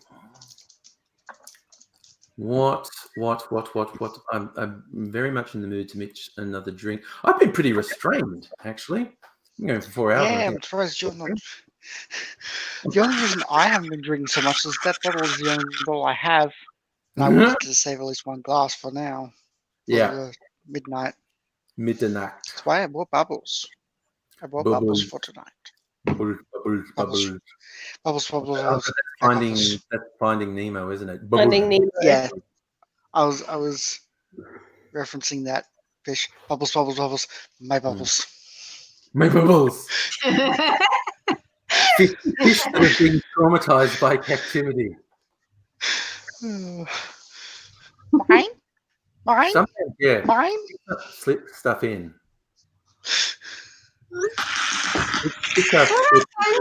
When I send people Happy New Year. Ooh. It goes bang, bang, bang. Why didn't it do that? I would have thought it'd go bang, bang, bang when I said Dicks Out 2020. Not the right catchphrase. Oh my God. I thought you'd suddenly stuck a bindi on your forehead, Adele.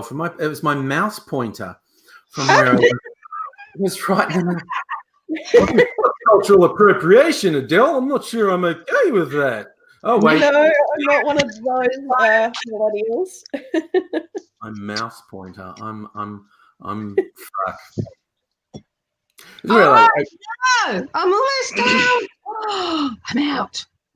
If you were closer to Adelaide, Annette, I'd offer you some of the Baileys in my fridge, but you're so far. It's a Winslet story. I had a cat. I appreciate the thought.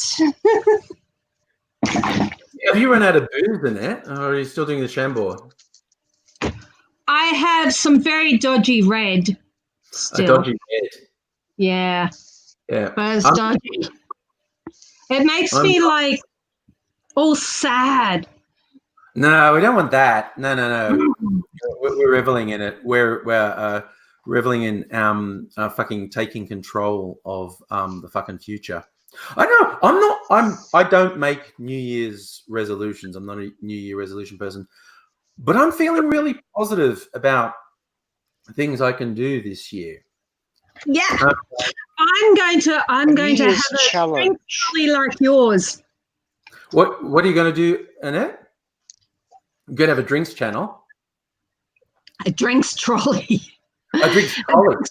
Like you're an inspiration to me. Trolley. Yeah. I did check Freedom Online, and there's one at the shop near me, so that might have to happen. Well, Andrew's the one who inspired me to do more cocktails, so... Yeah. Fox is always the one who throws out when I'm saying, what do I put in the cocktail? And the live stream, Fox goes, put some agave syrup. Put some absinthe in it. I have agave syrup now. Agave syrup. Oh, agave syrup. I got agave syrup from Fox. Fucking hell, dude. Costco. The large Fox convenience store, Foxco. I need to No. I'd probably name a convenience store Foxco myself if I could. Costco. Because in Adelaide, you can buy food. Please share it if you do, Kaiju. A short story about cats sounds really good. Email it to me. I'll read it on a live stream. Depends if we're in Perth. Yeah, you're so I'm gonna have to stay up to 3 a.m. to see news if you. Adele, it's midnight. It's midnight for you. Oh, it is midnight. It just Happy New Year, Adele. Happy New Year 2020. Does that mean that we get to do ridiculous jargon and cocktails in teacups? Because that I'm on board. Fuck Gatsby all decade. Except not as much fringe as they made out, because that was highly inaccurate. I've got Prosecco in a goblet. I think you you got can drink Prosecco? anything There out you of go. anything. That's stylish, dude. That is I've stylish. got, what is this? Soda water, lime juice, and gin. Nice. That's basically a gimlet. Holy shit. Okay. Cool. And now it's gone. But yeah, I finished my Chambord, so now I've only got gin and creme de menthe and Baileys. So I need to buy a more for my bar. Not sure. Yeah, I'm not feeling it. I actually, you should be over here because we could complement each other. Because I do not have creme de menthe and I do not have Baileys. Not in my repertoire. So yeah, I've got slowly trying to build up my bar, but it hasn't been the priority this year yet. Now, new year, new bar. Rampant alcoholism for the win! Yeah.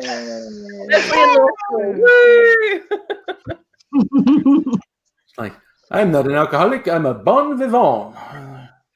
I went to whenever I went to law things this year, and it's like all the 18-year-olds who have just started drinking, so they mix their beer and their wine with their spirits, and then wonder why they feel sick. And I'm like, no, you're drinking wrong. This is how you drink. This is how you can drink all night. Pick a drink. Pick a drink. Exactly. Pick a drink that's affordable for you to keep drinking, and also make sure you chuck some water in between because you're only young. Yeah. And Fox is going super stylish and drinking straight from the bottle now. So I actually had both of them, and I looked between them, and I'm like, yeah, double fisting. Double fisting in a different way. Right, sorry, I've been considering something.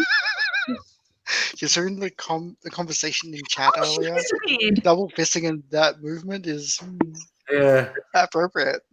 Yeah, no, not good. Not good. Sel's there. I know she is. She's lurking. All right, I get another block of ice, I think. I like a cold drink. I drink. Hey, who is old enough, and I think it's possibly just you and me, Annette, to have seen the film Sid and Nancy? I used to have the poster. Actually, I had 2 posters. Yeah, love that film. As Gary Oldman's first starring role as Sid. No. I think he was in Prick Up His Ears before that. Did Prick Up Your Ears come out before? I think it did. They were within a year or two of each other, definitely. They were very close. But the one thing I always remember, I've watched it so many times, I basically remember all of it.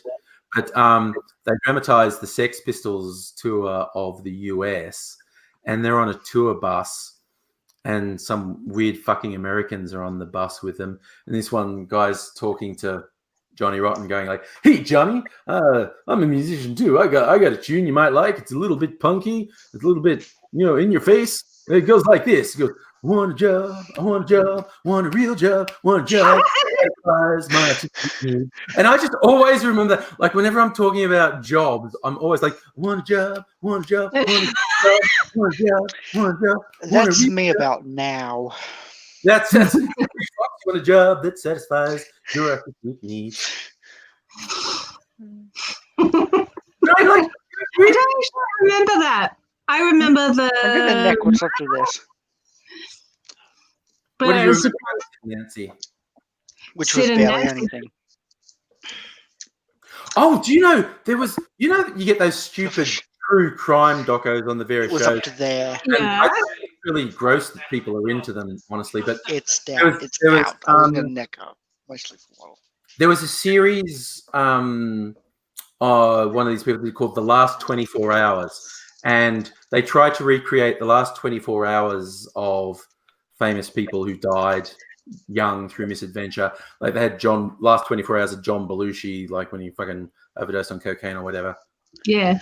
They had the last 24 hours of Sid Vicious, because he killed Nancy Spungen. The circumstances of it were unclear because it never went to trial. He was arrested, he got out on bail, and he died of a drug overdose before he went to trial. Yeah, that's right. One of these things was the last 24 hours of Sid Vicious. The guy making it is interviewing Sid's mum, who was there with him in New York, and she all but fucking admitted that she dosed Sid because she didn't believe he'd survive prison. She basically came straight out and said she gave Sid she deliberately gave Sid a fatal overdose because she thought he couldn't survive prison. And it's just like, what the fuck? You know, Johnny Rotten's always said that his mother was like the lowest of the low. Mm. She was just shit. But yes, but, like, you look at the parents of people whose kids are alleged to or have committed gross atrocities, and the extreme denial that they have, and then how that leads into this idea of a fatal maternity instinct of, I love them so much, I'd rather kill them or destroy them than see them go through suffering. It does happen. Absolutely. It's really bizarre. Yeah, it does happen. Like Cynthia, what's her name? Plath. Yes. Sylvia Plath, yeah. And what was the other one? Oh, Beloved. That's what I'm thinking of. You know that novel Beloved by Toni Morrison? Not off the top of my head, but probably if I looked it up. Yeah. But it's that concept of you can love something so much you want to almost destroy it. Rather than seeing it in pain. Exactly. And it's that weird thing of you can see where that can evolve to a really dangerous place. But it's bizarre because then you've got on the total opposite of that, the mums who, or even the fathers who are so, they don't know how to present positive emotion, that then they cause so much trauma that then they lead to people who escalate their behaviors, like the Ed Kempers of the world. Apparently, Kemper. apparently, sorry. I was going to say, apparently a film that's pretty good but can be pretty hard going, particularly for people who've had toxic, traumatic relationships with parents. So, what's his name? Just do it. Shia LaBeouf. The new Shia LaBeouf film where he is essentially playing a lightly fictionalized version of his own abusive father. And apparently it's really intense. And he does it really well. But it's just like, and apparently, if you would all have susceptibilities to being set off by stuff like that, maybe don't watch it. But I just saw Kaiju just said Kaiju just said about killing your son doesn't generally stop him from dying. That's not a life hack. I love that. Kaiju. Okay, so what are you? You're like the fucking life hack king now. You're a life hack king. Go work for BuzzFeed. That could be a BuzzFeed. How to not turn your kid into a serial killer and or kill them. I don't understand. What happened to this conversation? I came back. It's its own thing. It's after midnight and there's been alcohol involved. That's what happened. See, Oscar's got his finger on the pulse there. That's what's going on. Have you guys? If you watch Mindhunter, the guy who plays Ed Kemper in that is in Umbrella Academy as well, which is amazing. And it was really weird because I watched Umbrella Academy first and then was watching Mindhunters, and I'm like, where is this guy from? Because he's so good. And then I realized it's this absolute blithering idiot from Umbrella Academy playing one of the most intriguing serial killer minds that has been looked into, because he'd been through evaluations before. He was so aware that he could communicate exactly what had happened and why he did what he did. And that's why he ended up surrendering himself, because he wanted to stop himself, which I wish there were more people who'd surrender themselves early. Ed Campbell was one of the ones where it was all his mother, though, isn't it? Yeah, so his mother was really abusive, and he did some very bizarre behaviors. I don't know how much I want to disclose on your live stream, because I don't know what your target audience is. Unicorns and things like he would do things to replicate ideologies he had. Like, he thought that his mother always wanted everyone to look up at him, so certain positioning of buried body parts. He buried the head. He decapitated one of his victims, and looking at his mother's bedroom window, basically under his mother's bedroom window, looking up at the. Oh my god! Because she always wanted people to look up at her, and she had so much love for the females in her life that she hated her son, blamed him for all the toxic male stuff she'd had around her, which is her own level of trauma, but then led to this high escalation. And because he was such a physically big male, he could do quite a lot. If he had been a much more small, slender, petite male, I doubt he would have been as prolific a killer as he was. Yeah. Although I also remember there was a doco on the serial killers once, and Ed Kemper, because he's a weird, freaky looking dude, quite innocently. And he's being interviewed in prison. And one of the things he did is, I don't know, he'd had different prescription glasses that were a bit minute, but he still had these old, weird, cheap ones with real Coke bottle lenses. Yeah. And he's talking to the person interviewing, and he just picked up these really quite freaky glasses that did make him look freaky, and goes, "Would you get into a car with me?" And so, but he was so self-aware. And he's basically saying that was crazy that they got into a car with me. So it's like, fuck. But he was very unassuming as well. Like, although he was physically big, because of the era it was as well, he came across as a reasonably nice guy. Yeah. And I think that's like, it's like the Ted Bundys of the world. As long as they didn't come across initially as aggressive, it's amazing how much, particularly young females back then, would have trusted people, because there was this idea that you should trust random strangers. Don't trust anyone, is my general view. And Ted fucking Bundy, okay, because he was good looking and charismatic, but this is a weird. So manipulative. One of the writers who basically popularized the true crime genre in the last 40 years, because Anne Rule, she her first one was called The Killer Beside Me, and it's because she worked with Ted Bundy on a suicide hotline, a crisis center, and she said he was very good. And he said he saved people's lives. Yeah. And she always thought he was wonderful. And years later, he turns out to be a fucking psychopathic serial killer. She had so much trouble trying to reconcile. Wait, what's in his head that one day he's literally saving people's lives, but then he's killing people, he's murdering people. But if he's but he was a psychopath based on what the studies showed. And I do think that people these days use psychopath and sociopath far too flippantly. But he was diagnosed as a psychopath, and that's part of why he could do that, because although he was aware of emotions, he could mimic emotions, he didn't actually feel them the same way we do. So while I might feel empathy for someone who's suicidal, he can mimic that, but he as hell wasn't feeling it, because he didn't have the ability to process those emotions. And he was a psychopath in the sense that he had no empathy for anyone.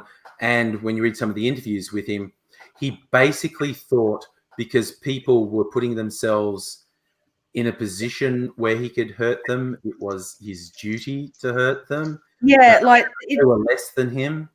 They were seen as subservient, and they were seen as lesser evolved beings almost. And if you should know that you could be in trouble, then therefore you deserve to be in that position of trouble, and whatever the consequences were, that is your fault. So he never had to take ownership of anything he did, which is probably part of how he rationalized, particularly because he suffered from psychopathy. A lot of predators do that. They go, if you're going to put yourself in a position where this can happen, then it's your fault what happens. Is now bringing up the dude from Holland who had the family locked in the cellar. Yes. They do what they want to. They do what they feel like they want to do, and then they come up with a rationalization afterwards. But frankly, really, all they want to do is have weird fucking morbid sex. And most of it is because of early onset trauma that then they fixate on something sexual. And that's but it's been interesting actually, because I've started my criminology side of my degree, looking at all the different theories that have come across from how many hundreds of years, and how much we still don't actually apply stuff that we know now to criminal justice, but also how much we just don't know, because we're relying on people who are offenders to communicate that when they're not able to communicate that, or sometimes they're just not willing. And I can't blame someone who is an offender for not wanting to communicate a way to avoid them from offending if that's the only lifestyle they've known. Yes, here's the shocking twist of fate. They're often dishonest. Funny that. Psychopaths and serial killers don't always tell you the truth. Really? Serial killers lie? Look, I've shot Fox never realized. What I love though is I was reading, I can't think of his name off the top of my head. I'll have to find it for you at some point. But there's one of the leading researchers within psychopathy is actually someone who's then sat and done testing on psychopathy, and he has all the indicators of psychopathy. He just has never been through a high enough level of trauma that he became a psychopath. And he never understood why he could mimic emotions, but he didn't really relate to people. He sucked at skills, so it's one of his indicators.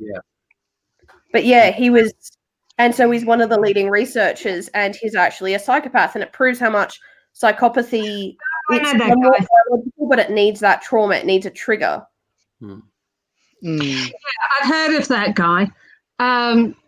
He's had a lot of articles a few years ago. He put out a book, didn't he? And said, I'm a psychopath. But I don't know. I'm really uncomfortable with this sort of Speaking about uncomfortable, in the chat, I was talking about having a satanic sex orgy. Stella, I've noticed, has been. Although Stella's saying she doesn't have to. Ted Bundy. Well, so okay, in the attempt to open up more thirst, I'm gonna reviewing our decades some more movies. 2016, we were up to. Oh, just quickly, I did find his name. His name is James Allen. Arrival, which I thought was pretty good. That linguistic first contact with aliens movies. Do you remember that? Yeah, I've heard of that movie. Yeah. That was pretty good. That movie and it seemed pretty I'm going to have to bow out now. I'm going to have to say good nighty night. Good night. Sweet dreams. Nice to meet you. Bye-bye. Yes. Yeah. Bye. Sweet dreams. Oh, God, now we've got this weird fucking thing. They've just got my giant head. It's like some 60 TV show now. Whenever I'm in the did I forget 2015? I thought I did 2015 movies.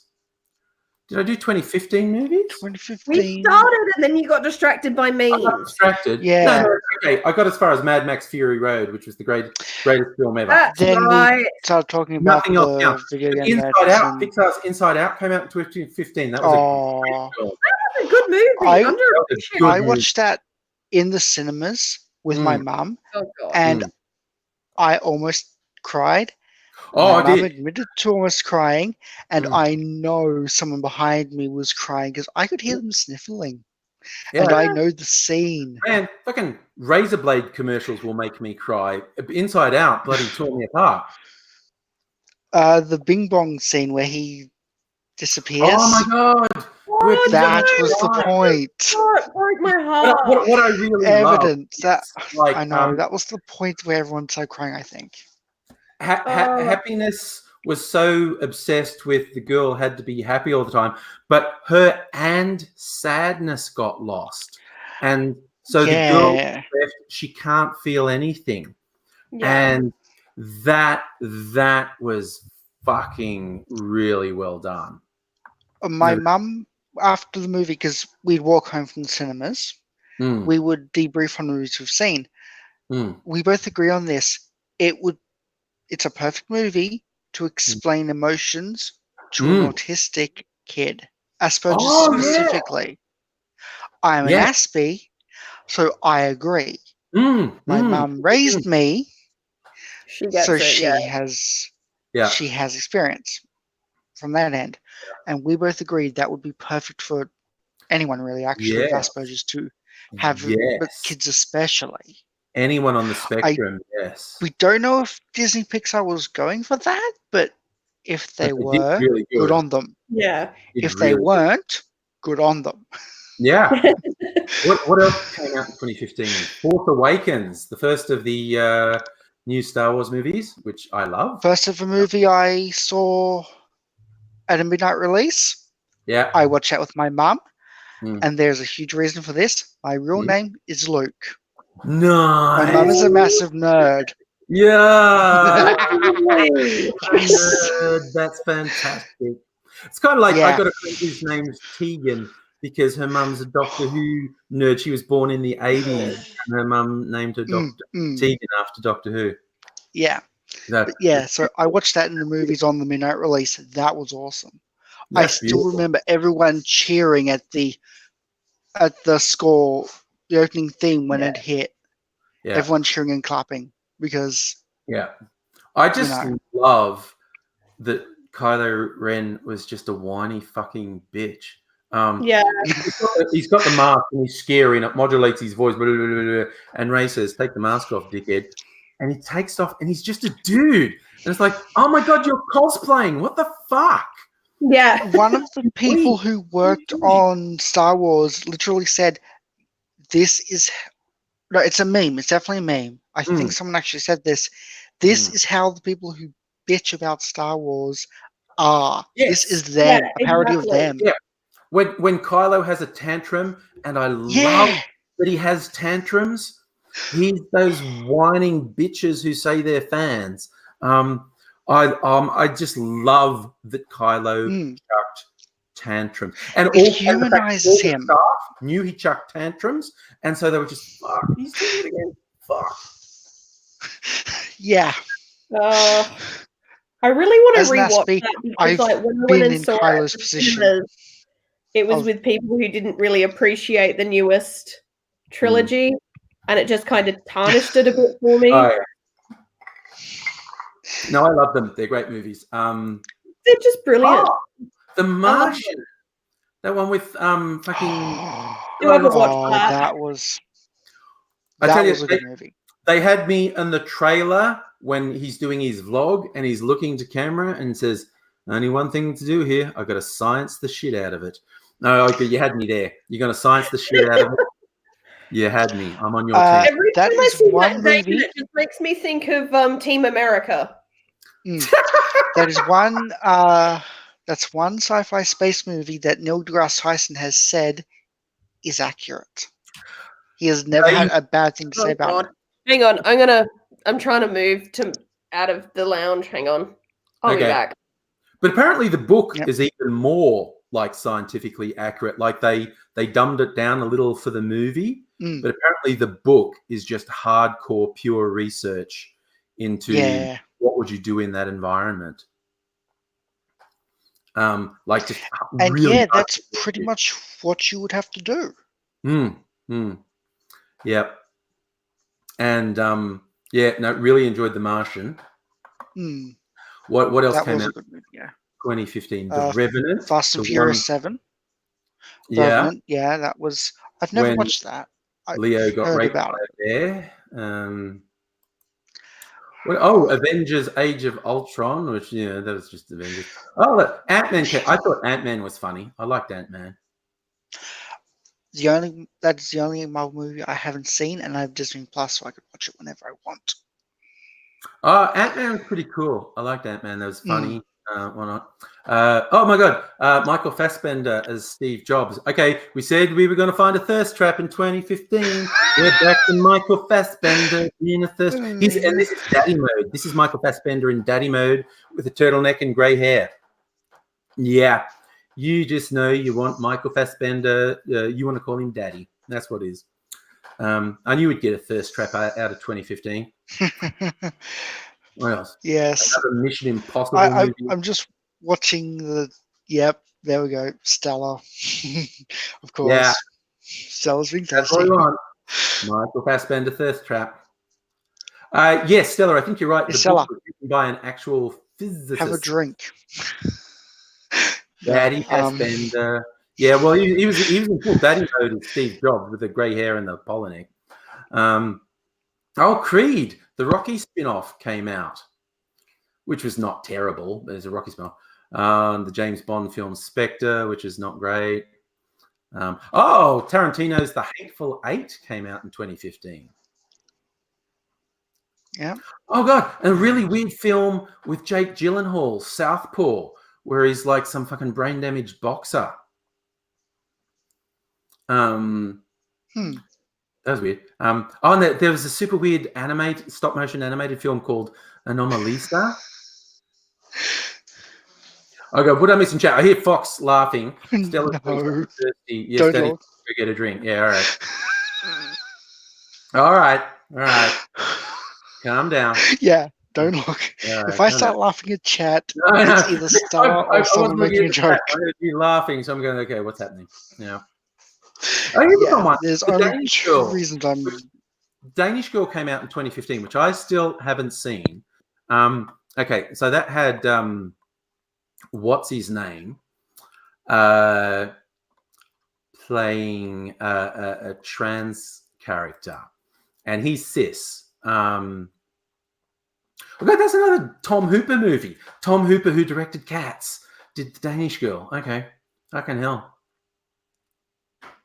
So Eddie Redmayne, that's his name. Eddie Redmayne, and his character is one of the first known recipients of sex reassignment surgery. Now, see, this is where you get into an interesting discussion for me. Because AZ and I, we did a theatre degree. We had acting training, and acting is acting. The cat's back. The cat's back. Lulu was saying goodnight. Lulu was saying goodnight because it's bedtime. Bedtime. Well, two-thirds actually of everyone here. 2/3 of your house going to sleep. All right, you're still hanging fast. Yeah. All right. Yeah, I'm still up. Cool. So, so Eddie Redmayne copped a bit of flack because he's cis, playing a trans person, and you do get into this area like, where's the boundary of whereas acting and misappropriating? Like, I know a lot of actors with disabilities hilariously use the term cripping up. Like, someone wants to win an Oscar, they're going to crip it up. They're going to act like they have some severe disability to show their acting chops. A comedian I watched on Netflix, Jake Whitehall, he makes a similar joke. Play Among Winnagong as a thing of people who've played. Even fucking disabled people have won awards. The bloody Tropic Thunder, the classic line, never go full retard. You got to do a little bit. You got to do a little bit. Oh, Spider, dude, you're coming in late, dude. We've just been. Adele's back. Hello. Oh no, she's gone. Anyway,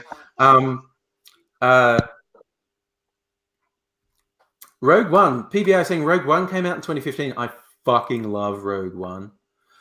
I'm one with the Force. The Force is one with me. Mocking Jay. Oh my God! Speaking about flogging a dead horse, a Terminator sequel came out that year. Terminator Genesis. They don't seem to be able to do anything. I heard you talking about that before briefly. I can defend a lot of movies. And it's something when they're cripping up, like what I think is more important, because there's definitely line like it's called acting. You can only lawyers play lawyers in movies and what.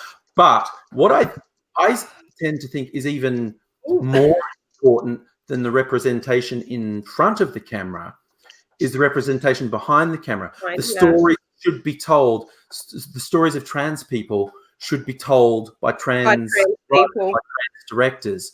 And for non-binary, all these things. I think that is I definitely think that is more important than the person who's in front of the camera. I think the stories need to be told. Yeah. People there. So getting trans people on crews, trans writers, trans directors, trans producers, non-white, non-cis people, all these things. I think we need genuine story bullshit made for Hollywood type of crap. Yes, like for instance, I'm really hanging out to see a film called, and this is all completely cisgender stuff, Portrait of a Lady on Fire. That looks amazing. This is the difference. This is a film made by women about women's sexuality, and the vibe is totally different. And the trailers, I've seen the trailers for it. It looks really good. Well, anything that's coming out of Reese Witherspoon's production company at the moment, I've noticed, like Big Little Lies and a few of the other things she's been doing, have been amazing because it's women writers, it's women-led stories, it's got older women as well as acting roles, which is huge because as she was, like, Reese has been acting since she was, before she was 18. I think like 8 or something really young. And as soon as she started turning like 40 or 50, like I don't think she's quite 50 yet, but like as soon as she turned 40, she's 43. There were no roles. And it's like, how are you saying that women in their 40s aren't something that needs to be represented? Because that's a massive part of your market. Also, people my age want to know where's our feel-good stories for when we get older.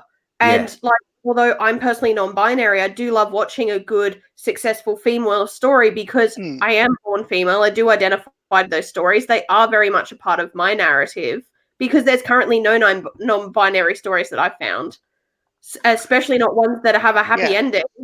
There were some nice touches in Good Omens, the Neil Gaiman, Terry Pratchett story. He updated a few of them, and one of the 4 horsemen was non-binary, and they were very conscious about. They referred to, I think it was pollution was NB, and they were very conscious of referring to pollution as they.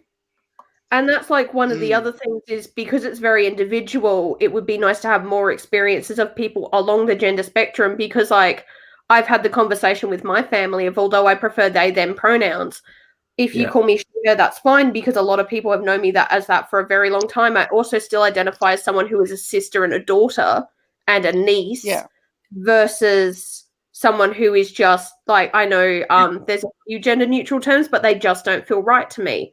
And but then I've got other friends who prefer those terms because that is totally their identity. And that it would be nice to have more diverse stories.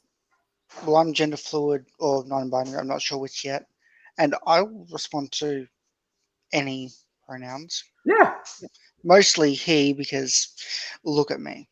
Right. There are some people Can I get some of that? Yeah. There are some people on the internet. Those of us who are chronically blessed can't do them. There are some people who know my female side more, and they do say she and her, and I respond to them. Most of people know me as the person you see on camera right now, and they say he. Yeah, and that's what I love. I often see people sharing stuff on like Facebook and whatnot, and I love stuff like being non-binary doesn't mean necessarily a slightly male androgynous appearance. It can. Yeah. You can be non-binary and wear pink frilly dresses. It's the idea of not constraining people. I mean, Jesus Christ. I also like the term gender not normal. Because I feel like that's also like I don't like the binary in and of itself. I fluctuate very much.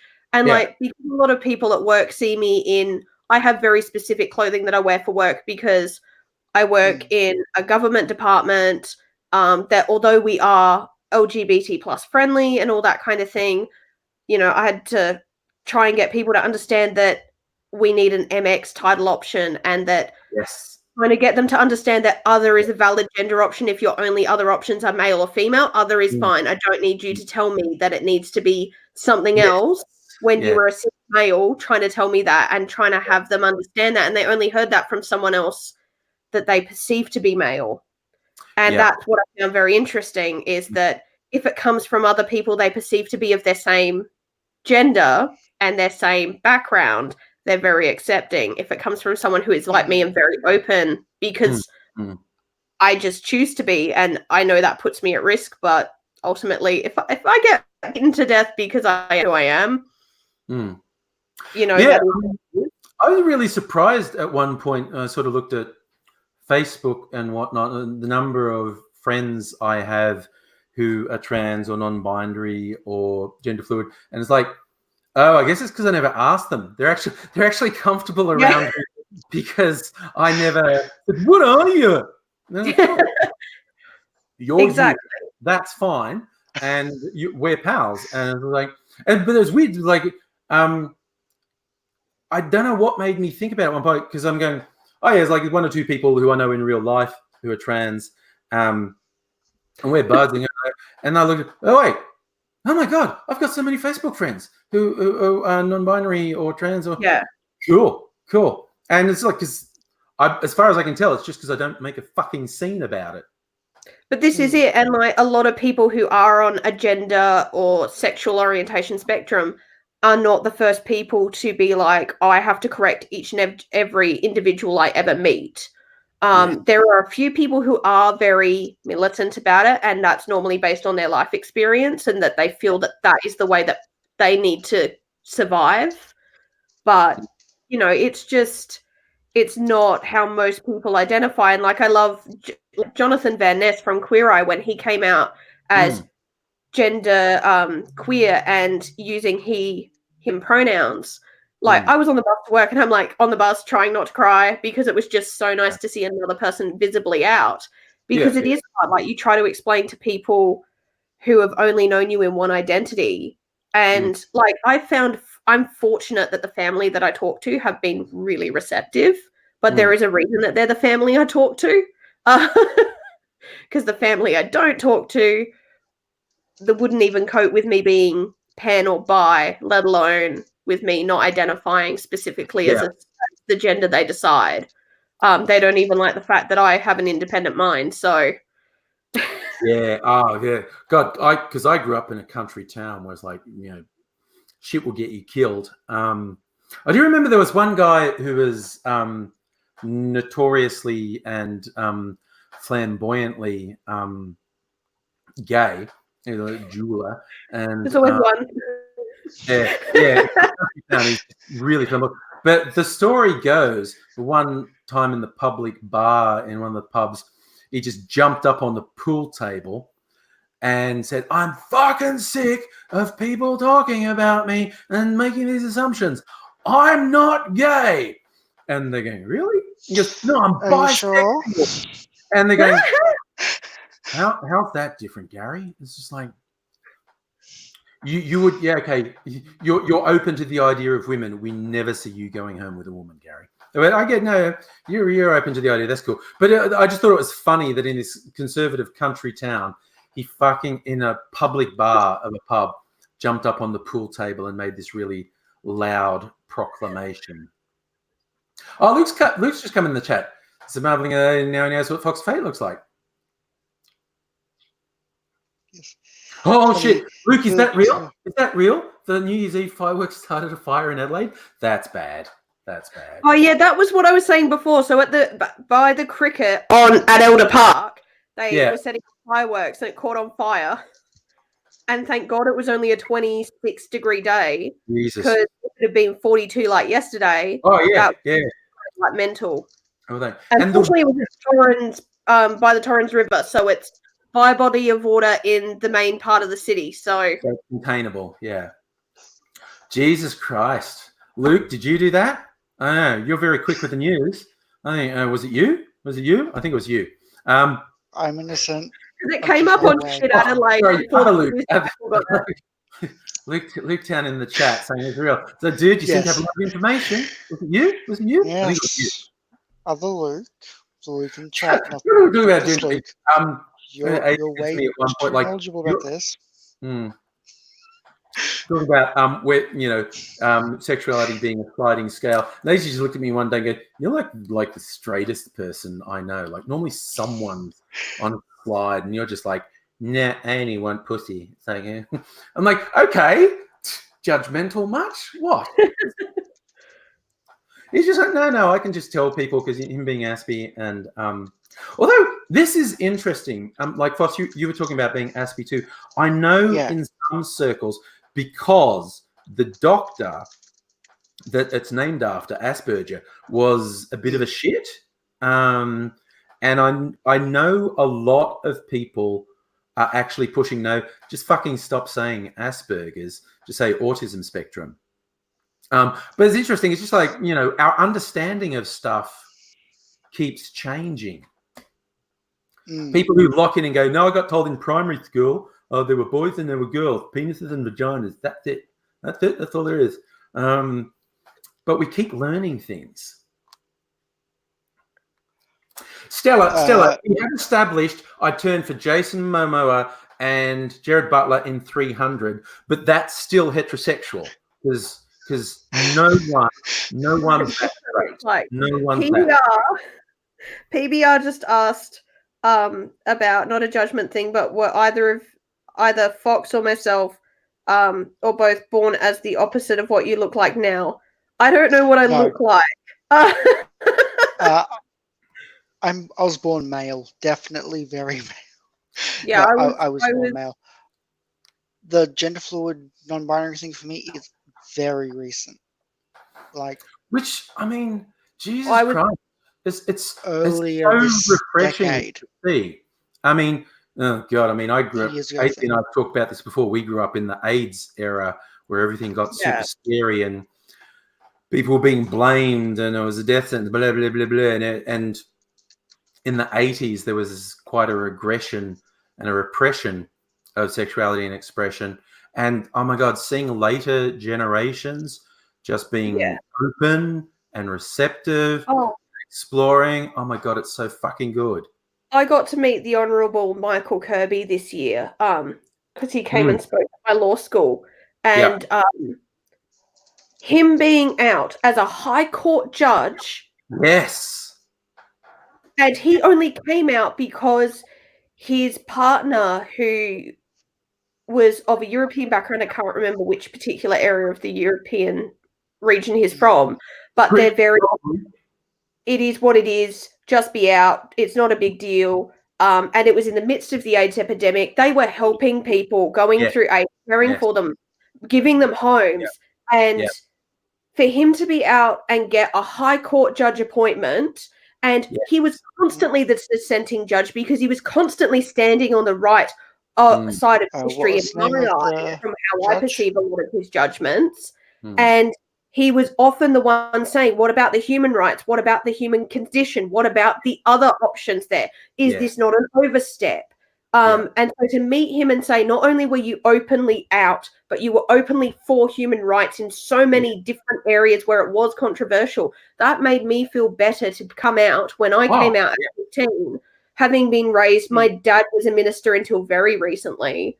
And the church that he's in, as much as my dad has definitely changed and become a lot more accepting and a lot more open-minded, the church he's in is still not.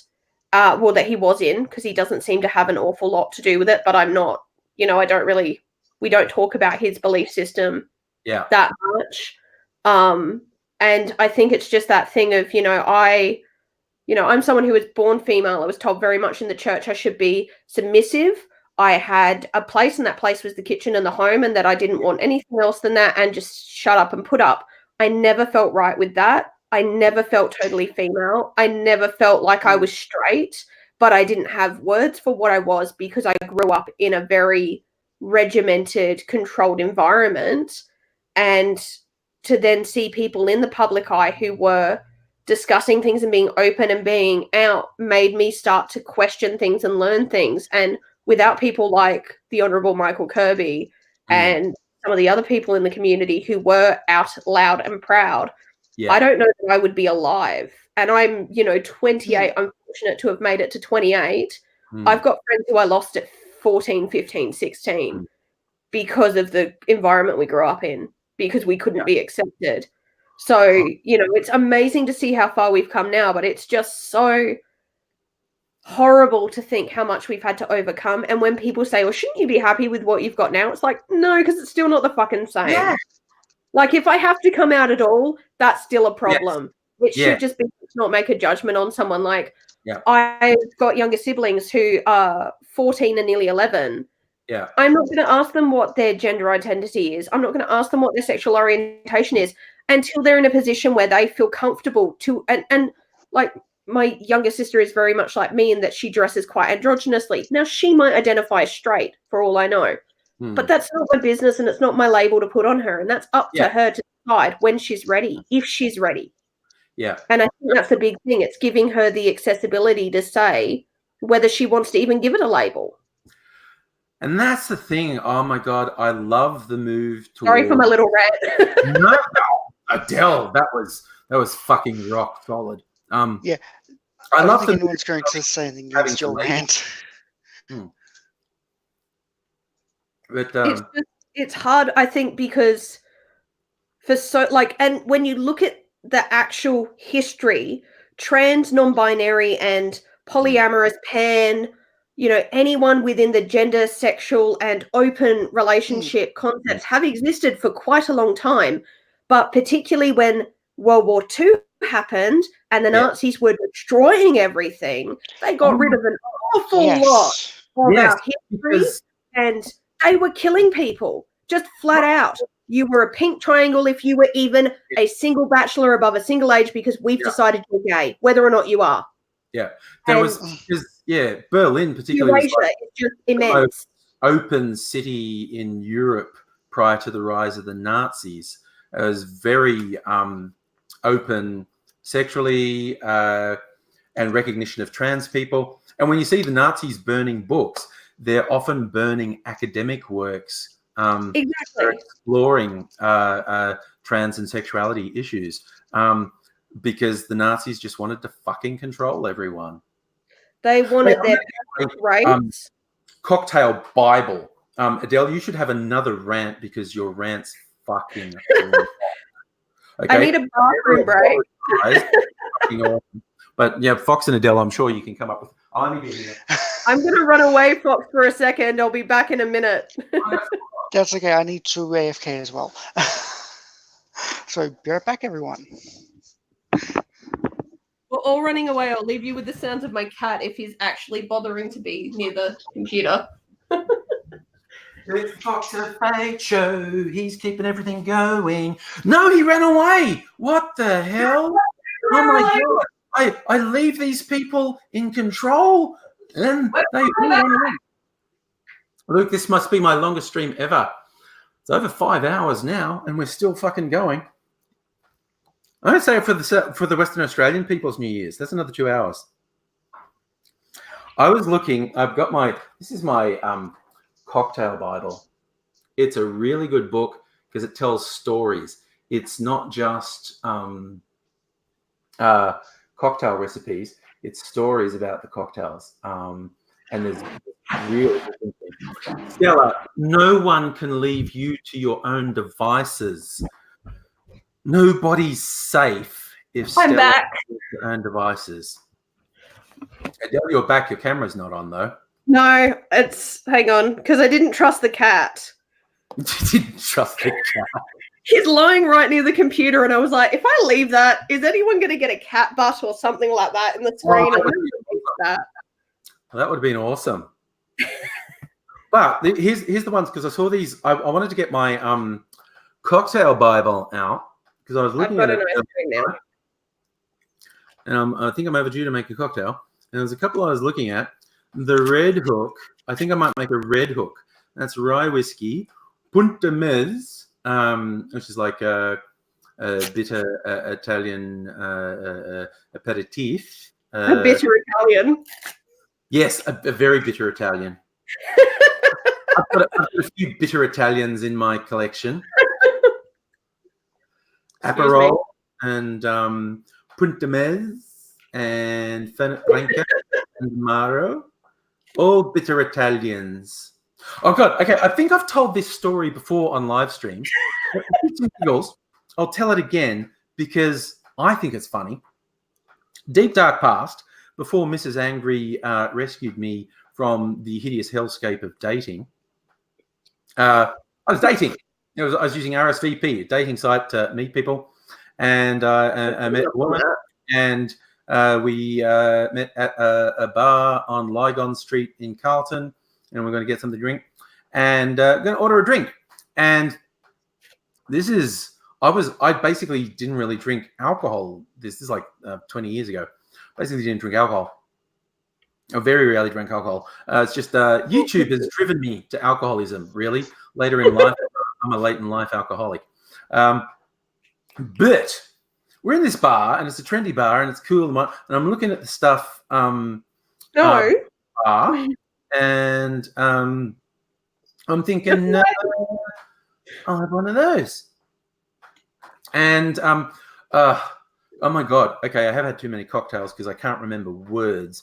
Words for alcohol. How ironic is that? That's all right. I just think we got attacked by the cat over an ice cream. So Negroni is a really trendy cocktail. Negronis are lovely. Main component of it. There's a bitter Italian thing. I've got Aperol. Oh, hang on. I was making this the other night. But look, the short version is I fucking hate this drink, right? But for Campari? Adele comes through in the clutch. Campari. For some reason, I thought I liked Campari, and I thought I liked it straight. And so I'm at this bar with this person. I'm trying to impress because it's an internet date, and she orders something. And I go, I'll have a Campari. And Campari is really, really bitter. Yep. And this is me. I've got my Campari, and I'm going, cheers. I'm sophisticated. Scrunched up face. And internally, I'm going, that is fucking horrible. Why did I think I like that? What sort of moron thinks they like a drink that they don't fucking like? And they not only don't like it, it's terrible. It's the worst. And now you have to drink the whole fucking thing because you're on the date and you can't halfway through say, I made a mistake. I don't like this. I'm stupid. So I've got to play it cool. And so for 15 minutes, I'm just doing little sips of fucking Campari going, that's Campari, that is. So that's fucking ruined Campari for me. And Negronis are a really popular cocktail, and I fucking hate them because they got Campari in them, which is weird because I will put bitter stuff in a whole bunch of, and this is what it comes back to. That's a bit of vermouth. And I'm sure you can make a Negroni without a Campari. Sorry? I'm sure you can make Negroni with a replacement for Campari. Then it's something else. So okay, this will have a Negroni in it. Careful how you say it. You sound racist. It's literally one of the most Googled things when you type in Negroni replace. Probably. People don't like Campari. Negroni, 35, page 35. In the Bible of the cocktails. All right. What? That's not fucking Negroni. Jesus Christ. He talked about it in one of his stories. Okay. You could replace it with Aperol. Yeah. I often use Aperol in drinks because I like Aperol. Aperol is much milder than fucking Campari. There you go. Peak on Punch, listen, Guardian. This is fucking giving me the shits. Where's a Negroni recipe? 101. Don't fuck with me, man. Daiquiri. Negroni. Daiquiri. Fuck you. Fuck you. Where's the Negroni? Old fashioned. Old fashioned. Manhattan. Oh, we said that in the last live stream, isn't it? What would a 9/11 be? It'd be a Manhattan that you set on fire. I still want to try that. Straight to hell. Straight to hell. Right, I'm already going there for being an independent, non-binary queer thing. To be sure, you are actually. I went to hell for many different reasons. I'm actually sending in notices that look, I've lulled her into a false sense of security and let her on my stream, but straight to hell, absolutely straight. To hell. Hey, you'll be in good company. Yes, you'll be. I mean, there are worse things. I know they say that hell's supposed to be the worst thing in the world, but ultimately, if all the things, not all the things. Because murder and some other of the things. reasons we go to hell. If some But of the reasons we go to hell, the good fun reasons we go to hell, then if they're there, I'm gonna have fun anyway. So eating too much can send you to hell. Drinking too Gluttony. much sends you to hell. Yes. Sleeping too much. Premarital sex sends you to hell. There we go. Every now and then, like, shit's been getting out of control in the fucking chat. What's going on? You're all a bunch of animals. What are you talking about? Cocktails and when religious people we can make it. I say defensive wounds. We can make it another hour and a half for the Perth New Year's. And I think I'm going to have to disappoint my friend who wanted me to go to a New Year's Day picnic in the park. I did respond when invited to, sure, if I regain consciousness. I just don't think I'm going to regain consciousness anytime soon. I think I might call it a night though, guys. You got to go? It's been fun for yeah. Been good. What, 3-4 hours? Heaps fun. Heaps fun. Yes, you definitely need to open these streams up more. Definitely need to open them up more. Yeah. This is fun. Yeah, see, crowds. I fucking hate crowds. The idea of putting too much pressure on New Year's Eve to be a thing, and Mrs. Angry and I have just like hung out together for the last 10 years of New Year's Eve. It's like, no, party isn't fucking fun. This was a perfect thing. I mean, 6 of us just hanging out, chatting, and of course, that was quality time. I like that. Adele, it's like a particular sort of porn channel you're doing with the eating the ice cream. There are people who pay money for that. There are, yes. I've heard of them. I'm saying, could have planned it. We could be making mad coin now. No, I have a question from my CEO before I work. Later. Bye, mate. I could just start showing my feet. That's another one. Hey, I have a friend who made an awful lot of money selling photos of her feet. Paid for a house deposit. In the early days of YouTube, I had a bunch of people kept wanting me to put my feet in my YouTube videos. And they were really different people. They were male, they were female, they were younger, they were older. And it's kind of like, fucking foot fetishists, man. So I actually probably not eat the ice cream too. Can't. Oddly. I think I've got one of them in the freezer. I can sex it up with a fucking drumstick. That's what's going to... No, I'm going to make a drink. A Red Hook. That sounds good. Whiskey, Punta Mez. I'd rather discuss serial killers than go erotic. My ice melted. I've just been fucking drinking melted ice for a while. All right. Where's my fucking jigger? Right. Okay. Everything's gone to hell straight away. Okay. I had plans and it just went straight to hell. I've finished now, so now it can no longer be erotic. It's never going to stop being erotic for me, Adele. So much going to think about it. Hey, did I tick the thing on YouTube that said this isn't for kids? I hope so. It's going to be very interesting at work if anyone stumbled across this. Oh. See, what's weird for me, because I'm a contractor, so I change work a lot. So I'm a permanent government employee. People won't even discover it. Other times they will. In fact, in the last job I was in, I started a new one just before Christmas. The one I was in earlier in the year, guy came in. He was like a consultant, and he knew me from another gig, and he knew the new YouTube stuff. And he's like, "Hey, how you going? Do you still do the YouTube stuff?" And I went, "Yeah." And he went, "Do any of these people know about it?" I went, "No." No. That's fine. That's fine. One of the guys at my work does do a podcast that's something to do with the footy. I said to him, "It's a pity I'm not interested in the footy. I'd love to listen, but I just have no interest."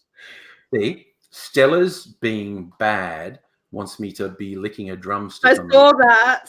That's so I tell you what, spend a bit of time winding down. Look like I've put on lipstick to eat the drumstick. I haven't. I could put on lipstick to eat the drumstick. I'm sure I could find some. There's two women in the house, my daughter and my lovely partner. I better not go and wake her up and say, "Give me some lipstick." Questions would be raised. Yeah, no. It's nothing weird. I'm just sexually exciting people on the live stream. We're making money. Making money. No, we've got to go on one of those cam sites where we can make money. We can fucking coining it in. I swear. All right. I don't know if I've ever even made this one before. So like every now and then I say, "I don't think I've ever made that. I'm going to make it." It's a red hook. Well, I'm going to read the story because he has little stories in these books, which is great. Not every advance has to have a moon launch level of ambition.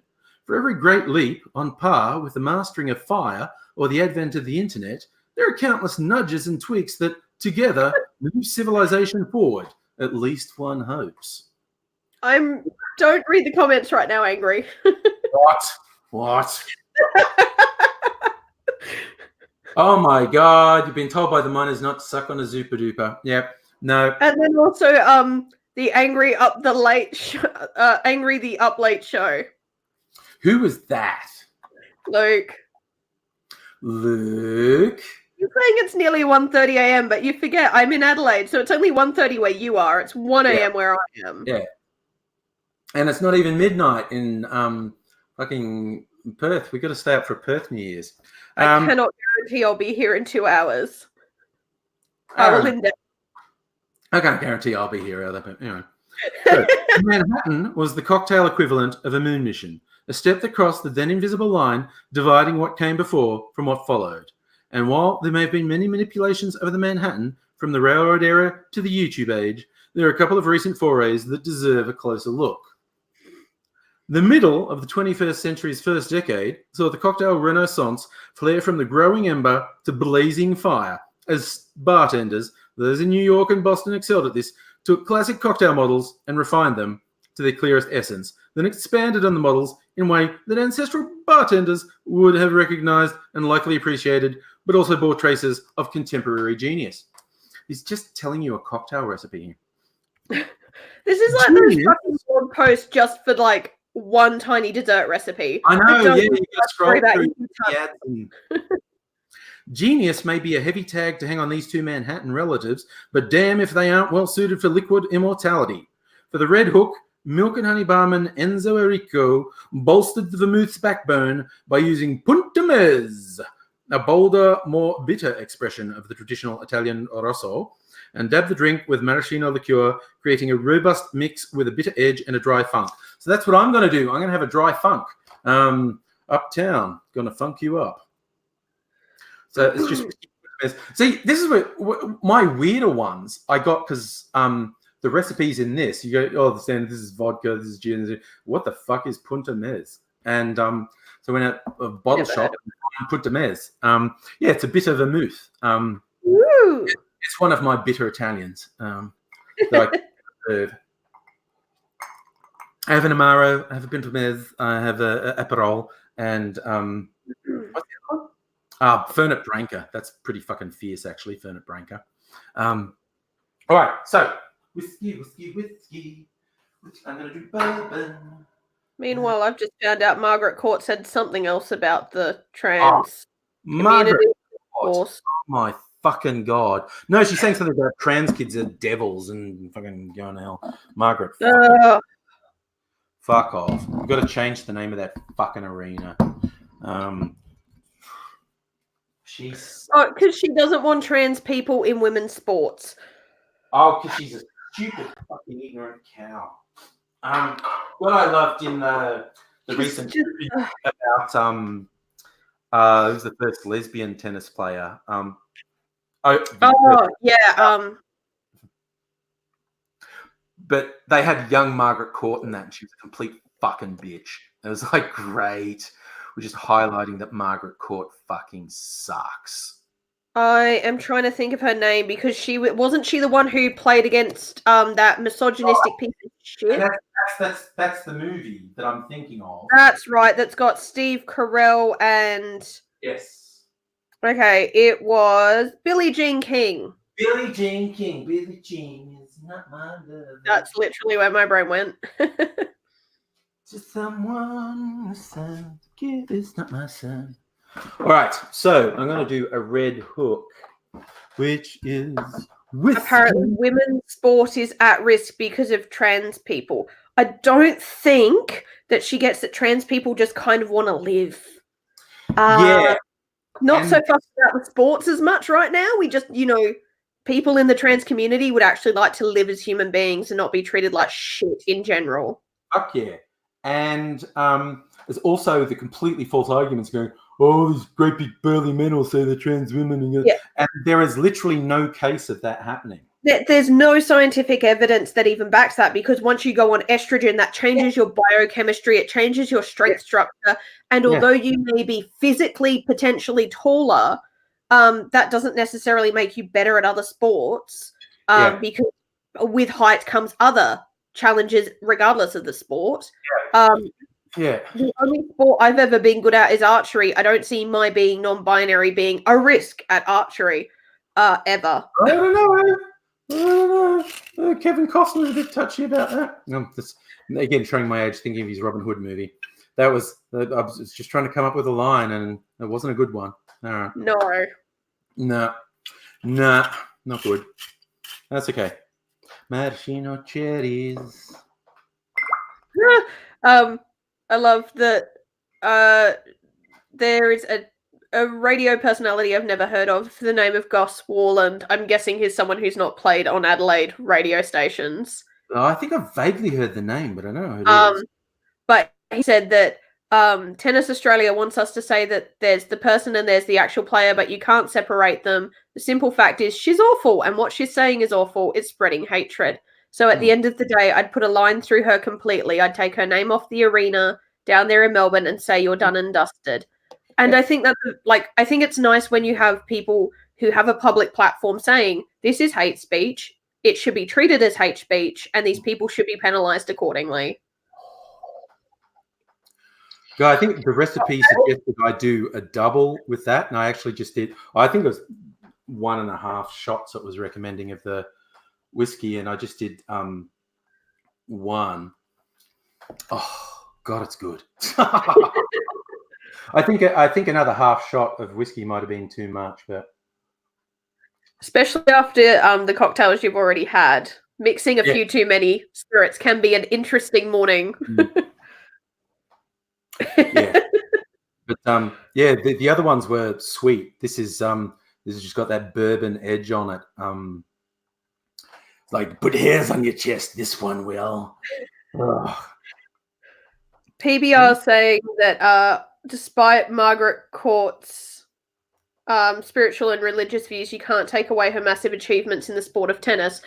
I do agree she did achieve stuff in tennis. However, I do believe that people who encourage hate speech and sort of inspire further discrimination of people, particularly minorities who are already discriminated against, should have names removed from buildings, should have privileges afforded to them removed, because you are giving yourself a platform to spread more hate, which is problematic. You look at the way that has been done historically, and it has caused more harm than good. It's not doing anyone a benefit, and it is leading to teen suicide. statistical fact. Yeah. So proven evidence. So. And I mean, what if she was saying it about black people? Would they be that eager to give her? What if she was saying it about the Jews? You know, that's what it comes down to. Is this same hateful rhetoric that has happened time and time again of we're going to blame a minority that we don't understand, that we can't be able to educate ourselves on for another issue. And instead we're just going to decide that, oh, well, it's fine because, you know, we're going to separate the person from the tennis or from the art form. And it's like, well, Chris Brown's still an abuser. He shouldn't have a record contract. He should be in jail. Like, R. Kelly is a pedophile running a sex cult. Someone should be pressing fucking charges. There is so much evidence out there. There are victims talking out about it now. And of course, they weren't going to talk about it while they're in it because they're being brainwashed. Yes. Where is the support? Yes. Oh, God, Adele, I've got to get you on my podcast. Fucking love your passion. And I'm absolutely serious. Do you want to... another time, I haven't got it together to be at all structured in this. Yeah, when we actually have a plan, possibly. Yeah, no, I am 1 million. When I have the cat behaving. Yeah, I'm 1,000,000% serious about being a bit more structured and could use it on a podcast. No, you came back. You thought we'd be gone. I maybe thought we'd be gone because it's past my midnight. It's past Adele's midnight. But by jings, we've got some people from Perth, and it's still Defensive Wounds has pointed out that Hillsong guy needs to be gone. I also agree. He's under investigation for not taking appropriate action when his dad was sexually assaulting kids. The amount of these quote unquote religious organizations that are exploitative and are problematic and harmful. I have no issue with religion, and that's always been something I try to make very clear to people is there is no problem with religion so long as it does not harm people. My issue is with religious organizations who exploit, brainwash, and turn people's mindsets into an us and them. That's the problem. Because fundamentally at its core, pure Christianity was built off of the same fundamentals as pure communism. The reason neither of them tend to work in most modern societies is because people in positions of power will use them to abuse other minorities and to try and benefit themselves. Absolutely. That's the problem with them. It's not the ideals specifically, it's with the people who get put into positions of power. Yeah, absolutely. It's giving people power is just a bad idea. Even people with the best intentions. It's like I always get a bit of a giggle, like looking at like the US presidential elections, and you go, "Oh, I like them as a candidate," and you think for a second, that person has woken up one day and gone, "I'm the most special person in the world. I should be leading the most powerful country in the world, the most powerful military in the world." Because I'm literally better than anyone else. And it's like, oh, what the fuck? That's a bit actually... They're sociopaths. Yeah, it's a bit fucking weird that you think that. Predominantly sociopathic personality types would be the type who would go into some form of politics. That's not by any means saying all politicians are sociopaths, but there is that like a lot of people who have sociopathic tendencies and leanings do tend to go into those types of industries. Same with people with underlying psychopathic tendencies tend to go into powerful positions like CEOs and that type of thing. Yep. And what leads them to it is because that's what they're craving. Yeah. So you look at the definitions of psychopathy, and it's also the admired traits in CEOs. Yeah. It's really weird. Oh my God. Natalie's been doing Uber Eats driving tonight. Came across an injured frogmouth in the middle of the road. Oh, God. Frogmouths are so cute. I remember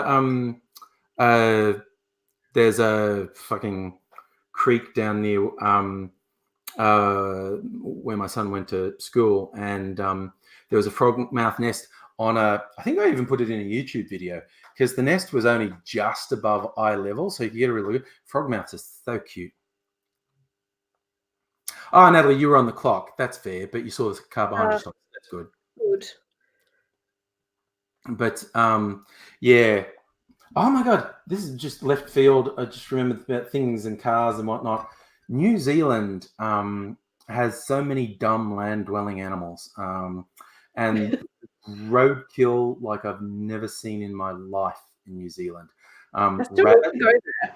There's all the shit that got introduced by white settlers: rabbits, ferrets, and possums from Australia. Fucking not the ringtails, the big fat possums.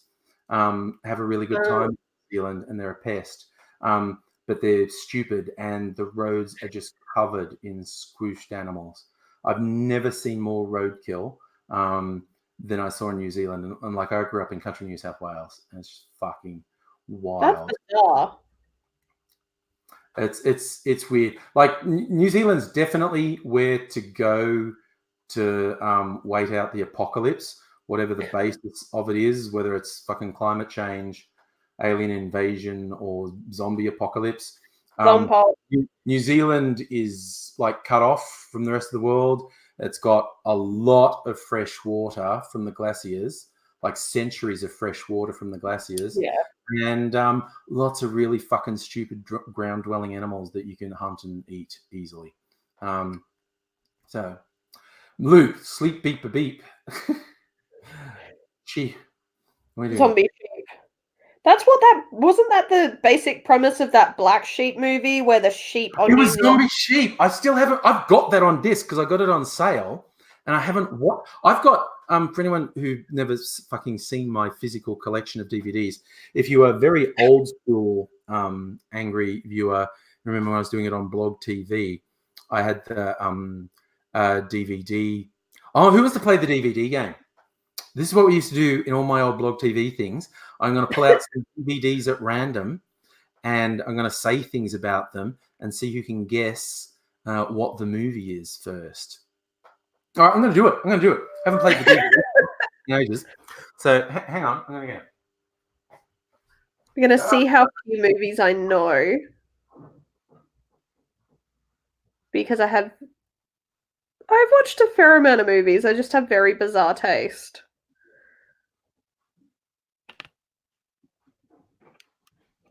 Stella's Tassie also a good end of the world spot. True, because you could do essentially, if it was something like a Zompoc or some sort of infection, what you could do is hazmat up and actually walk however many across and essentially recreate one of the most horrific massacres of First Nations people in our country's history, where they did that to wipe out Tasmania of their First Nations peoples. But I wouldn't recommend doing it for that, but we could do it for a Zompoc. Let's maybe not do it because of, traditional landowners. Yeah. Stella's also saying Tassie's a good end of the world spot. Again, yeah, an island is what you want. Yeah, I was saying with the Tassie thing, you could hazmat up if it was like an infection or something and just walk however many across and just cull the whole island, because that's what they did historically to First Nations peoples. I don't encourage it for First Nations people, but Zompoc different. Yes. Yeah, you need a controlled environment. Although, okay, this is a fucking weird one. This is one, okay. I buy discs and then don't watch them. I don't know what I'm waiting for. And with all the streaming services and all, there's dozens of discs in my collection I haven't watched. You need to remedy that. This is apparently simultaneously repelling and engrossing. Brutally real, yet hauntingly dreamlike. It's the film that Gus Van Sant wished he'd made. What I remember is that some people had concerns that the director was actually exploiting people who maybe had cognitive impairment in this movie. So they had this is the first, I think this is probably the directorial debut of this person. Stella's just gone straight human centipede, okay? Yeah. No, that would just be gross. If I just said it was gross, gross out. I can't believe someone came up with this. What the fuck? That's human centipede. My brain was, what is the exploitative version of human centipede?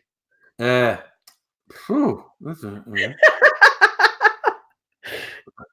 Okay. Lion Spider. Oh no, the one you talk about, barbecue days, barbecue area. It's a really funny mockumentary. If black people were the colonials and sort of 20th century bogan Australians were on the beach when the boat, and when the Aboriginal sailor said, "Claim this for the king. What do you call this thing?" And the guys are on the beach having a barbecue, and he goes, "The barbecue area," and everybody goes, "I named this country a barbecue area." And oh my gosh, I need to see that. That sounds amazing. Very funny. It's very funny. Now Stella's gone to the sky. No. That's the fucking Tom Cruise movie. See, I couldn't tell you. I could tell you the name of every actor in this, and it wouldn't help. Is it a B grade? Oh god, it's fucking weird. It's restricted, like 18 and over. Ooh. Okay, I'm just going to go right out and say it. Who knows who Harmony Korine is? Harmony Korine wrote the script for a film called Kids when I was about 16, and that was a film that polarized people. I kind of liked it. I know a lot of people didn't. It came out in the 80s. It's just about these really fucking violent kids beating people up in the park and exploring their sexuality, and because it was in the 80s, so AIDS was a thing. And never heard of that person. Harmony Korine. Well, this is okay. No one's going to get it. It's called Gummo. Oh, excuse me, cracking my neck if anyone heard that. That's okay. That's cool. My son is a real knuckle cracker, and he knows I sort of go ooh when he does it. So he'll just do it in front of me, just crack. And he's got weird double jointed thumbs, and so he'll do this weird fucking thing with his thumbs. I'm like, dude, pushing your luck. Yeah. My problem is I was due for a massage, and my poor masseuse has injured a tendon. So I have my first world problem of having to wait, and I'm just crunchy. Oh my god, PBR is bringing up Gus Van Sant's darkest moment. His shot-for-shot color remake of Psycho, which I never watched because it just seemed like such a fucking terrible idea. Why would you? No, he literally just did. It wasn't a remake. It wasn't anything. He did a shot-for-shot recreation of Psycho, and it's just fucking why, dude? Jesus. Yeah, that makes no sense. Defensive Wounds is a musician, likes to crack knuckles before playing bass, drums, or guitar. Okay, this one's a classic. This is a black and white movie, but it's from the 60s. So the black and white was a choice. There were color films in the 60s, obviously. It's a black and white film from the 60s, and it really is a classic. That doesn't narrow it down. No, does it? Black and white. Okay. About the Cold War. Who knows their Cold War films? Oh, I feel like I should know this. Yeah. Cold War is the hint, and now the big hint: Stanley Kubrick.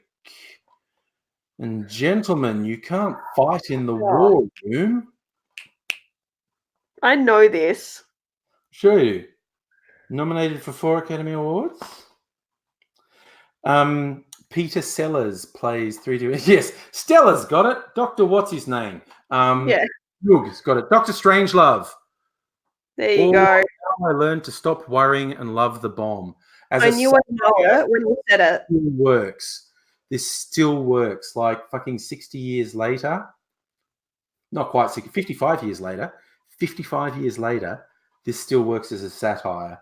So while Stanley Kubrick may have been a weirdo and a bit of a shit, he's a filmmaker. But he's apparently very, very, very awful to his actors sometimes. Kubrick. Yeah. The whole reason of the Shining stuff is beyond problematic. Like if you attempted any of that stuff in modern day, you would rightfully be sacked and most likely charged. Yeah. No, yeah, he full on abused Shelley Long in The Shining.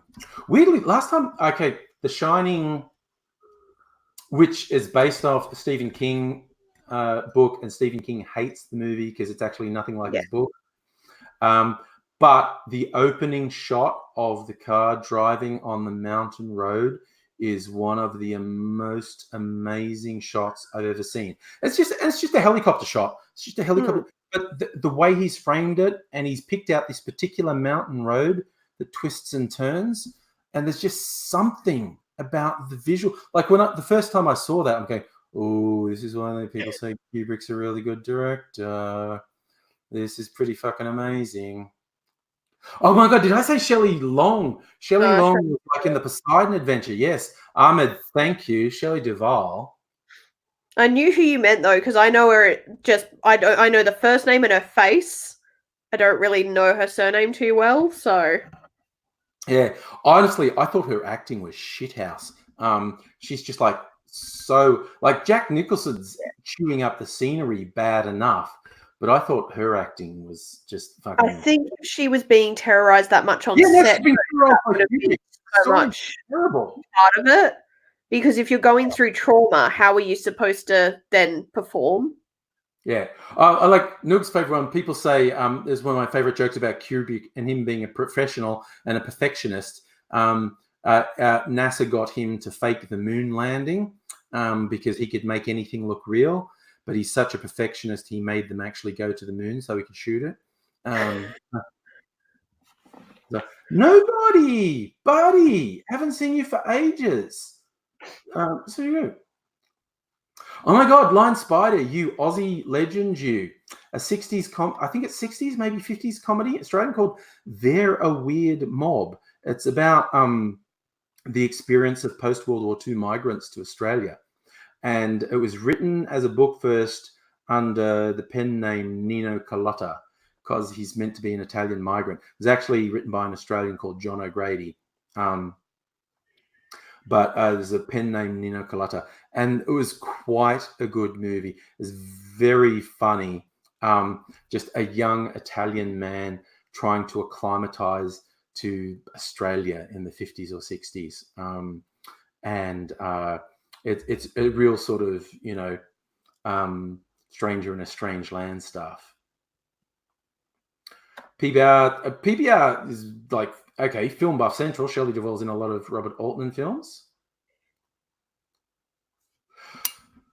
Okay, nobody, you failed at killing you, so you're here. You're our pal. We're your consolation prize, buddy. I'm glad to be here for you.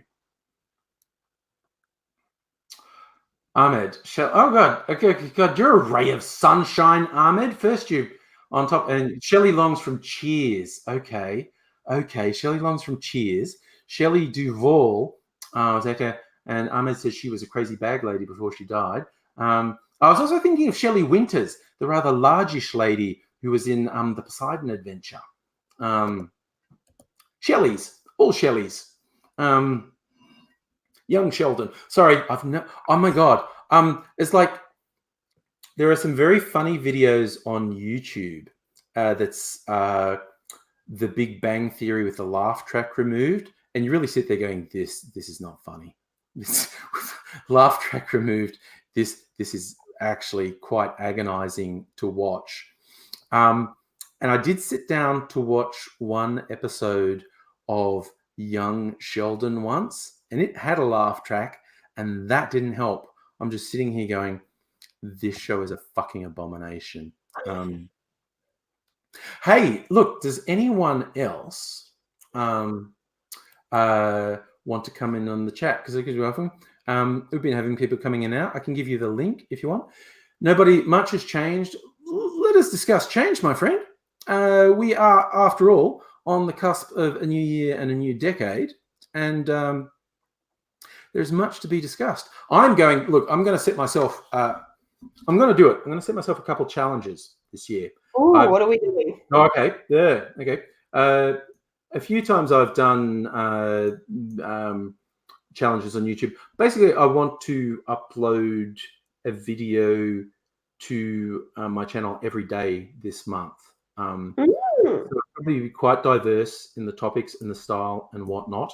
And because it's a month that starts in J, and that's why I'm doing it, because I love acronyms and puns and just generally being stupid. So it's a video every day in January if nothing arises, which is an acronym that you pronounce vagina. So, of course it is. Yeah, I forget when I came up with that. Was a few years ago. I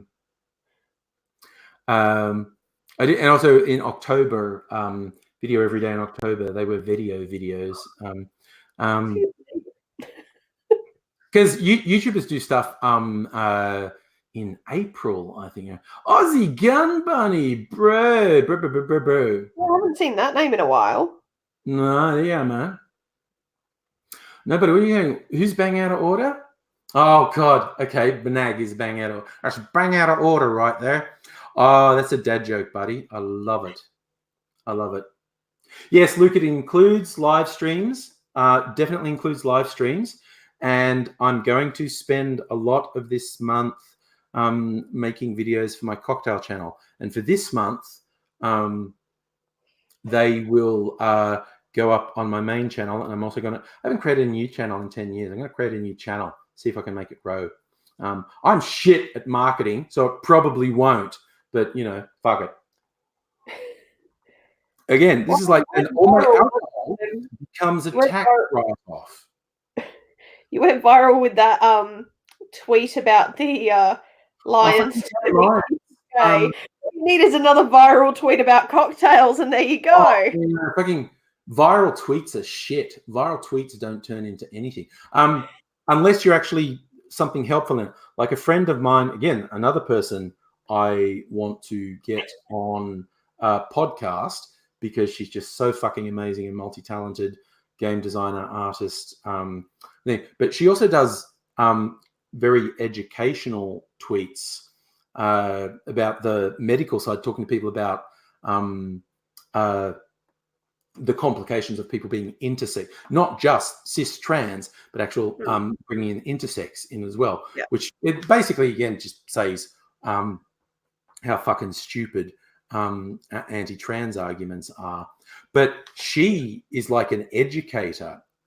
And when she does these threads where she explains shit, they go viral. And a lot of people follow her because she's offering value. Whereas I just did this stupid fucking joke, which by Twitter is literally 1,000,000 times funnier than anything I've ever said.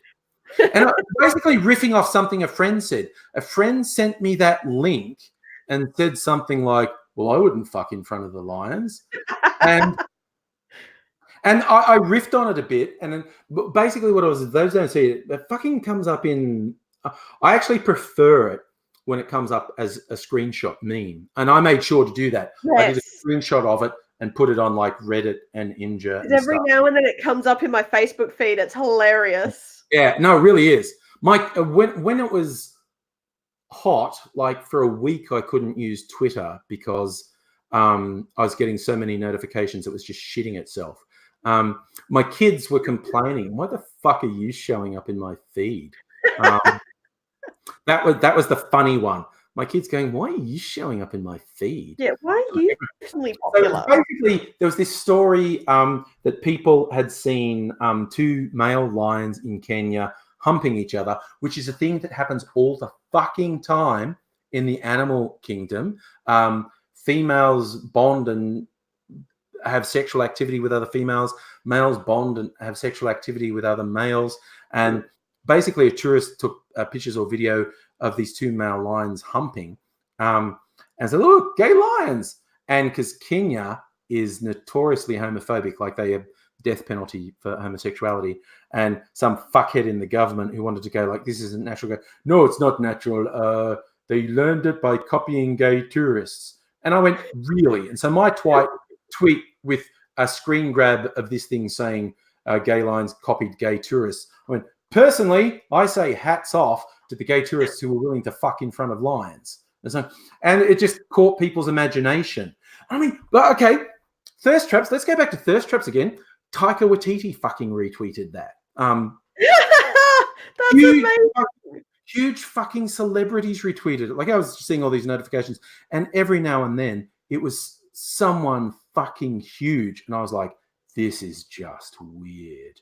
This is so weird." And in terms of conversion rate, like how many people followed me on Twitter, way less than 1%, 0.1 of 1%. So need to make a coffee so I can stay awake. Yeah, this is Adele's got to get an artificial stimulant to prop her up. That's right. I've been up since I slept through my alarm, so like 7:30. Yeah. But I slept through my alarm because for the last week at about 2 or 3 in the morning every night, Opie's woken me. Mostly to turn on the air conditioning, but the one night was just so he could kill an earwig. So. Oh, good God. Okay. I'm looking. I've been up because I went to work. I've been up since 6:15, and I went to work. Another thing, Mrs. Angry's had a cough that's lasted weeks. Like it's frustrating the shit out of her. One night when she was particularly coughing, I was like, I'm not getting any sleep. I just went out and slept on the lounge, and then she felt guilty a subsequent night and thought she was making too much noise, so she went out and fucking slept on the lounge. But so my sleep has been messed up. But you people are all getting me amped up. Stella's going to get the whip out on Adele. The trouble is, Stella, she'd like that. She's one of them. What's Stella saying now? I'm going to get the whip out on you to keep you awake. I know Adele. She's just going to enjoy that. It wouldn't necessarily help. Alright, there, PBR. There you go. Just after an hour for the Perthites in the stream. No, I'm fucking with you. It's actually less than an hour. So yes, the Roaring 20s. Let's hope that it's not roaring bushfires all through the 20s. Although it looks like it will be. Ahmed, you're in China. 11 p.m. You're in the same time zone as Perth. Oh, cool. Okay, Ahmed, we're staying up for your New Year's Eve too. Yes, Roaring 22, Electric Jazzaloo. No, nice. Okay, I'm going to try and find something which I thought was funny. Who does webcomics.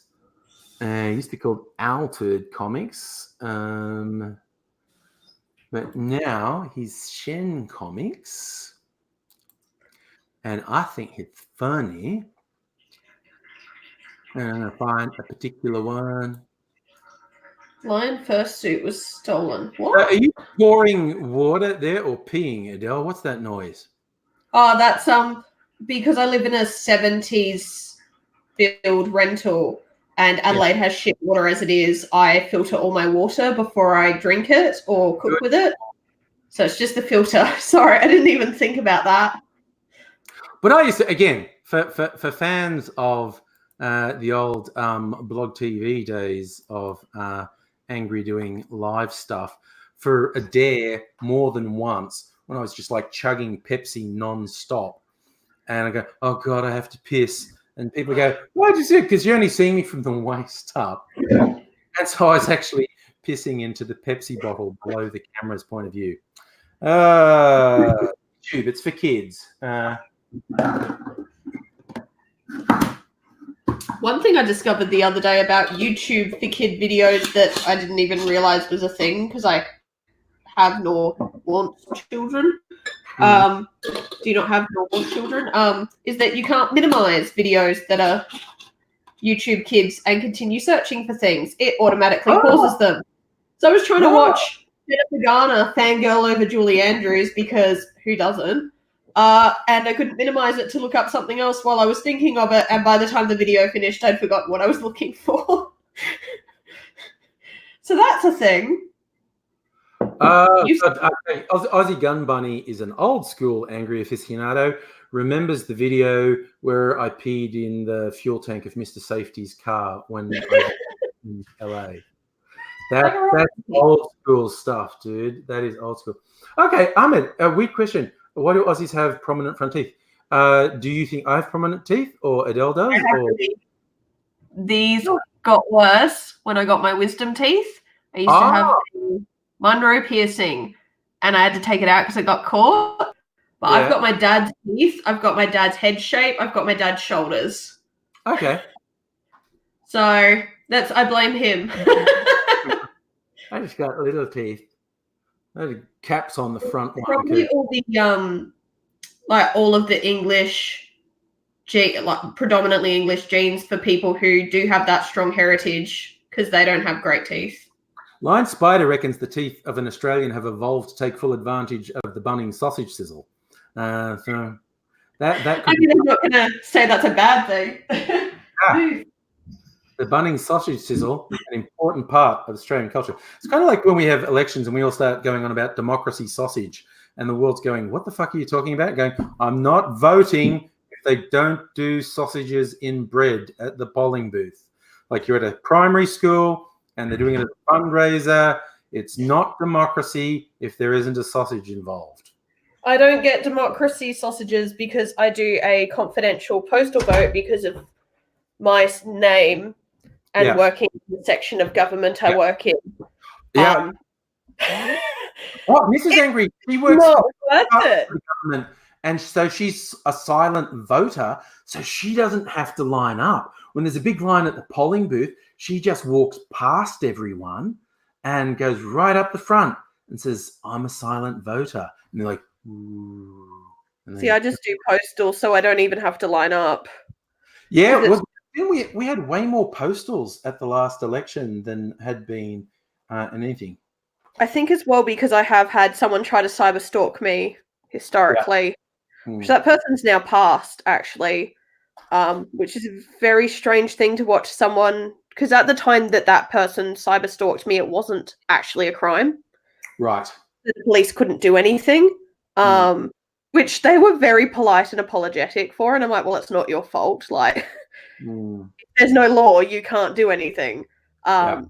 It's crap, but that's what it was at the time. But when that person died in the last 6 months, a bunch of people who knew them in a more positive light, even though they'd heard a lot of stories from people saying about being a cyber stalker, particularly of young queer bi people. Okay. Like, it's such a loss to our community. And I was like, is it though? No, I was skating the edge of that. I know who we're talking about, and I was like, oh my God. Maybe I think the thing is, I knew him for a long time, and I think I knew him before he refined his grooming techniques. Yeah. And I with AIDSy, and we were like, what the fuck is this guy doing? Because I had friends warn me before I started to be friends with him that he had stalked someone they knew. Yeah. And I was like, look, I'll keep an eye out. But I'm normally pretty good at reading people, and I didn't get that from him. No, he was quite the manipulator. Yeah. So, which is a pity. And now we know Adele murdered him. So, that's the I was line. completely in a different state at the time that this happened. I know nothing. So you say. Hey, these days, the way the internet tracks you. Oh my God, no! These is we had a running joke about who was going to punch him in the fucking face first. Me or our friend Edwin, because he had just fucking rubbed us all up. Because Edwin was gay as well, and it's just like, no, he just seen him be slime, and it's just like, fuck that guy. When I went over, so a couple of years ago when my grandma passed at the start of the year, in May that year, one of my favorite musicians from back in MySpace days happened to be touring Australia. And because he's a smaller artist, he doesn't tend to do a lot of tours, and they're very last minute noticed. So I went over to Melbourne, and while I was at the show, this particular person turned up. And so I went to the bathroom because I was having a panic attack. I had other females help support me, and we went back out. And then the artist that I'd gone to see helped support me and realized what was happening and kept that person away from me. So when you've got an international artist realizing that one of the people who knows the promoters is a problem, like, why isn't there something more done in the scene? But unfortunately, a lot of people were very happy to deny what had happened and to deny other people's experiences. So It's just it's almost sad that it becomes a relief that that person has passed, because I know he cannot continue to follow me. No, that was the same with like I've talking of other problematic people around Christmas. I was chatting to family and we were hearing about the grandparents I don't talk to. Apparently, my grandfather's not doing particularly well, and I was like, "Oh, that'd be nice." He's so horribly abusive, and such a toxic person. It would be a nicer thing for the world to not have to suffer that human being existing. But I do hope that if he does pass, it's quite painless, because I don't wish like a painful or torturous death on anyone. I just wish he would stop existing. I try not to be a hypocrite. It's like, oh, they're dead. That's a shame. Yeah, okay, cool. Like, because people were just lavishing praise and things, and they were inviting me to go to things and lavish praise, and I'm just going, no. How about no? Yeah. It's like, fuck. I had quite high anxiety around all that, and it was really shit because around the time that it happened was around when I was having some lovely gender dysphoria playing up. Yeah, it was a bad time overall. Colleen, but yeah, so unfortunately, there are some garbage people everywhere. Yeah, that's the thing. And I mean, I had another one just recently with a fucking online community. This guy who's like, just this tall, good-looking, charismatic guy that there'd been whispers about for years, and then a couple women just came straight out and said, "No, this is what he did," and it's like, "Oh, what the fuck?" Yeah. And I liked this guy, and whereas the one we were talking about, I basically never liked him, but maintained public neutrality. But this guy, we find out, is a serial predator and groomer and boundary breaker and abuser, and it's just like, oh fuck, I fucking liked him. What? Oh shit. I know. It's so frustrating when you get those, because it's like, seriously, why you? And it's then this was a weird thing, because I think it's 4 different women told the stories about him, and it's like, oh fuck. And it's just about being gross and exploitative and grooming and whatnot. And it's like, but the thing is, here's this good-looking, charismatic guy. He didn't have to be a hideous, gross creeper, because he would not have had much trouble getting female attention. It's power, though. Yeah, it's power. It wasn't enough for him. He actually wanted to exploit and dominate people. And it was like, fuck. It was Natalie and Lion Spider swapping fucking identity theft stories. I've been fortunate to not have anyone, which, considering my name, would not be particularly difficult.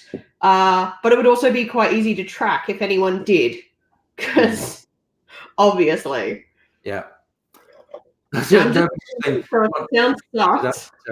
get sick and die. I know, because Scummo's in the wars in Australian politics at the moment. Like, some of the media are really ganging up and saying, this guy's fucking useless, he should go. And who are they going to replace him with? And I love that Peter Dutton doesn't know how much the Australian public despise him. I love that Peter Dutton doesn't know how toxic and poisonous he is. Peter Dutton still thinks he's destined for the top job. If Peter Dutton made a move to knife Scummo, I would laugh so fucking hard. The human potato. Yeah. Racist potato. He's an off one. Oh, by the way, if anyone's a Firefly fan, that's neighbour stuff. He had a neighbour who's victim of domestic violence. Let her know that he had money put aside to help her when she's ready to go, but she never left him. But you were doing the right thing, man. And that it can be super, super, super fucking hard. Because it's an incredibly complex issue, and no matter what you say, no matter how well intentioned you are, no matter what you try to do, it can fuck up really badly. The most graphic one I ever had, was a guy trying to talk a mutual friend into leaving her husband because he was violent, and she's going, but he loves me. And this guy goes, nobody who hits you loves you. And she just looked at him and said, are you telling me my daddy never loved me? And it's like, oh, it's that cycle of abuse. It just continues. Fuck. And it's just like, okay, that opened a can of worms that I wasn't expecting. Fuck. Okay. I'm disappearing for a minute. I'll be back. Okay, Dell's going to be back again. And again, all the people who've been Johnny come latelys. If you're interested, if you have a cam and are interested in jumping in, as the saying goes. Oh no, that's not what I wanted to do at all. If you're interested. Oh no, stop that. Stop that. Stop that, stupid computer. If you're interested in coming on, there's a link. You can't come on. I'm doing that. Okay, cool.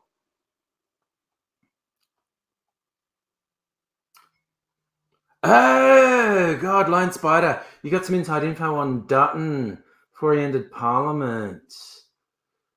Caught by Springborg. Oh, yeah, though there's something fucking dark and twisted in fucking Dutton and his cop career and who he married and whatever the fuck is going on.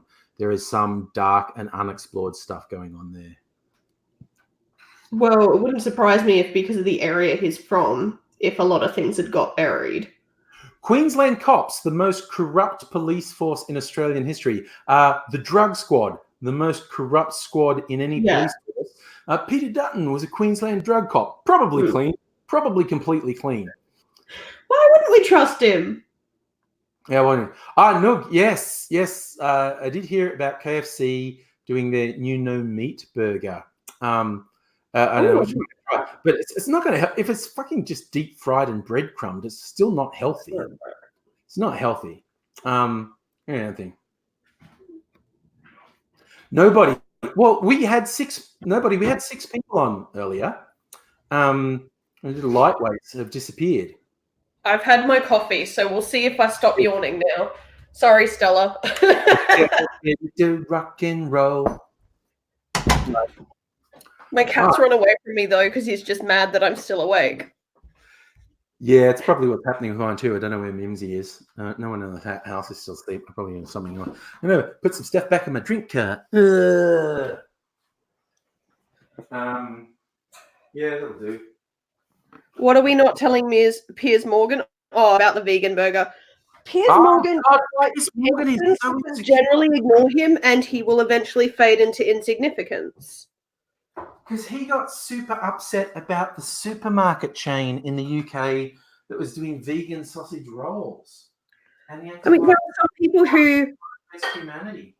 There are some people who have intolerances and allergies and susceptibility to particular preservatives that we put in a lot of supermarket meats these days. Yes. So there are people who cannot eat readily available meat and may not be able to afford higher quality meat because it is expensive. So some people do need to be vegan based on that, let alone if people have other dietary needs that for them maybe meat products and animal byproducts just don't work. Okay, Natalie's saying Greg's is an actual bakery chain rather than a supermarket. Okay. So, but I think their stuff is in supermarkets, is it? Or is it? I don't know. I'm not an English person. I don't know the various fucking ins and outs of what's happening in that strange little island. Who's that? Nook's coming back. Oh, hi, Nook. Luke saying that not on. Cat's night. That's true if they've been allowed to have their natural algorithm in terms of like their natural state of time. Some cats will adapt to your personal time, like body clock and all that kind of thing. My cat generally will chill out at this time of night, but he's now hiding from me because I've got a light on and it's 1 or nearly 2 in the morning. So Spider is saying he's got Tourette's. Does that explain Charlene? God, what was that? Was it who had to, Noog, your camera's not on. The thing saying you wanted to come on, but Oh, there you are. Should be ready. There you are. You're back. Yeah. Good to see you, man. Yeah, it's good to see all of you. Anyway, you've been to the UK since 2008. I've been, because Mrs. Angry is actually England-born, and her family is still in England. We went back a couple of years ago. Brother getting remarried. This is the thing. I could track it through YouTube because I posted a bunch of video. Unsurprisingly, in the UK, I posted a bunch of videos, and so I like track where I am in various worlds. God, I had all these ridiculous ideas for going on, and we've been going for 6 hours. Yikes. Yeah, 6 hours isn't bad enough. H-Bomb went for about 58 hours, I think. Yeah. Oh, the H-Bomber guy. Now I remember. Why did I look up Shen Comics? Say hi. For this one, because we're bringing back the 20s. It's the 2020s. So we're bringing up the 20s. I'm going to show this cartoon because I quite like it. What the fuck? Where's the Facebook? Oh, there it is. Sorry. Okay, I'm trying to share the screen. So this is what we're bringing back in the 20s. Flappers, Art Deco, impending economic devastation. Where's the lie? I just love that. It's like, yep. We all the economic indicators are exactly like the.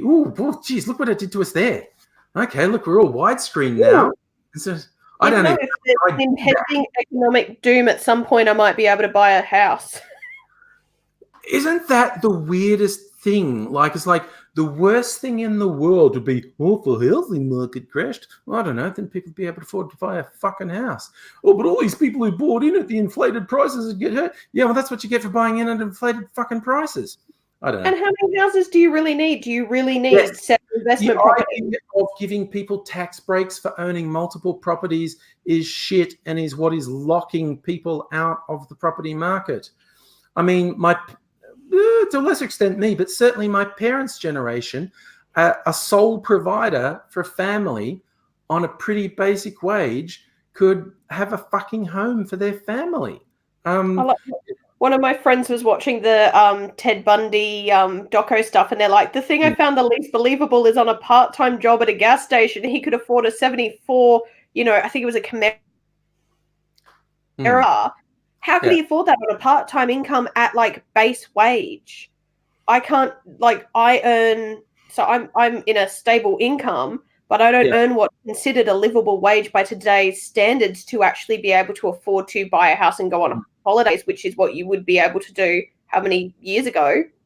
Yes. Yeah, and that was the thing. A single working parent had a living wage, keep the family going, you'd have a home, and you'd be able to afford a holiday each year. Yeah. And since the 70s, that has been eroded. That's been sliding backwards since the fucking 70s. Pitchforks are coming out, is all I'm saying. These fucking oligarchs. We all ought to buy fucking... Borrow a line from... there's a funny podcaster has a series called Behind the Bastards, and he keeps saying, invest in a good pair of bolt cutters. In the times to come, bolt cutters will be your friend. When the super rich have the food locked behind fences, quality bolt cutters will get you in. So, also, make sure you know a friend with a guillotine. Yeah. That was an interesting thing because I always make guillotine jokes too.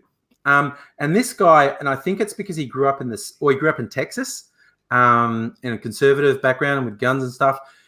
He is really unsettled by the guillotine jokes because he's done a lot of political research and historical research, and he's going, no, that shit fucking gets out of control. And I know you're just joking. I know you're not like the right-wing militias who mean it when they say they're going to murder people, but it's just kind of creepy that you fetishize murdering the people you don't like, because history has shown us that actually ends up happening.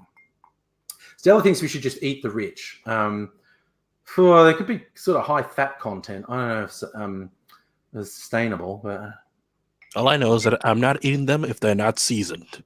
Yeah, there was actually a British comedy in the 80s called Eat the Rich, which was more than a little bit flawed, but there was some very funny stuff in it.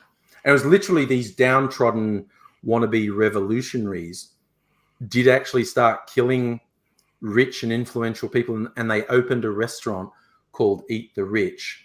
And it was very high end, and all rich people came in, and the wait staff always abused the rich people. And the rich people thought it was a fun thing. Oh, everyone always sucks up to us, but these people treat us like shit.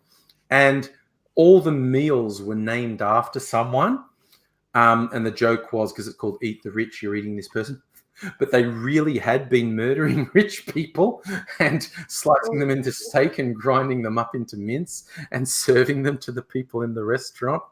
It was just like, it was a very weird film. I think the thing that I find interesting is when people are always calling for revolutions and that types of things. So often the people who are calling for it are the people who actually wouldn't be comfortable with actually doing any of the behaviors themselves and actually carrying out any of the sentences they're calling for. And like even with something like when the French Revolution happened, well, the particular one that for Marie Antoinette, and they blamed her for everything, but she'd been a puppet. She didn't have any power, and to blame one particular family for all of the devastation instead of holding to account all of the aristocracy, all of the political powers, and changing everything. And then, of course, then it all went to shit in a handbasket again. And they went, oh no, who would have guessed? But it's that thing of if you want to create the change, you also need to change the structure that's setting up the problem. You've got at the moment, New Start hasn't been raised in 24, 25 years. People can't live off of that money. People can't even afford rent. People are living on the streets because they can't afford basic cost of living. Yeah. And I find often like people will say, oh, well, we need to, do this, that, and the other. But it's like, well, okay, so are we actually writing to ministers? Are we actually petitioning for these changes to happen? Because a lot of people aren't doing even base level stuff to raise the awareness. So, of course, none of the politicians or people in positions of power are going to make any change unless you start that ball rolling and start doing more of the protests, and where their protests are happening, where you do have the abuses of the executive, like the police in Melbourne with the climate protests, the more that becomes aware, the more people need to rally. Yeah. Oh, God, and wasn't that a wake-up where the police just said, oh, no, actually, passive non-violent resistance isn't allowed. If you just stand... That's what they did in the 1% protests. Yeah. No, cops they're so violent that having been between South Australia and Victoria, the amount of violence and just blatant disregard for your individual space and basic human rights in Victoria versus South Australia. We have dodgy cops everywhere, but South Australia, because it is, and particularly in Adelaide, it's like a big country town. There's that bit more accountability. Whereas I find that in Victoria, they know that they're not going to get in trouble. And it's just that's it, that they're not going to get in trouble. And there needs to be that accountability. I'm just looking in my recipe. Ooh, chartreuse swizzle. That sounds good. Chartreuse. And falernum and pineapple and lime. I've got all of those. I could make a chartreuse swizzle. Right. Yes, I was saying she's just been recently put on Centrelink because of not being able to work and can't get disability. Even when I went on, I have chronic health issues, and I struggled through Oz study and then managed to get onto a disability pension for 6 months while I got my health to a point I could function enough to work, because at my most unwell, I was barely able to shower or bathe. And it was fortunate that I was able to live at home with my mum so that I could have someone actually take care of me. But my mum wasn't getting a carer's allowance or anything, even though I couldn't do most things for myself. I couldn't cook for myself. I couldn't do a lot of basic housework because I wasn't well enough. Yeah. And fortunately, by the time that my DSP was up to its 6-month review, I had got into a traineeship position that was leading to a permanent role, and I was well enough to do it. But there's so many people who don't have that fortunate ability, and it was just I happened to get the right timing and the right government initiative to try and lead into people like myself who hadn't been able to get permanent work, trying to get us into permanent jobs. And then they quickly realized they didn't have enough jobs for everyone. They'd guaranteed jobs. So we were the only year guaranteed permanency. But there's a lot of people who I know, I deal with whether they're people who I work with, who I deal with because of my work, or people I know because of the area that I live in and because of friends, that they're barely able to, buy food, let alone pay for rent or have a car, things like that. It's just not affordable. Yeah, it is. And that's why, my kids are still living at home, despite being adults, because I know how hard it is. When I was their age, I could afford a shared house in inner city Sydney on the dole, and I'm working part-time. And I would be hard-pressed to fucking manage rents in inner Sydney on my full-time job now. It's just gone to hell. Noog, it sounds like that rang a bell with you too. Yeah. Keep seeing stories about how terrible the DW, the Department for Work and Pensions, is getting, especially with all the cuts and all the court cases you hear about them saying people are approved to work when they actually shouldn't be approved for work. People who've died after they've been approved to work. There's like absolute nightmare stories. Yeah, it's just the way everything's going now. And now with the Tories in power for a little bit longer, it might start getting a whole lot worse. Yeah, no, it doesn't seem good. Oh, and hey, Harp-chan, how you going? Bet you weren't expecting to find me online at 2:36 a.m. Hey, 20 minutes till it's fucking Adelaide, Perth, New Year's. We're gonna make it. We'll get there. I'll be right back. Oh yeah, that's good. Chartreuse is a bit of a beastly drink. Trivia about Chartreuse. It's only made by the one family distillery, product U France. So you don't get different versions of Chartreuse. There's only one. People are allowed to make Chartreuse. And they proudly proclaim that it's the only liqueur that's naturally green. They sort of specifically added something to it to make it green. A frappe. Chartreuse frappe is just Chartreuse in a balloon glass with lots of crushed ice. That's just Chartreuse on the rocks, really. A tonic. 9 parts tonic to 1 part green Chartreuse. Yes, there's a Chartreuse and tonic instead of a gin and tonic. It's Mrs. Angry, one of Mrs. Angry's preferred. Tipples is a gin and tonic. Yeah, I've had to serve that dozens of times working behind a bar. I love a gin and tonic. I love gin and tonic. How many years did you spend behind bars, Nug? Yeah, just a year. Okay. Yeah, gin and tonic is a pretty popular drink. Well, don't make Mrs. Angry a bit earlier before we started the blender. We had some watermelon, blended up watermelon and vodka and elderflower liqueur. That was a fucking good one. Harb's gone through the DWP. See, we're all sharing our stories here. After your mum died, you had a breakdown. Yeah, because you've been caring for your mum. Yeah. Oh my God, the stories about the fighting for assistance, absolutely nightmarish. We've had really bad shit in Australia with, what we've come to call robo-debt. Oh, yeah. The class action against that, at least, has been successful. Yes, to show that it was actually unlawful what they did. Yeah. The government went, we used an averaging algorithm based on really insufficient data that suggests you owe us money, and now we're going to drive you to psychological and financial ruin saying you have to pay us that money. And they were just wrong. We know they caused the deaths of many people. They're just garbage. And the biggest thing that was that's come out from that was there were people who were being pursued for money they were never paid for claims that, like, so there was one particular story I was reading of a young woman who Centrelink were refusing to tell her what the payment they'd allegedly overpaid her was for. And then finally she got through to someone who had a level of brain power and was actually able to think outside the box and said, well, actually, I'll tell you what the payment is. Told her it was a parenting payment. She had never had kids.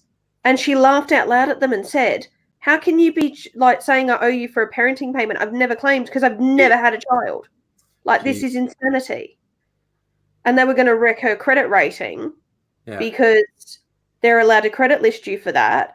But then, you know, you've got in South Australia, because it's different state by state for our ambulance stuff, our South Australian Healthcare Act means that we can, like, we have to, it's legislated, we bill people for ambulance use. But because of a court case that went through, I think it was 5 to 10 years ago, it could be more than that, we can't credit list because you don't call an ambulance because it's a luxury item. You're calling us because it's a life and death situation. You should not be allowed to have your credit rating wrecked because you happen to have immediate need for medical attention. But that's not, because it was a South Australian case, it's not precedent elsewhere. And that's where it'd be nice to see that rolled out elsewhere, where if it is something like welfare or, you know, healthcare, you should not be able to be credit listed for that because it's a basic need. No, very fucked up. Gecko asking if I'm pulling an all-nighter. Well, what do you drove yourself to the ER? Why are you in the ER, Gecko? Jesus, Gecko. I don't know, man. Tell me it wasn't serious. If he drove himself. Luke saying most calls to SA ambulance isn't life and death. I would disagree that there are a percentage of any state that are overuse of the system, but there are people who also underplay their symptoms, and there are people who don't call who should call. You know, I know I've got a friend's family member who was saying how she waited 5 hours lying on the floor because she didn't want to call an ambulance and waste the ambulance's time. When she's in her 80s, she had a fall. She could have broken her hip. She should have called the ambulance, even if it was just that they lifted her and checked on her well-being, which they're more than happy to do. The problem is that we don't have enough paramedics, we don't have enough ambulances, we don't have enough hospital beds, and they keep shutting down hospitals. That's the problem. Yeah, absolutely. And that's happening globally. Like, you look at the UK, it's the same thing. Oh, okay. Sorry, I forgot. Yeah, Gecko saying in emergency. The kidney stone and getting the stent. I remember that. Yes, real. And because AZ, you were talking about that when AZ was here, and he said kidney stones, and it was all sort of sharing horror stories of kidney stones. Aussie Gumbo, your phone went flat. Geez, you're lucky, mate. There are like some parts of New South Wales that are without electricity or telecommunications because of the fires, which is like super cool. In that they can't, from the outside world, they can't escape because it's too unsafe to try. And now they don't have electricity or phone service, mobile or landline, because all the fucking towers burnt down in the fucking fire. So it's like they're by themselves and they've got they can't call for help. It's like, oh my God, this is a fucking nightmare. This is damn. There was a news article saying that the metal off of a ute had melted in the Victorian fires because it was so hot. Oh, that's it's been happening in all the big fires. It's like we are coming to terms with the concept of pyrocumulonimbus clouds, which is dry lightning storm clouds formed by the fire. Like, we're used to storm clouds being formed by water vapor, but a sufficiently hot and concentrated fire can create its own weather system. And it certainly doesn't create rain, but it can create lightning strikes, and it's very, very, very, very bad. And that's going on. For Luke saying that if people didn't waste 000 for trivial matters, then ambulances would be free. You can go through the publicly available information on that and the call response times that are made available through, I think it's through SA Health, but a lot of that is available to the public. We don't have enough ambulances or staff to even get to the high priority stuff we're called out to. So I fail to see how quote unquote trivial matters are the biggest time consumer when we can't even get out to the most urgent calls that we need to be getting out to, simply because the Liberal government's refusing to give us more staffing. And this is a flow-on effect from the last Labor government who refused to give us more staffing. Yes. Yeah, it's a vicious fucking circle. Nobody's gone sleepy bye-byes. Good night, nobody. And Victoria had the same problem for a very long time. A lot of that's remedied since they started looking at their statistics and applying the staff and the developments where they needed it. But they've still got some issues. And I know it's happening, as I said, in the UK and around other places where you just don't have the funding to actually provide for it. So it's not just this, these time wasters. There are valid calls that we just don't have the resources to get out to. And you've got, at the moment with all the bushfires, you've got a lot of people who are volunteer or career first responders, whether that be fireys, SAPOL, or paramedics, who are volunteering their time to go help fight fires and then coming in and trying to work another job. So, and there's got to be a balance of their well-being too. But, we don't have enough staff for everyone to be able to do all the things that they're needing to do to care for the community as well as work their full-time job. And we just don't have enough resources in any of these departments because they haven't been funded properly for a very long time. Yeah. Yep. Aussie Gun Bunny's pointing out there's 2 main 000 call centres in Australia, one in Sydney, one in Melbourne, that usually answer within 5 seconds. I'm trying to remember if I've ever called 000, if I called the list, because I did call an ambulance once because I had a headache.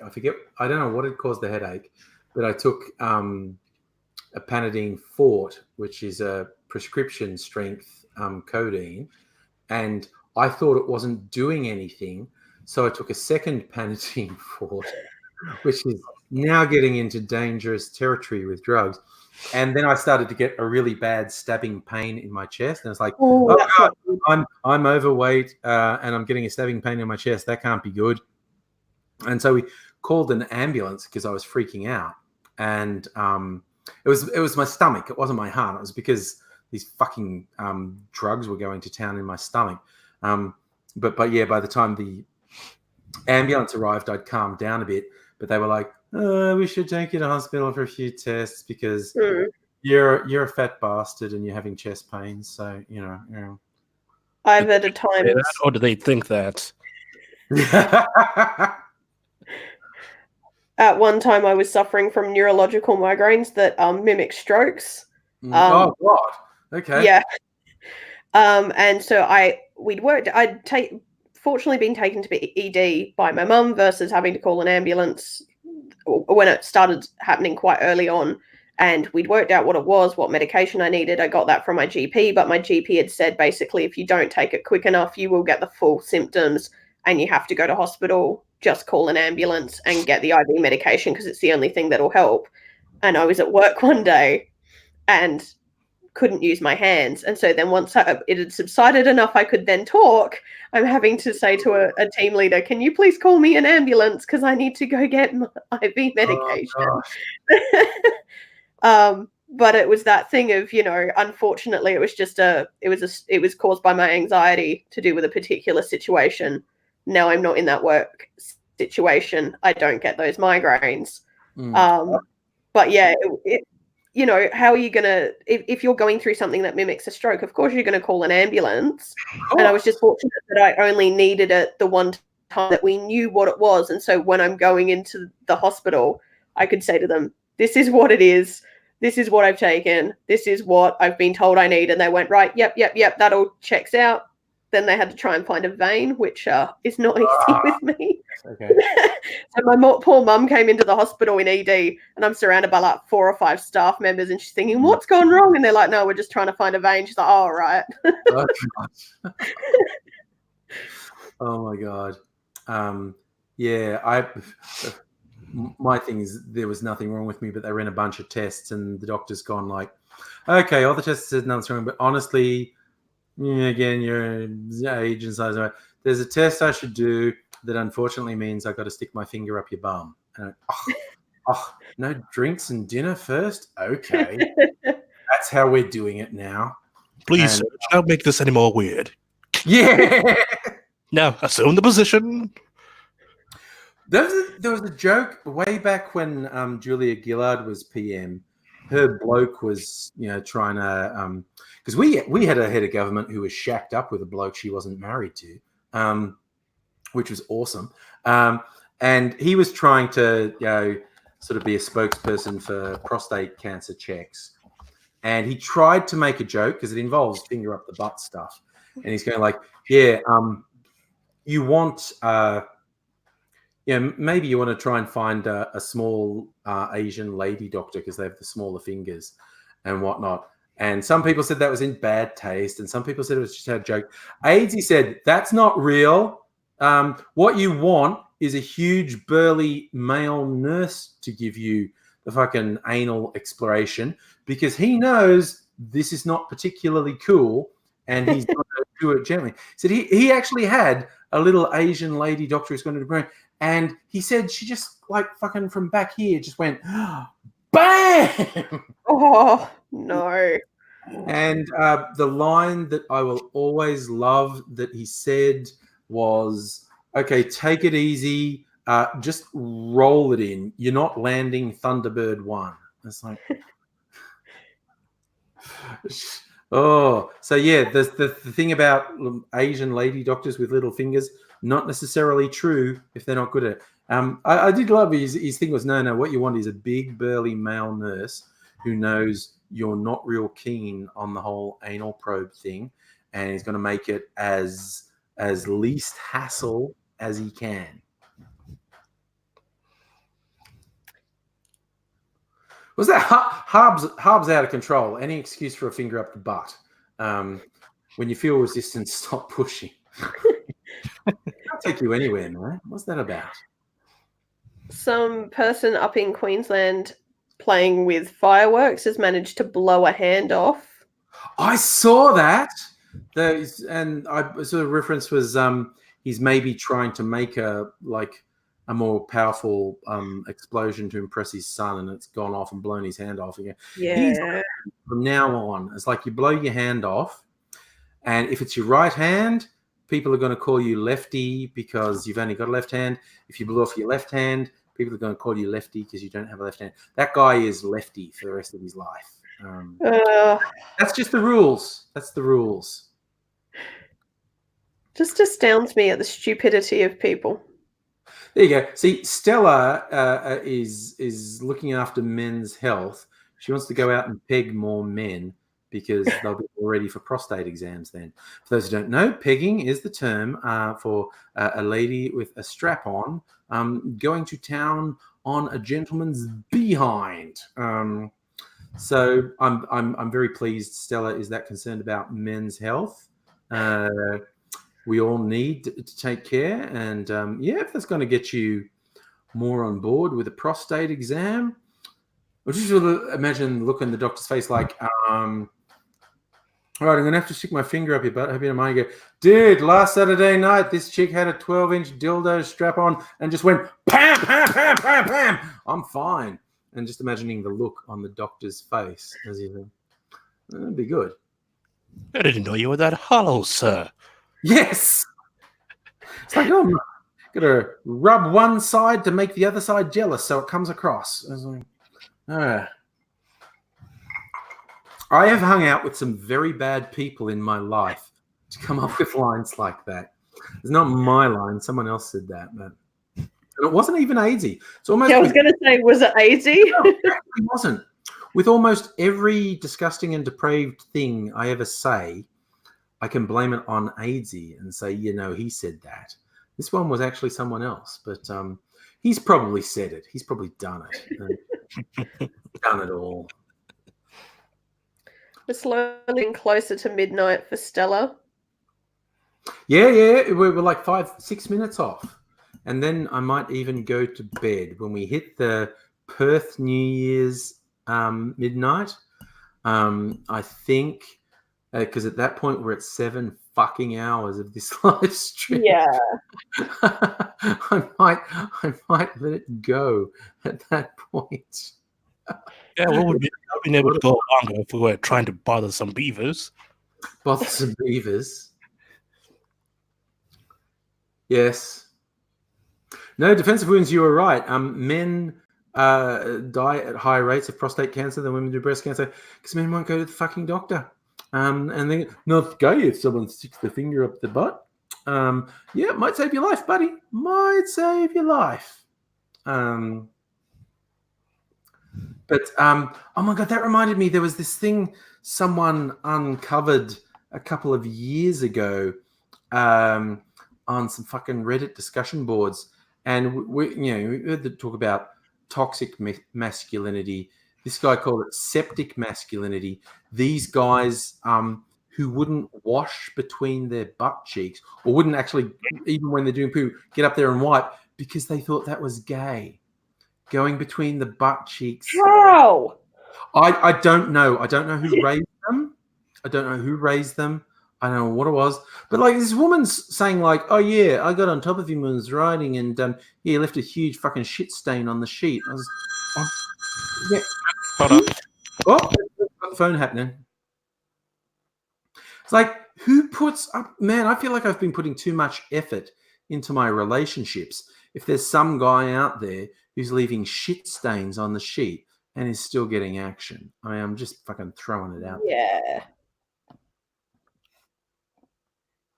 It's just not, but literally these guys and the women are trying to gently suggest maybe you want to clean between your butt cheeks, and these guys saying, how fucked up do you have to be to say it's gay to clean between your own butt cheeks?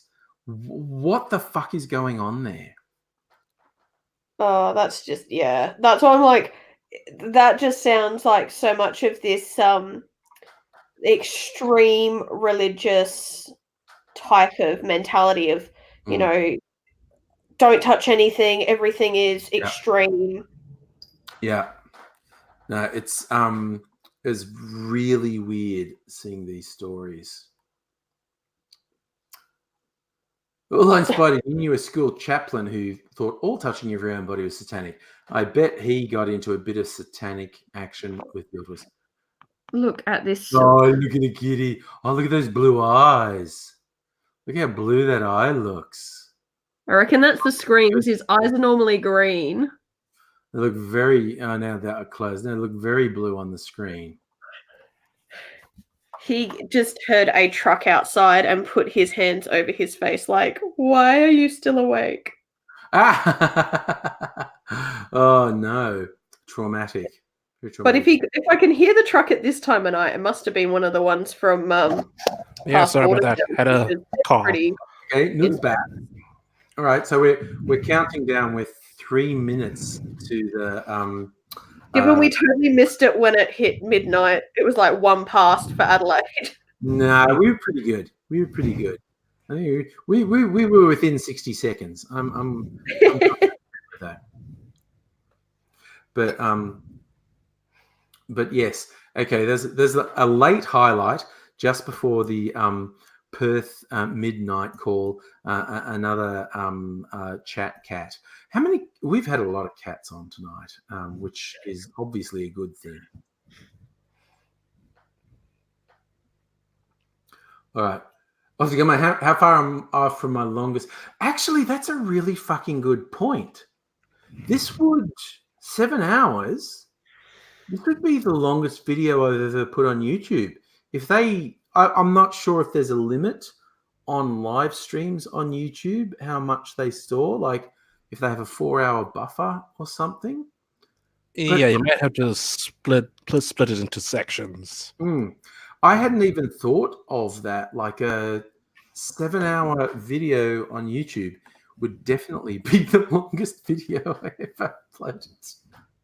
Oh my god! And it's nothing for because it's going out to Twitch as well, and I don't think anyone's watching on Twitch. But I was until it bounced me out. Twitch expects people to do fucking 8 hours a day every day. Twitch is really weird, and I'm never doing that. So I'm never going to become a Twitch superstar. Okay, it's 2:59. It's 2:59 within 60 seconds. We're ready. And China, yes, China is also is going to have the same midnight as Perth. I was thinking, thinks my road trip video was longer. I'm not sure. Let me see. All right.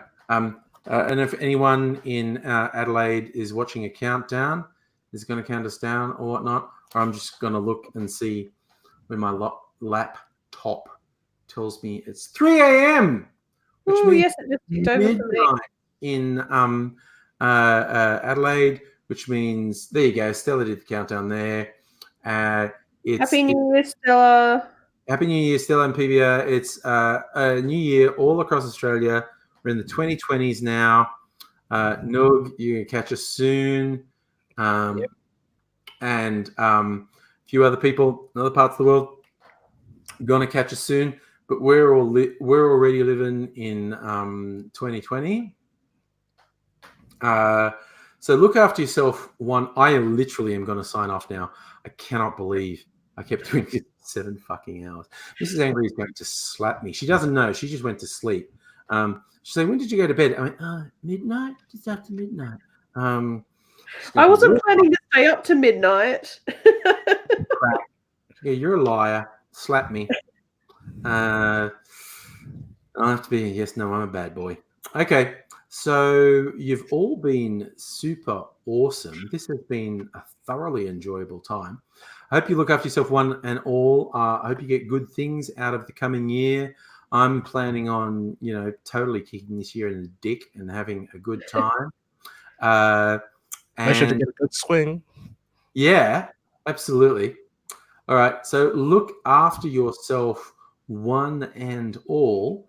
Rocking into 2020, I'm going to say bye for now. Bye, people.